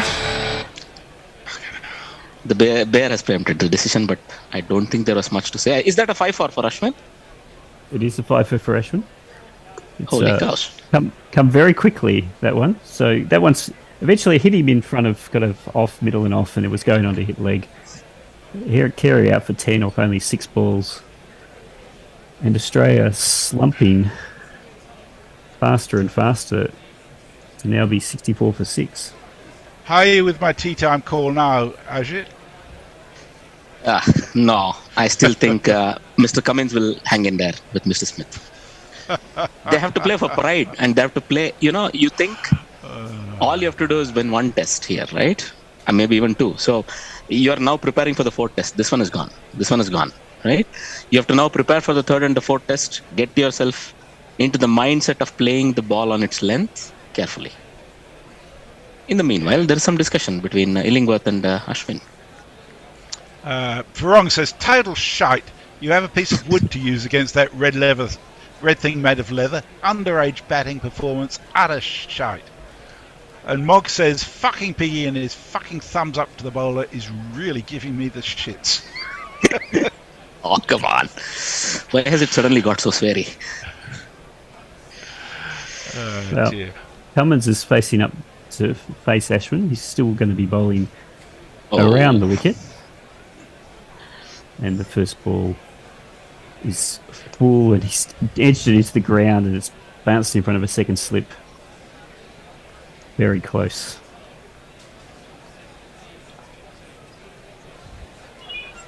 Oh, well, I think the Indian hands are going up for every ball. Here's Ashwin again. This one's fuller, and there's a big inside edge for Smith as he started to drive. He's managed to get it out to mid-on, though. So I think that was Cummins, no? Big guy? Oh, sorry, Cummins, not Smith. I've lost big my right-hand, left-hand combination as yet to distinguish. This one's full, and Cummins stretches and plays at it, but it goes straight past the bat. No turn at all. I don't think Cummins was reading these at all. I think that's right. Oh. Here's Ashwin again. This one's full, and Cummins is back and just defending down to the thing. That was a little bit more settled, though only a little. End of the over. I feel like there should be a mercy rule. Jay says, "Jesus, Pekowski's list of concussions are becoming like a Monty Python film end credits sequence. It's 11 now." Mog says, "Also, what's this about the 3rd test having to change venue? Dharam Salar is not up to standard, apparently." Yeah, they're reviewing the state of the outfield, apparently. I saw the report. Yeah. Interesting. Jay says Anderson would be proud. And Aninda just says genius, hashtag wizard of the spin. That's the truth. No, I think they played an international between Oman and Nepal recently there. But okay. Judasia's still on, still round the wicket to Smith, and it's full, and Smith defends safely to that short cover.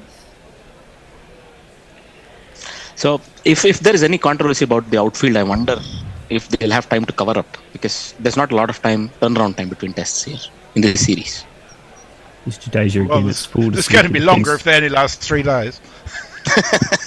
But no, not necessarily. The gap between the games will still remain the same. They'll get more time, but nobody's playing there right away. So Jadeja, it's full to Smith, who defends it into the covers. So again, no run. Oof! Now that ball.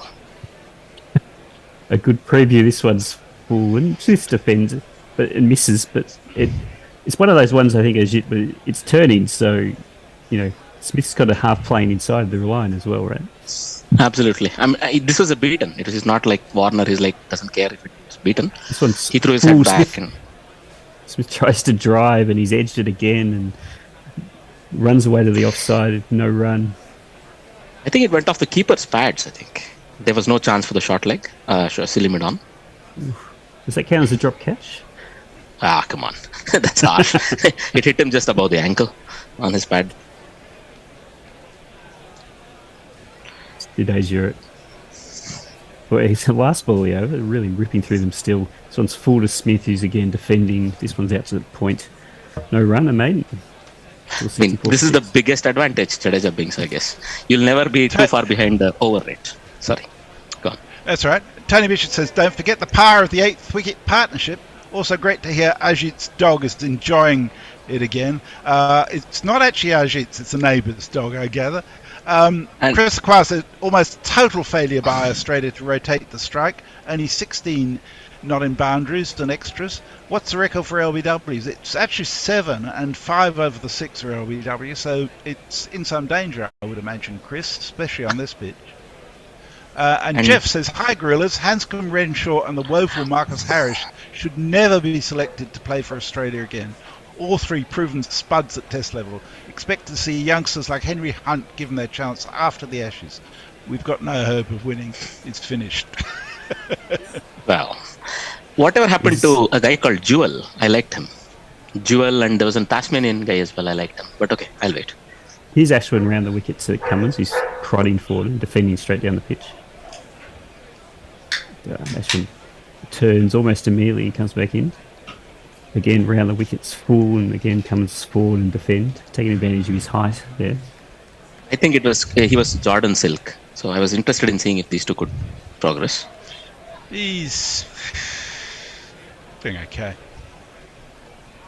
Not good enough to merit a national selection yet. No, okay. No, not at the moment. This one again. This one's pitching around leg, and it looks like it's either come off the inside edge or the pad of Cummins. It'll run away to hind leg. It is the pad. They give him leg buys. I can tell you Jordan Silk has averaged 39.75 in the Sheffield Shield so far this year, with 1 century, 154 not out. But it's only made 318 runs altogether in 6 games. There you go. Okay. Terrible, but not great either. There was some controversy in the Indian media. I'll wait. Here is Ashwin again. Round the wicket to Smith. He's come down the pitch and just prods it. They take a quick single and it's well run. Almost a T20-ish single, but that's good. Well done. They're addressing the problem somebody, one of our tweeters showed, right? They're not turning the strike over. Here you go.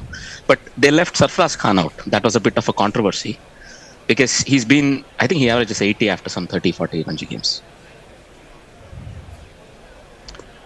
It's hard, isn't it? I mean, they went with a proven quantity, so Suryakumar Yadav, but okay, I'll wait. Well, not proven in Test cricket, though. Sorry. Over the wicket, and it's defended down the pitch by Cummins, where again, no run. Indeed. So Sarfraz Khan could have been the right man to go in at number 5 in this test, or in the series, frankly. But this is it's only for first 2 tests, the squad. We may yet see some changes. So what about Shubman Gill for KR Rahul? Yes, that's another good talking point, isn't it? So will he still retain his place come the third test? I don't know. Last bully over there, Ashwood, short of a length, and Cummins has dropped the ball and taken another single. So they've responded quickly to the guerrilla criticism there of not running enough singles. Perhaps they'll also respond to not using their feet and prodding forward. So with your change, Bear is due on ball by ball, and I'm staying here, and you're doing comments, I think, Russ? That's correct. Off. See you shortly. See you shortly, Adric. See you, Well, we Adric. might do. You never know. It might not be here. Oh, come on. We got half an hour, and we only need 4 wickets. Yep. If And Smithy goes, no. that'll be it. This is very optimistic about Australia's performance here. It's like he doesn't watch Australian cricket in Asian editions. It's a fucking huge tail, too. Well, exactly. I mean, if you get through Cummins here, then there's not a lot left, is there? Ashwin has destroyed them. 67 for 6, Australia. It's all falling apart. How many overs have they been out there? About 20, is that it? Oh, God. That's 22. 22. It's a T20 performance. In fact, it could have played a T20 innings and probably got more than 67 for 6. Again, I go back to my point. Give it some. That one beats the outside edge of Cummins' bat. That one beats the outside edge of Cummins' bat. Jadeja's just going to roll through these overs very quickly. And this is the problem, not rotating strike, don't know how to score runs. It's a conundrum that needs to be solved when going to India. That one is straighter, and Cummins can defend it. Back to the bowler, and there's no run. A lot of chat needs to be done in the dressing room. There's time to pull it back. It's a 4-test series. You lose the first one this badly, you go, okay, you put that down, but it starts to wear if it just keeps on happening. There's an edge. There's a wicket. I've got another one. I've got 5 out of 6 today, and the reason I didn't get the other ones, I forgot to put a bet on Messi. The coffers have been filled up on the old betting account. Danger gets a second. That catches the outside edge of Cummins' bat. The skipper don't last long. And I guess the only one to say is this. Another one bites the dust. I think that is going to be out, Fred. Another one bites the dust. And this very well could be over by tea, boys. Yep. Farong says fair play by Australia to lose the test inside 3 days so they can watch both the knockout finals of the Bangladesh Premier League tomorrow, provided the lights stay on, I guess. Ever tour Bangladesh again, I will start plans for an air-conditioned rickshaw on arrival at the airport.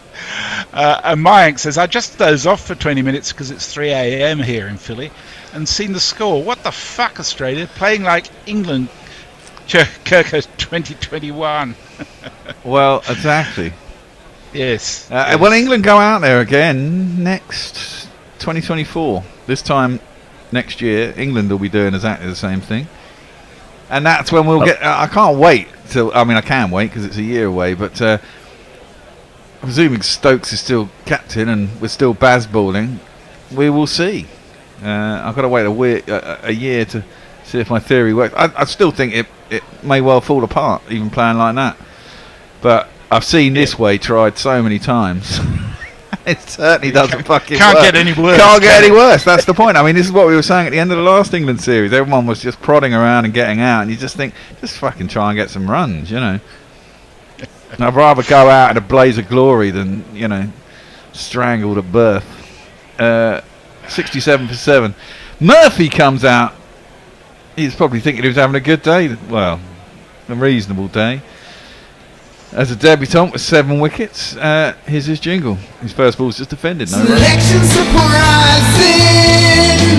I'll be a son of a gun. Todd Murphy. Defends the next ball from Jadeja. Out to the onside. It's a Waden.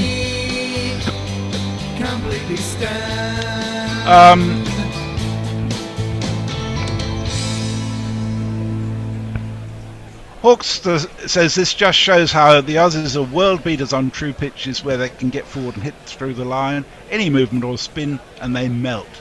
Well, there's Mox, truth about that. Yeah, and Mox says Ajit's desperate belief that Australia will make it past tea is both adorable and tragic. Yeah. Well, it means I'll get back to bed early. Yeah, that's true. Dave Wood says, Blaze of Glory, there speaks John Bombieri. Yeah, Barry, sorry. John Bon Jovi. Coming out. There's a jingle from that. I can't remember who it is. That's clipped into the leg side by Smith, who may be closing in on top score for Australia, which is currently Labuschagne on 17. Fuck. Gotta love it, man. Gotta love it. It is pretty bleak right now, it has to be said. Yeah. This has gone worse than possibly Australia would have been concerned about after the first innings. Well, yeah, and I kind of thought this might be happening by the third test, but I didn't expect it to happen in the first, to be fair. That's defended by Murphy, out behind point, and there's no one. Listen, when England went out there, they created a wicket that was reasonably flat, and England got 500 in their first innings and won that first test. And then after that, they created pitches that were worse than this. That's defended out to a point, and there's no run. I mean, they were ragging square with uneven bounce from ball one on day one for the next 4 tests, and it was virtually unplayable. Both teams suffered. Rohit got a fantastic ton, which won 1 game. There's another appeal for LBW. Is that going to be given? Don't know. Oh, did I get an under for this one? I haven't done it yet, so unfortunately that wasn't given out. But I shall get in there. Pitched outside leg. Yeah, I reckon so. They might not be giving. I think they've given up on giving unders for the wickets now. That's defended out to City Point, and there is no run. No, they haven't. 77.5. Only got 11 runs to play with, but I think that's a big enough margin for me. Although Smith could do me a disservice. Ashwin around the wicket, last ball of the over. To Murphy, it's too full, and he's able to jab that out on the leg side. There will be no run though. And he'll survive. I hope you got something on when the run line was 229.5 for the innings bit. Dave Wood, Mogg says typical Australian performance. Flat track bullies at home, dribbles of piss away. Oh dear, oh dear, oh dear. I don't know when this was. Rowan Loganathan was on YouTube some time ago saying if this match goes to the 4th day, Australia will be happy. If it goes after tea, we'll be happy. But it's not going to happen. Now, who's that dude there with that terrible tash on the right of Cameron Green? Talking to him now. Who the fuck is that? That's a horrible tash. That's a disgrace. With Matt Renshaw and someone else. Is that Davey Warner there? I can't see. Well, Axel Patel's going to get a go. Because why not let him have a go? Someone else has got to take some wickets, possibly. He's bowling at Piggy Smith. First ball is a little bit short, and he can go back, just play it in the offside, and there is no run. I mean, India could play with just 2 spinners and have an extra batsman. You feel with Ashwin and Jadeja. They're quite happy to bowl all day long. Goes back and defends, and there's no run. He's got a tested average of 14.89. Played a lot of matches at home, Axel Patel. He's actually quite poor when he came to England. Driven out to the covers, and there's no run. He's another one who just bowls the same ball over and over again, which I think in India you can do. You don't have to vary too much. I mean, you can, and certainly Jadeja has become a much better bowler over the years.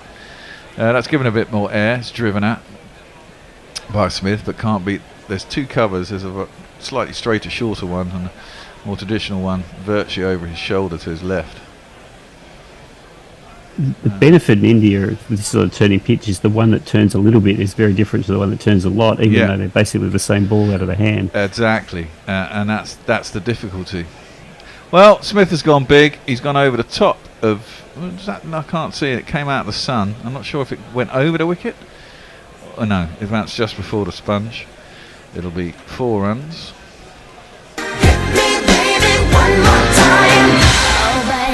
That's a good shot. It's interesting that Ajit was going on about Sarfaraz Khan. He's a big lad, isn't he? A bit of a chubby. But apparently hits the ball hard and has had a good season so far. So that's defended square by Piggy Smith. The last ball of the over.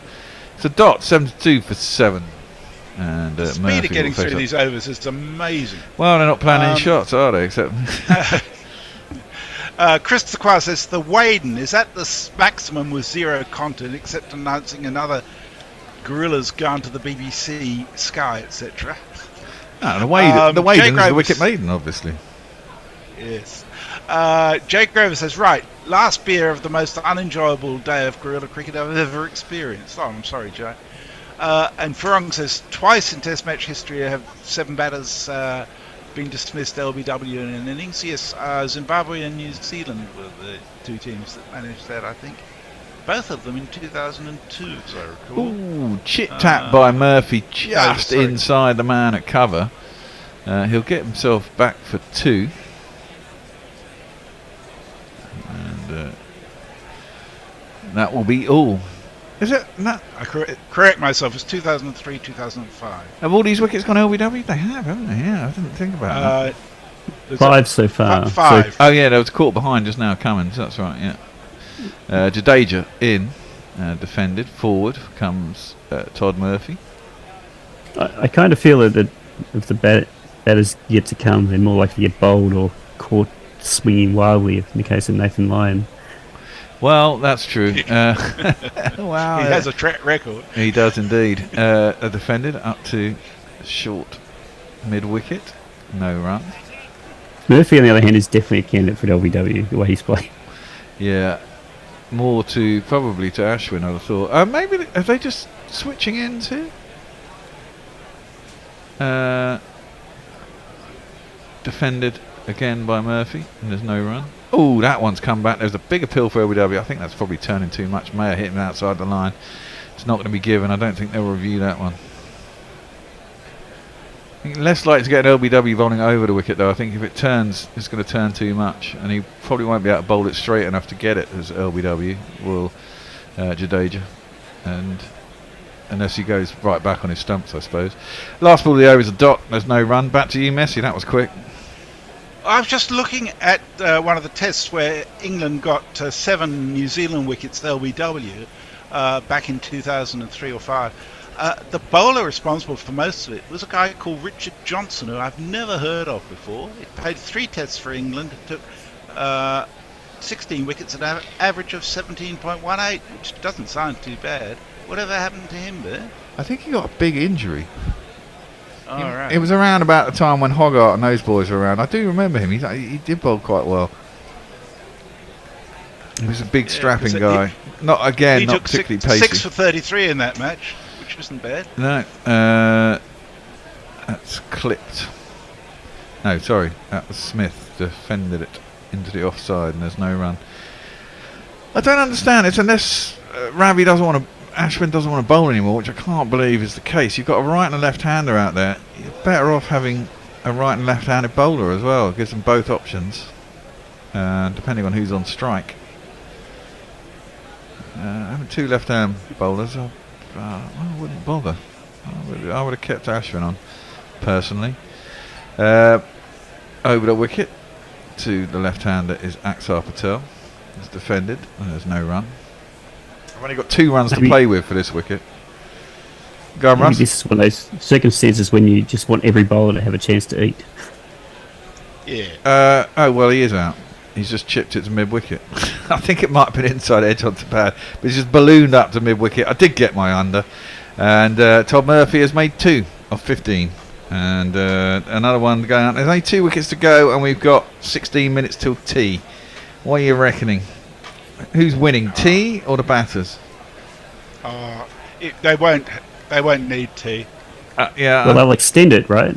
Yeah, they will. Yes, they will do now, won't they? We're going to give it this one. We need one more to extend it. Yeah. Well. How's that?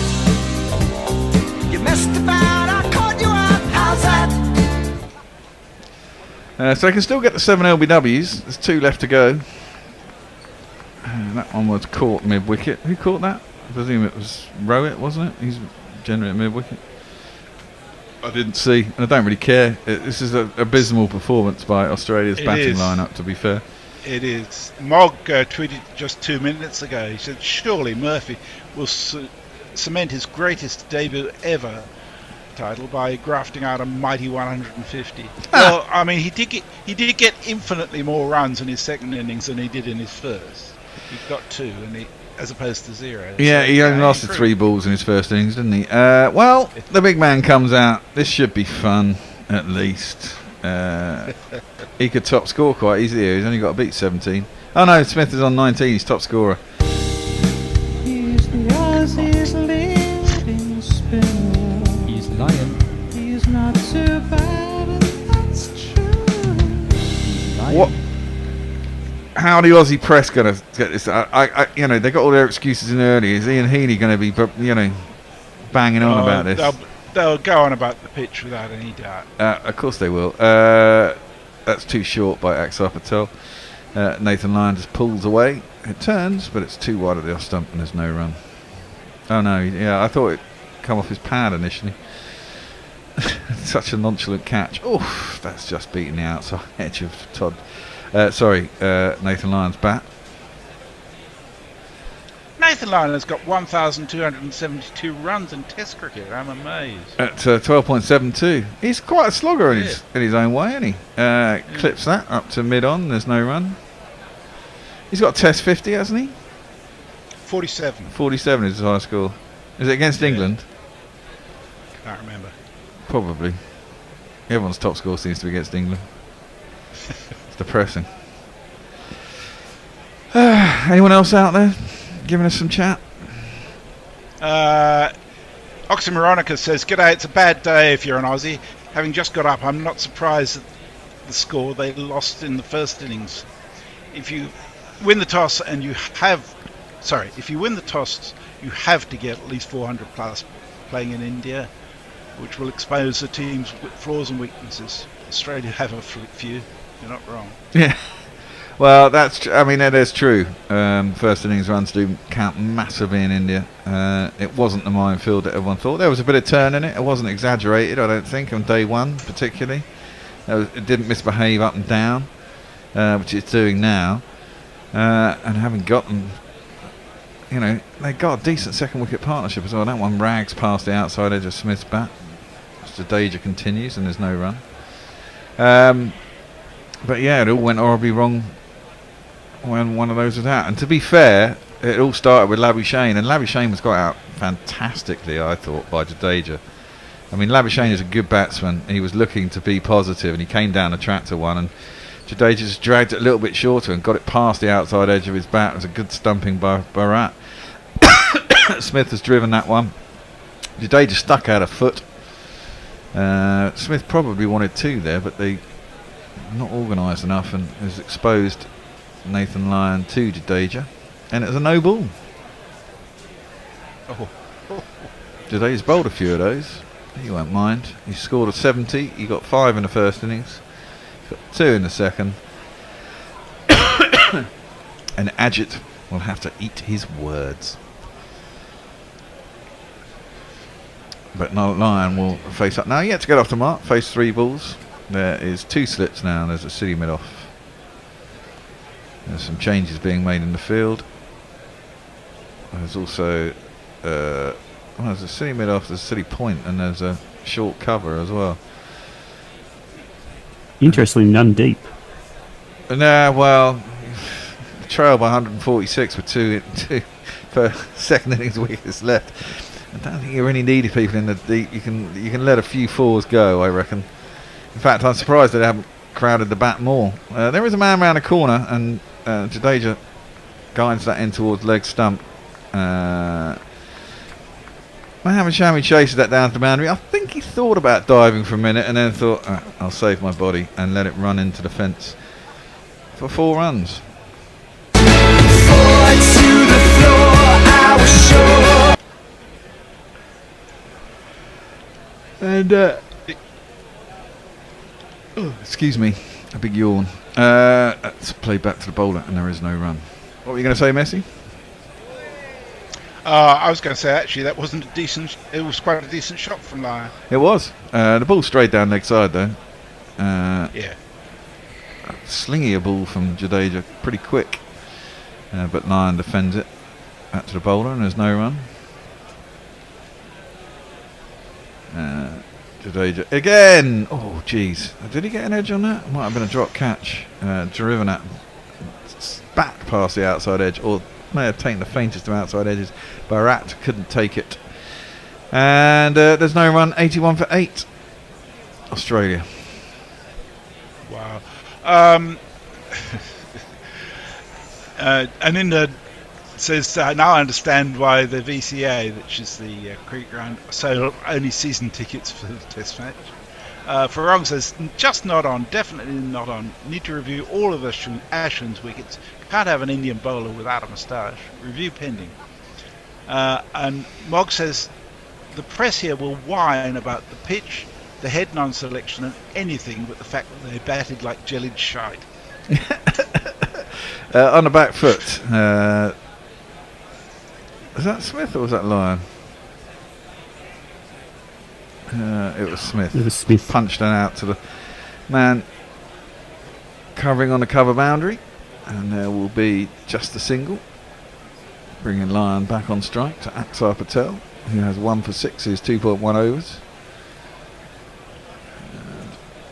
And that one is a decent ball just outside the off stump, a bit too full. Lyon gets forward and plays it to steady mid off, and there's no run. Rohit directing traffic. Seems to have lost a bit of weight, Rohit. Yeah. Got himself in a bit of fitness. Ooh. Open face of the bat, jabbed at by Lyon, scoots off it. Aerial for a little while, went through probably where gully would be. There is no gully, there's 2 slips. Backward point gets around to field it, and there is no run.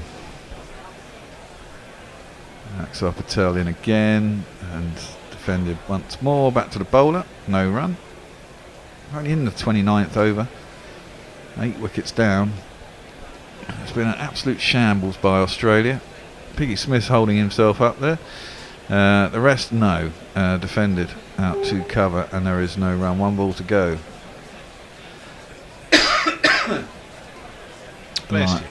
Lyon faces up for that last ball, which is defended out to cover, and there is no run.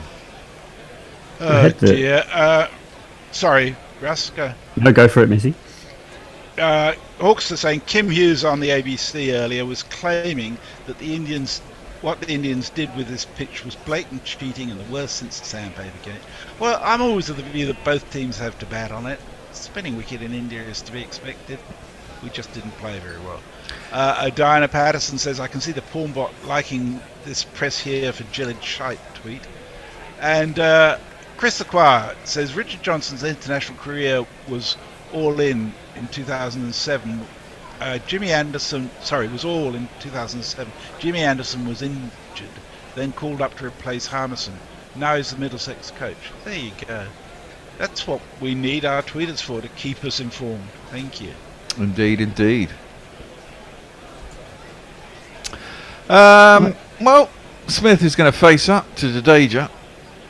He pulls away just as he's about to deliver. They've got the man in at, is that the very close in second slip on his knees? Yeah. And Smith goes back and pushes it out to cover point. He's pretty short, but they'll get through for a single. He's playing for the red ink here. He's just, yeah, definitely. Place. You lot get out the other end. Thank you very much. I think Kim Hughes can go fuck himself, to be quite honest, and if that's his... you're right, Messi. You know, both teams got a bat on it. It wasn't that bad on day one. Yeah, it turned, but as you say, you expect pitches to turn in India. Quite, if they'd have missed that, Nathan Lyle would have been plumb as plumb can be, but fortunately he got a little bit of bat on it. In fact, it turns out to be quite a good shot. He runs it very fine, down to fine leg for 4 runs. 2 + 2 is our man. 2 + 2 is our man. I really have no issues with this pitch at all, to be honest. No. If Australia batted remotely competently in either of the 2 innings, another 30 overs in each, we'd be looking at a Test match finishing halfway through end of day 4, which is quite decent. Defended out to cover, and there is no run. No, you're dead right. It's defended by Nathan Lyon. Up to short cover once again. I don't think you can complain about the pitch where the opposition made 400. It's just not. It's just not there. Oh wow! Now that's a delivery and a half, and how it's got nothing on it, I don't know. It's turned. It's bounced sharply. It's good take by Barat behind the stumps. It's jumped off the pitch. It turns sharply. It's caught in front of his chest, but nothing on it from Nathan Lyon, and there is no run. If you get balls like that all the time, then you start thinking about the pitch is a bit harsh, but every once in a while, no. That's guarded in at middle stump by Jadeja. It's defended by Lyon out to cover, and there is no run. They're all having a bit of a laugh out there. Yeah. I mean, the thing with balls like that is they often don't get a batsman out either because they turn too much and they're not capable of playing that line. So, you know, it's a bit like the ball that swings, and sharply seams off the thing. You don't get anyone out with it. Yeah, that's quite true. Mog says Kim Hughes overlooking the fact that an Australian spinner took 7 wickets in the innings. Yeah.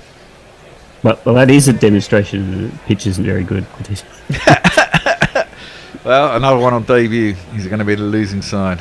Did Frazier lose in that game when he got his 8 for 270? That's a really good question. I think so, yeah. Unless it was a draw, I'm pretty sure that they lost that game quite badly. Well, the 270, even though he got 8, says something about it, doesn't it? I mean, probably India got around about 500, one would have thought. Well, Mohammad Shami's going to have a little dig before tea. I could play a jingle, but I can't be asked. He made 440, Australia replied with 355, India made 295, and Australia was lost by 180 runs chasing 382. Okay, there you go. So yeah, Steve O'Keefe I think lost when he got his 8 for as well. That's defended up to mid-off and there's no run. And that would have been the last time they were out there, wouldn't it? We did that. I have a feeling they won the first test and they got thumped. Did they? That's what England did. See, India don't like losing at home. If they lose, then they do start, creating minefields. I just took it up. But as you said, this isn't a minefield. They've created a pitch that's competitive. Shami. There's an appeal down leg side by Barat. It's fired down there. Smith follows it, but there's no run. The Australian bowling lineup in that match that Frazier debuted in was Brett Lee, Mitchell Johnson, Shane Watson, Frazier, Cam White and Simon Kadich. And surprisingly, India's run rate was only 3.53 because with that bowling lineup, I'm surprised it wasn't a run of ball. Yeah, Australia won that match by 333 runs, where O'Keefe took 12 wickets. No, right, okay. Did Steve Smith get 100 in that? That's arrowing in towards the stumps. And there's no run. I seem to think... he got 109. Yeah, I seem to remember him having a really good 100. That was really well played, really tricky conditions. Not easy. And he batted extraordinarily well. Because they bowled, didn't they? Because India batted first, is that right? And O'Keefe... No, Australia batted first and made 260. And Renshaw, surprisingly, made 68 opening. Wow, there you go. Shami in to the pads of Steve Smith. Crab-like Steve Smith just plays it square on a leg side out to Axar Patel. There'll be a single. I think Australia are going to make it to tea, boys, because I think this is the last over before tea. Maybe one more. We shall see. Yeah, no, I don't think there will be one more. Yeah. No. Guys, you'd have time for 2 before tea. Well, yeah, exactly. But I think that's why maybe why they put Shami on. They just want to go off for tea, have a little break, come back. They bowled 31 overs in the session. Yeah. Ravi Ashwin, who's got a 5 for in this innings. Deja got a 5 for in the first innings. Todd Murphy got a 7 for. So it's a good day for spin bowling, or good match for spin bowlers. The only one just scored runs too. Yeah. Shami in. bowling at Nathan Lyon, hammering in on that centre stump, and defended by Lyon, square on the offside, and there's no run. I can't believe the umpire didn't give that Hanscom one out. I mean, it looks so out. Yeah.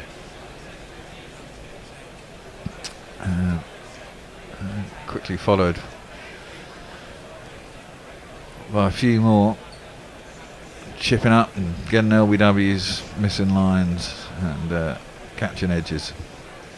88 for 8 Australia in the 31st over, 1 ball to go, and then we think it's going to be T. And Shami's going to bowl it. Oh, and he's taken. They might not. They might have the extra half hour now. That's a searing Yorker for Mohammed Shami, and it's knocked out Nathan Lyons off stump as he tried to hawk it into the leg side.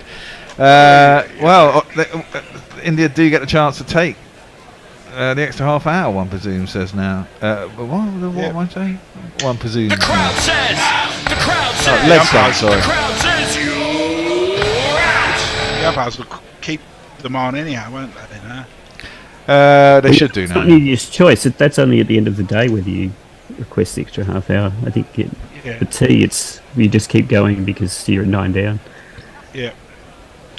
Farong says when you win the toss and bat, you should make the average first inning score at the venue, being 303. Australia were 126 short of the quota. Simply played from the crease, and balls that just can't play from the crease, especially against these spinners. Shite. He's not happy, Farong. And Josie Oak says, good morning from Porto Alegre in Brazil. Geez, you get around, David. Wake up to see Oz in fucking rain. A good day. Of course. Well, Scotty Boland, he's had a bit of a howler. His first taste of away cricket for Australia has not gone too well. He didn't bowl too bad, just didn't take a wicket. Didn't get any runs in the first innings, not expected to. Dropped a howler of a catch down at long on. Probably too late to affect the match considering what's happened in Australia's second innings, but nonetheless he comes out and we'll probably have to stay out there until the game is over now, which might only be one more ball. Oh no, he's not going to face because the Jadeja's going to continue down the other end. He'll be bowling at Piggy Smith, who might just want to take a single to get his little red inker and expose Scott Boland to be taken. Jadeja bowls and squats a little bit in the pitch. It's a bit too short, it's flat, and Smith can defend it easily enough out into the offside, and there is no run. Missy, I think the question is there any changes Australia can make that make a material difference? Well, there it is. It's all over. Piggy Smith's been bowled. He's not going to get his red inker. Oof. Just like in the first innings, funnily enough. Now, rarely do you see that the Smiths get bowled through the gate. He's been bowled twice in this match through the gate, both times by Jadeja, both with balls that have just slid on when most of the time it's turned. Are they going to play for spin? Yeah, and both times just prodding forward without getting to the pitch properly. Is it going to be a no ball? Why are they all standing there looking like that? That's weird. I think they were checking to see if it was a no ball. It's not a no ball. Oh, it is a no ball. Oh, fucking hell, he's got away with that. Whoa. Jadeja bowls him through the gate. It's quite a... I don't think that's a no ball. I don't know that is. That's fucking marginal, isn't it? No, it is. They haven't looked at the way his foot comes all the way down either. No, it doesn't have to. It's the point of delivery. Well, no, but the point... It's... the point when he leaves the hand, then you're saying? Defending the offside and there's no one. It doesn't matter if the foot's off the ground as long as part of the foot is No, behind what the I line. meant was if the foot had continued to press downwards, he might have actually got some part of his foot behind the crease, because at the moment he was up on his tippy toe. Yeah. And that photo was only at the point where it was at the back of his back, as it were. Well, Smith might still get his red inker then. Pulled back from the brink, defended, and there's no run. It's kept low, that one, but it's gone straight through. Got away with that. Driven Smith up to mid-off, and there's no run. Might have only delayed it by a couple of deliveries and pulls Australia up to 90, trailing by 133 with only one wicket left. Cummins deep in chat with that guy. Looks familiar. Who's that? I don't know who that is, but he does. I was going to say, is that Steve Venuto maybe? But I don't know if he's in the Australian setup right now. There'll be a lot of chat in the dressing room. They're going to have to think of some strategies to come back. That's full, and it catches the outside edge of Boland's bat, but it goes along the ground to the slips, and there's no run.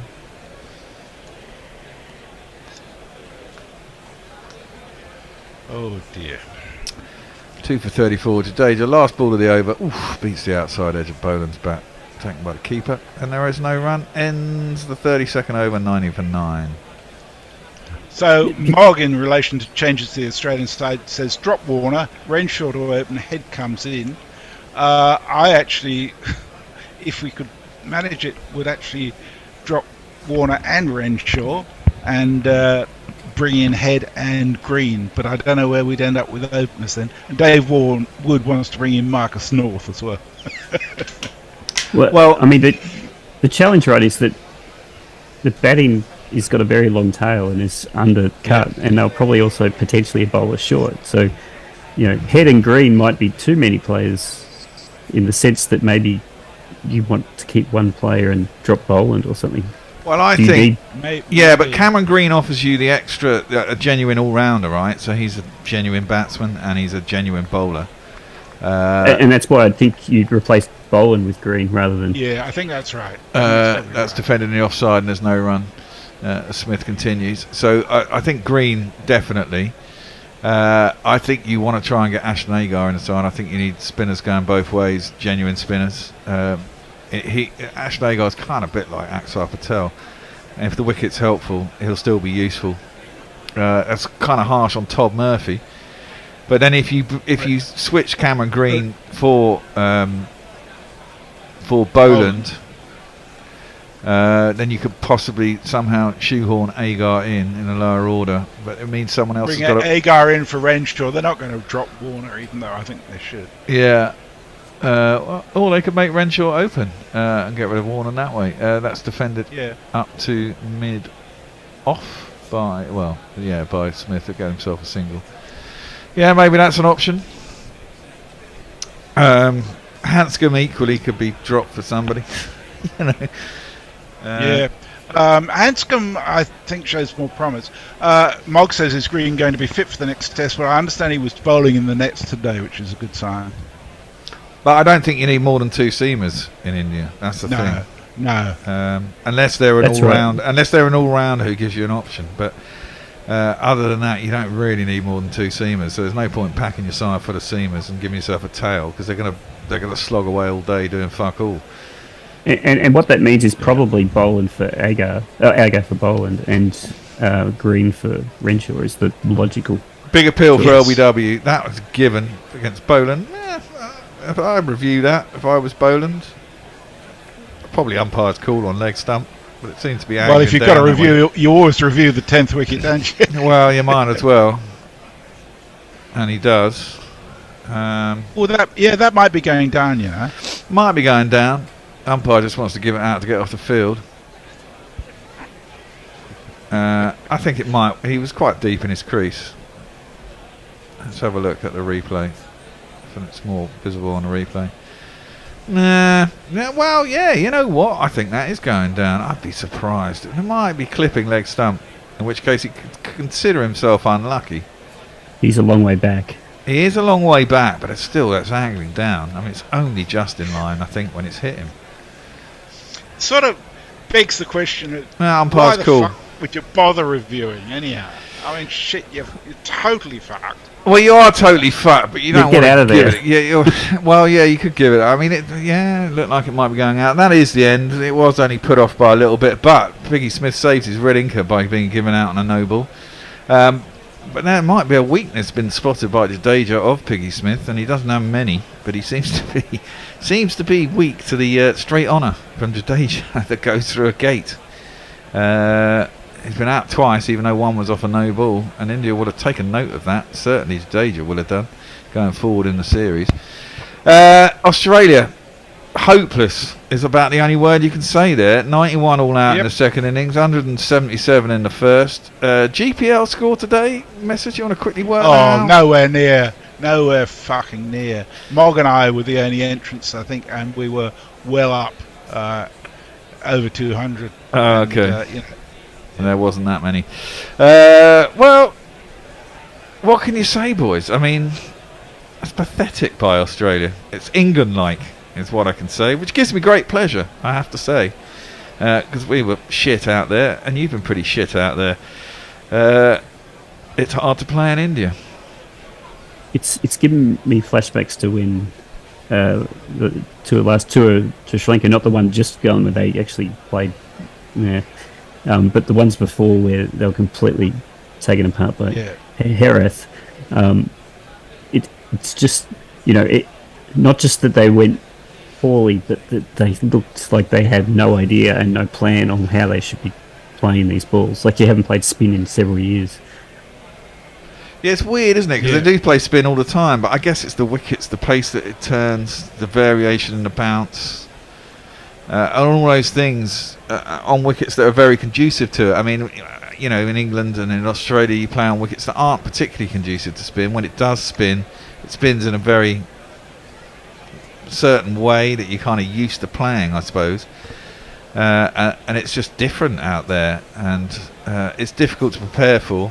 I mean, Dave was a bit right earlier. I mean, there's no preparation games these days, are there? I mean, let's face it. Australia went out there probably a week ago, had a couple of knocks in a net. I don't know if they even had some local bowlers to face. They might have tried to get some local bowlers. They did. But it just doesn't give you time to acclimatise to what you're going to be facing.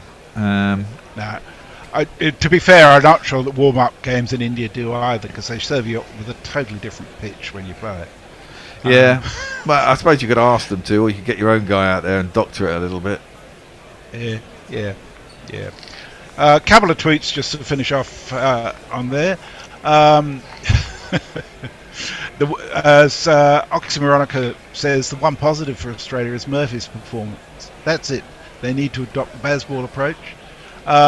Farong says Rickshaw out for Head or Green, Boland out for Agar or Hazelwood / Stark. Yeah, Stark presumably is one of them is likely to be fit. Mog says, why are we dropping Renshaw over Hanscom or both? Well, they were both pretty poor, weren't they? I mean, I do think it was a very odd decision to drop Travis Head. Whether you think he's not conducive to conditions, what gave you the idea that Hanscom or Renshaw were ahead of him, considering what he'd done in Australia? The one thing he did have was a positive mindset and a belief that he could score runs, and he had done so not that long ago. So he's going in there knowing that he feels he's in the right place. That may not be enough, but it's got to be better than Renshaw, or at least one of them. I mean, you might have had to put one of them in there. But I think Hanscom played reasonably well. I mean, his average against spin is much better than his average against pace in his career. So, and he got a. No one covered themselves in glory, but he at least scored 30 odd in the first innings, and looked like he kind of had a plan and what he was going to do out there. I don't think you can say that the same as some of the others. Yeah. Well, in that case, Renshaw goes. Jay Grover says, thank you all very much. Please kill Dave. Mog says, what a slurry of shite that was, Australia. Now, fuck off and get some elite mateship up here. If you're looking for some other cricket, I'd point out that 1 o'clock this afternoon GMT is England playing the West Indies in the Women's World Cup. It was a thrilling finish last night between South Africa and Sri Lanka, which, despite atrocious fielding, Sri Lanka managed to win by three runs. Is it the T20, the women's? Yes. Yeah. So it could be quite exciting. Josie Oak says, Oz, are they England in disguise? Yeah, it looks a bit that way. And Mog says, bag. I think he means nah. They don't need worn-out games. Half of them came fresh from the BBL. Should have carried on playing like it was a BBL. They'd probably done better. Yeah, maybe. Okay, well, that's it for tweets. And thank you to all our listeners for being with us. Thanks for your coverage, says Johnny Bryan on YouTube. And Chief Wardo just says, drop Warner. There's a bit of that sentiment around, I must say. I wouldn't be at all surprised if Warner calls it a day halfway through the series, to be honest. You reckon? I'm not sure he will. But well, he will if he's dropped. Well, yeah, I suppose so. I mean, we want him to come to England this summer because I love seeing him. I know you do.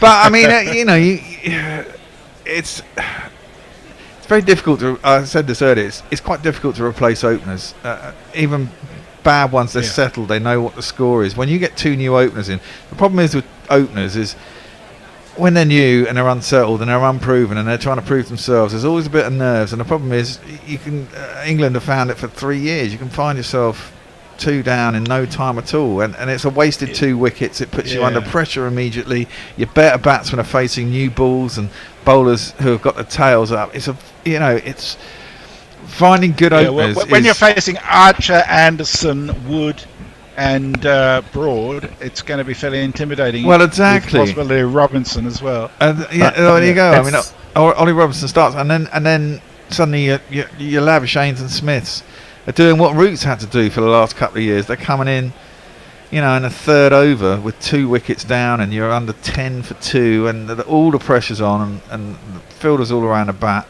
And no matter how good you are, if the ball's still doing stuff in conditions that are conducive for the bowler, it's tricky. If you're good enough, you get through it and you still get big runs and you can pull it back. But it can go wrong, 40, 60 times, 40 out of 60 times, whatever. It's an argument to drop Warner, though, to be honest, because he and Khawaja are both 36. They don't have that many years in them. So, do you want to replace both at the same time, or do you want to replace one now and one in 2 years? Well, yeah, there is that too. Graham Greach went on to, was 38. I'll just give you one last tweet, which isn't from our timeline, but it's from our friend Dan Liebke, who's sometimes a gorilla.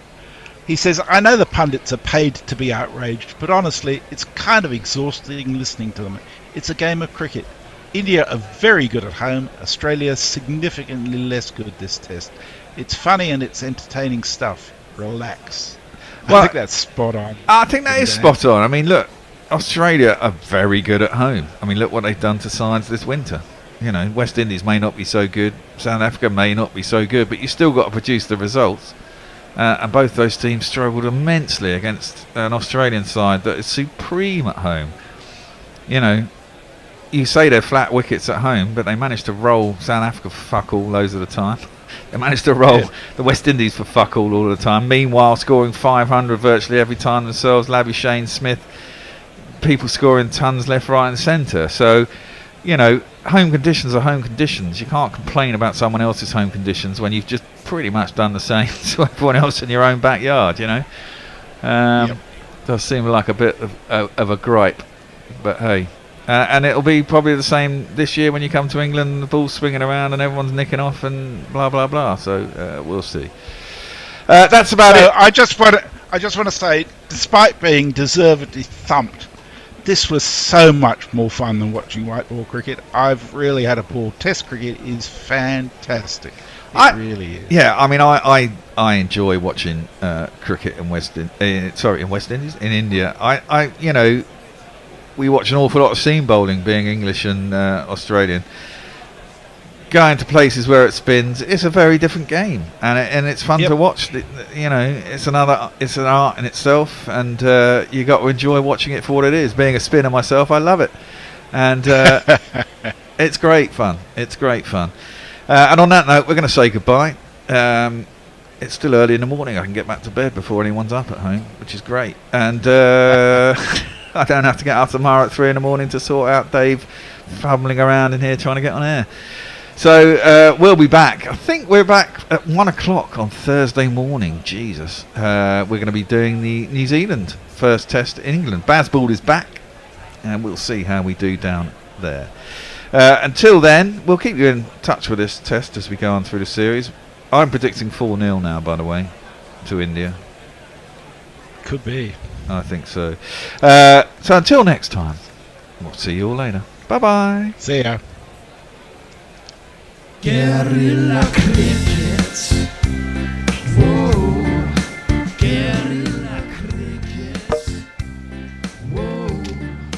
Guerrilla. Take guard, man the barricades, patrol the cover boundary. At last the time is come, this is a cricketing emergency.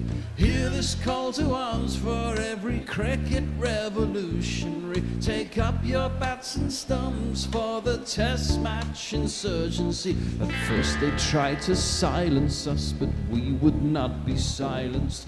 They threatened us with lies, so we threatened them with violence. Che Guevara, Sangakkara, Joseph Stalin, Douglas Jardine, Robespierre, Darrell Hare, Vladimir Lenin, O'Brien Kevin, guerrilla cricket. It's not about the winning, it's about how many rules you break. Even in cricket commentary, this is the best advice to take. Pick guerrilla cricket, it's the finest choice you'll ever make. There's so much more to cricket than rev counters and a slice of cake. At first they tried to sanitize us and clean up our act, but people like it filthy, and we know that for a fact. Fidel Castro, Lenny Pascoe, Carlos the Jackal, Umar Akmal, Mahatma Gandhi, Grant and Andy, Brendan Behan, Austin Ian, guerrilla cricket. Stick with us, cause you know we're not the kind of thing that you see on the TV and the radio. So vive la revolution. First they tried to buy us, but we would not be bought. Okay, we were, but then we ran away, and we will not be caught. We would not give up the ghost when they left us all for dead. They decapitated us, but we just grew another head. Chairman Mao, Jamie Howe, Ho Chi Minh, Asif Din, Václav Havel, Graham Saville, No Surrender, Percy Fender, Che Guevara.